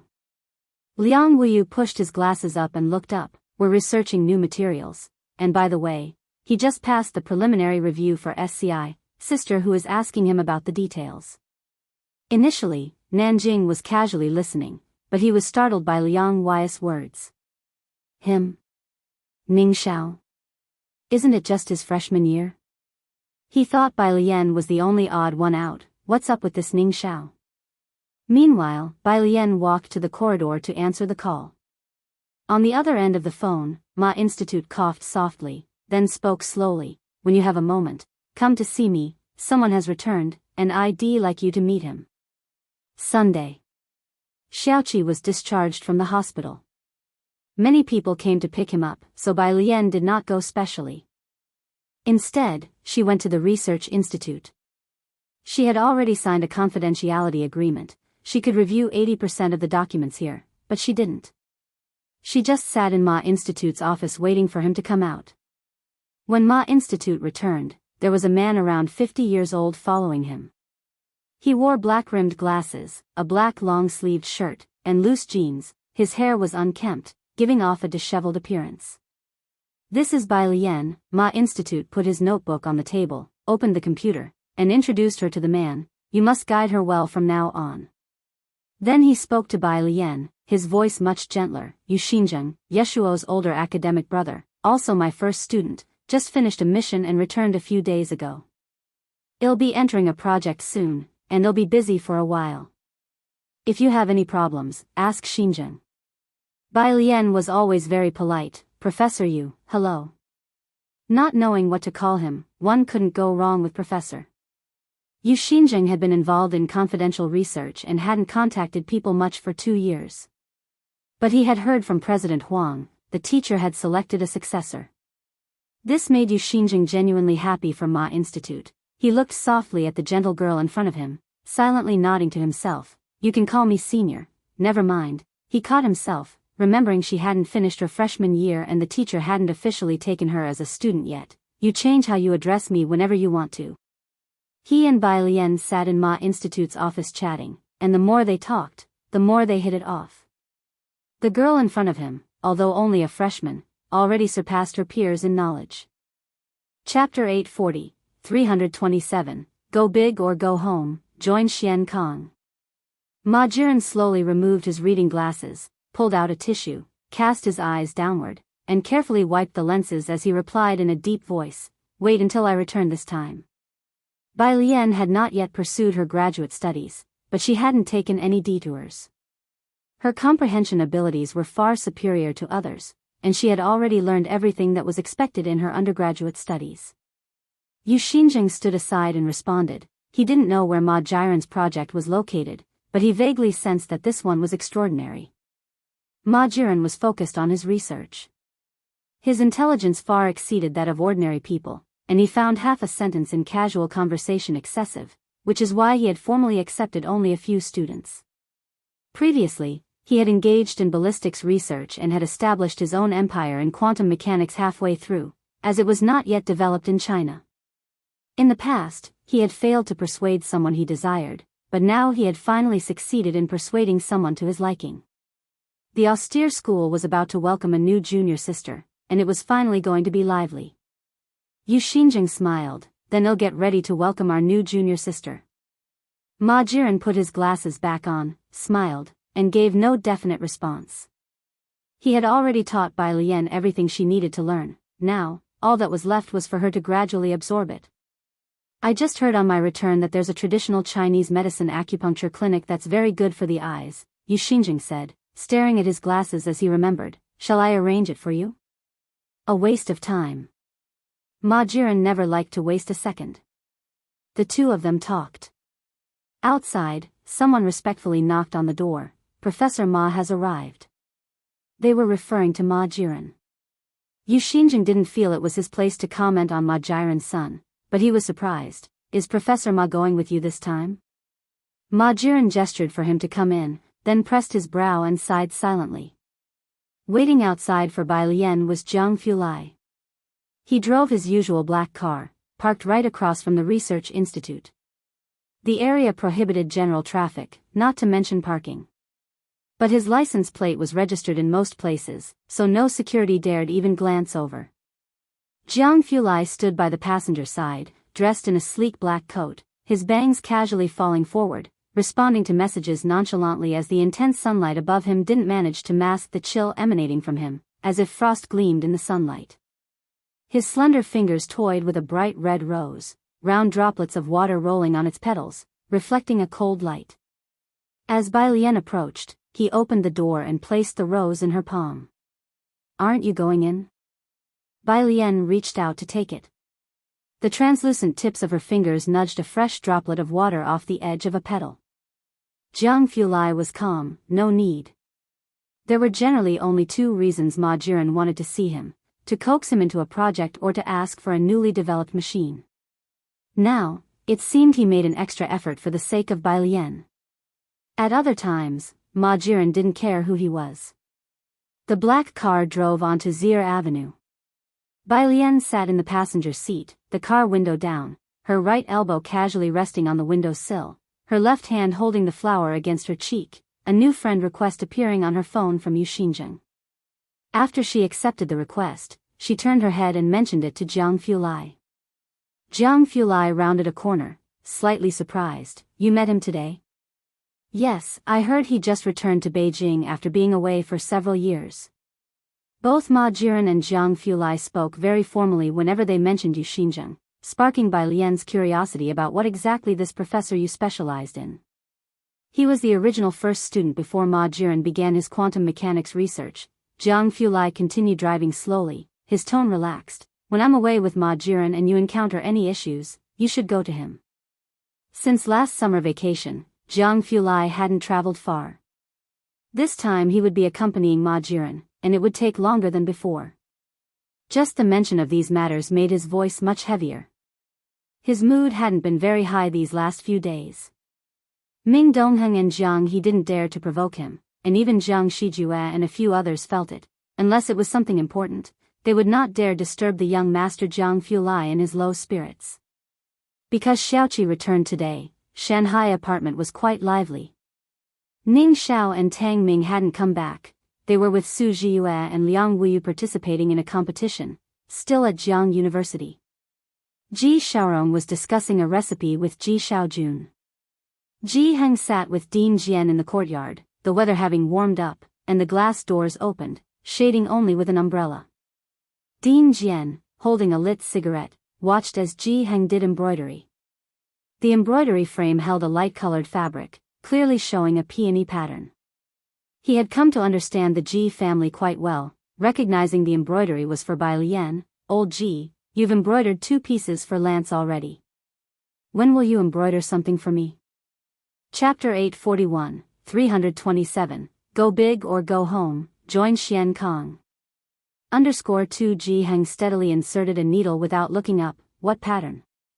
Mr. Qin Jiu, I have a royal music concert next month. Director Jian puffed out his chest. I want to wear Mr. Qin Jiu's clothes to it. Ji Heng incredulously lifted his head.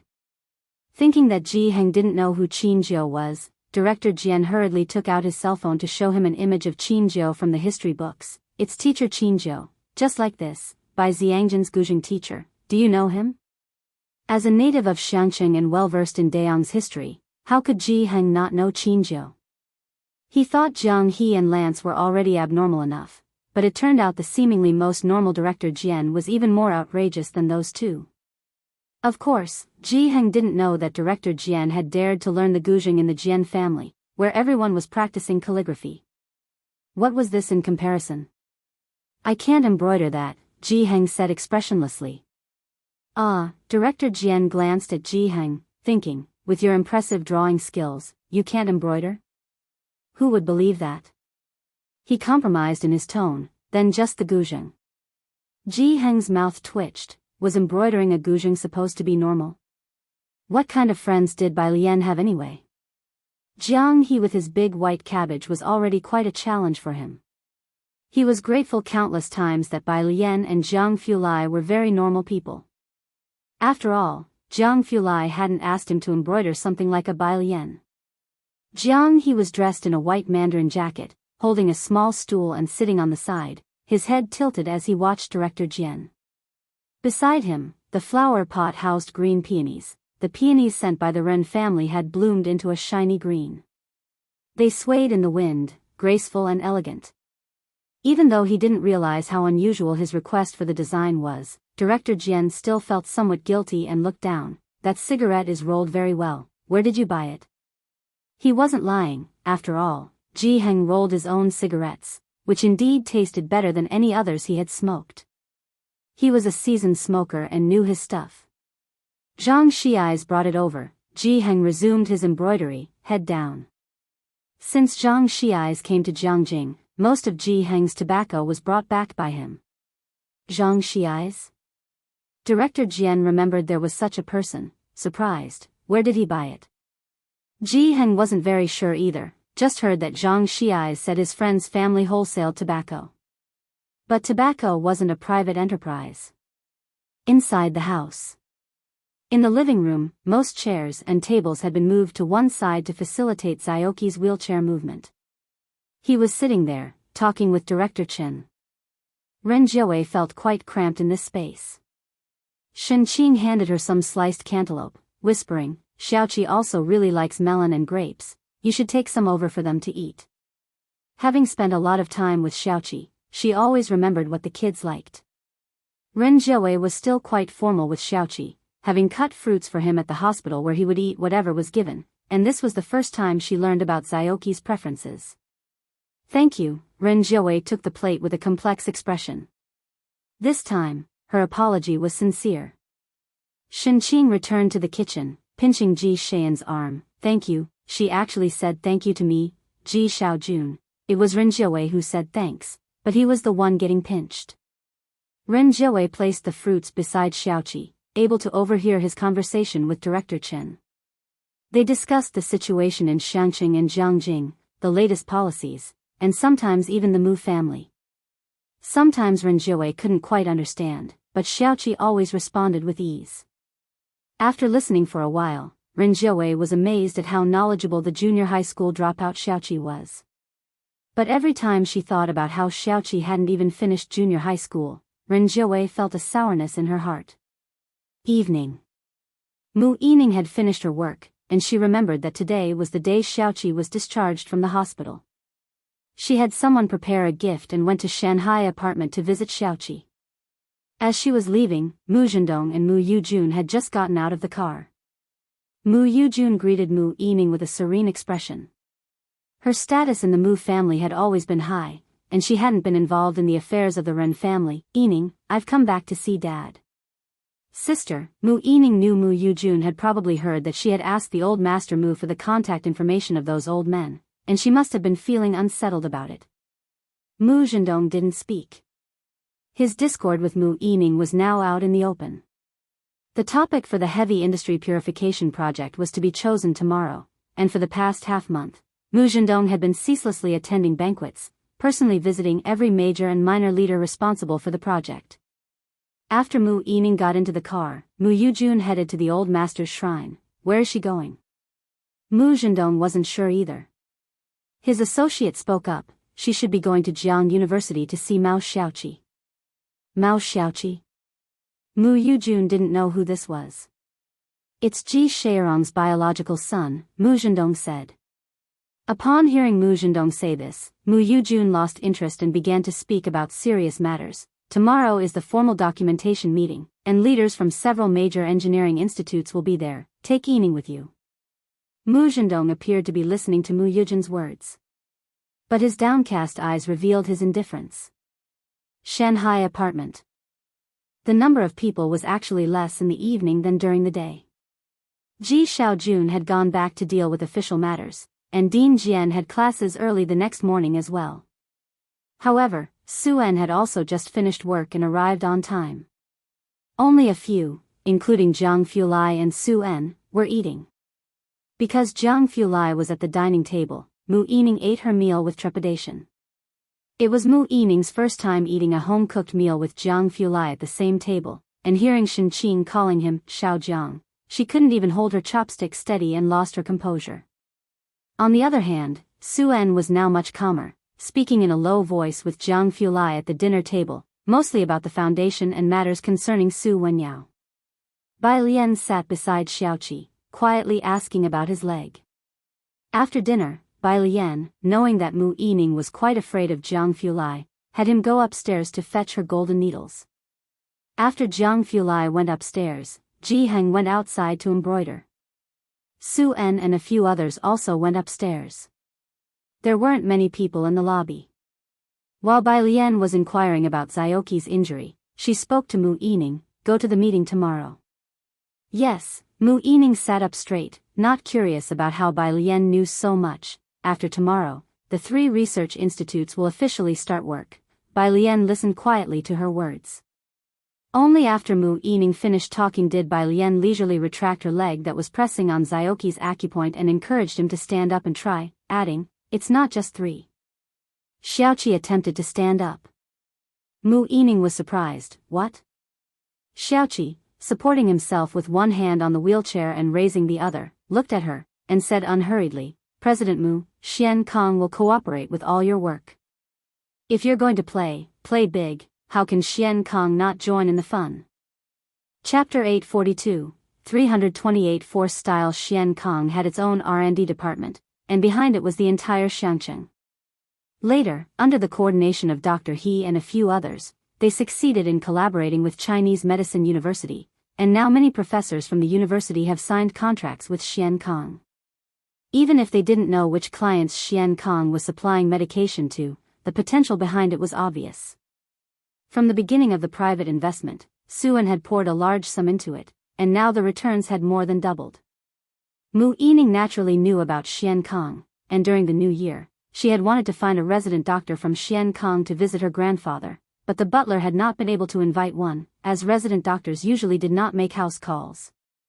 She had more than once expressed her admiration for Xian Kang's success but had never linked Xian Kong with Bai Lian and his group. It wasn't until now, with Xiaoqi standing in front of her, telling her that Xian Kong would cooperate with her work. "You, Xiaoqi," Mu Yining had not quite come to her senses, and just instinctively reached out her hand. You, the two of them shook hands briefly before letting go.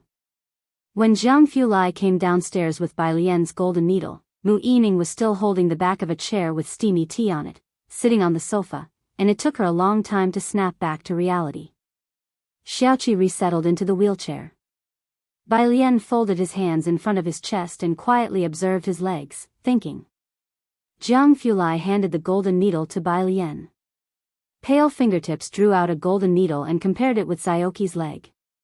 The arrival of Zhang Fulai snapped Mu Yining back to attention, as she watched Bai Lian holding a golden needle, his expression serious. Was Bai Lian about to perform acupuncture on Xiaoqi? Mu Yining sat quietly on the sofa, feeling today that she truly did not understand Bai Lian and his group of people at all. Until Assistant Wang came to pick her up. In the car, Assistant Wang passed a document from the driver's seat. "President Mu, here is the meeting schedule for tomorrow." It was the meeting for the key seawater purification project. After obtaining a significant amount of rare resources, Mu Yining had submitted documentation to the government and was naturally included on the invitation list. She took the document but did not immediately look through it, instead lowering the car window. Assistant Wang knew there was something unusual about her attitude but dared not ask too much about his superior's business. "Report to me immediately on the recent situation of Research Institute 4, Mu Yining looked up, "and by the way, have the management personnel in charge of Research Institute 4 prepare for a meeting in 3 days. The Mu family's Research Institute 4 was a research facility involved in biomedical research and was also on the verge of closure. Assistant Wang was surprised. Research Institute 4? There were hardly any management staff left now. Yes, Mu Yining said as she felt the cold wind, and continued, "How's the situation with Xiaoqi being handled?" Assistant Wang drove. "The clan uncle and the others still do not agree, but most people in the clan have already consented. Regarding the old master, you'll need to see him yourself." "No rush with my dad," sighed. Mu Yining leaned back.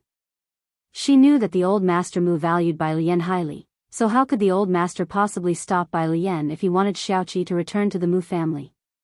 Shanghai apartment. Once Bai Lian had inserted the last golden needle, he looked up calmly at Xiaoqi. "How does it feel?" Xiaoqi's fingers hung on either side, his entire figure was very slender, a bit numb. There was no other sensation. Bai Lian meticulously put away the remaining golden needles and sent a message to Dr. He. She still had classes to attend and couldn't perform acupuncture on Xiaoqi punctually every day. Dr. He was very convenient, and this time the treatment method he provided for Xiaoqi had similarities to the one used previously for Su He. Zhang Fulai watched Ji Heng embroider outside. The pattern and colors, he recognized at a glance whom they were for, and he observed very attentively. Ji-heng narrowed his eyes slightly. The embroidery needle was fine, and the thread within it was split by him into over a dozen strands. Want to try? Seeing Jiang Fulai looking on intently, Ji-heng lifted his hand, offering the needle and thread to Jiang Fulai. Jiang Fulai paused for a moment. He was keenly aware of his own skill in painting. Bai Lian's phone still had images of the sketches he had drawn in his notebook. They weren't bad, just rather mechanical and lacking vitality. Standing up, Ji-heng offered the embroidery needle in his hand to him. Add a few stitches to try. This pink poppy, he had outlined its form, and even if Jiang Fulai didn't embroider it well, he could undo it. With Ji-heng's encouragement, Jiang Fulai sat on the embroidery stool. The stool was used by Ji-heng for decades and suited his height, but for Jiang Fulai, the stool was too high. Leaning over, he started to stitch under Ji-heng's guidance without hurry. Bai Lian glanced to the side and saw the scene in the yard. Because Ji-heng was embroidering, the yard was equipped with lamps as bright as day. Jiang Fulai sat facing her side under a bamboo and cloth parasol, his slender fingertips holding an extremely fine embroidery needle. His cold and noble countenance remained as aloof and elegant as ever under the lights, almost devoid of emotion.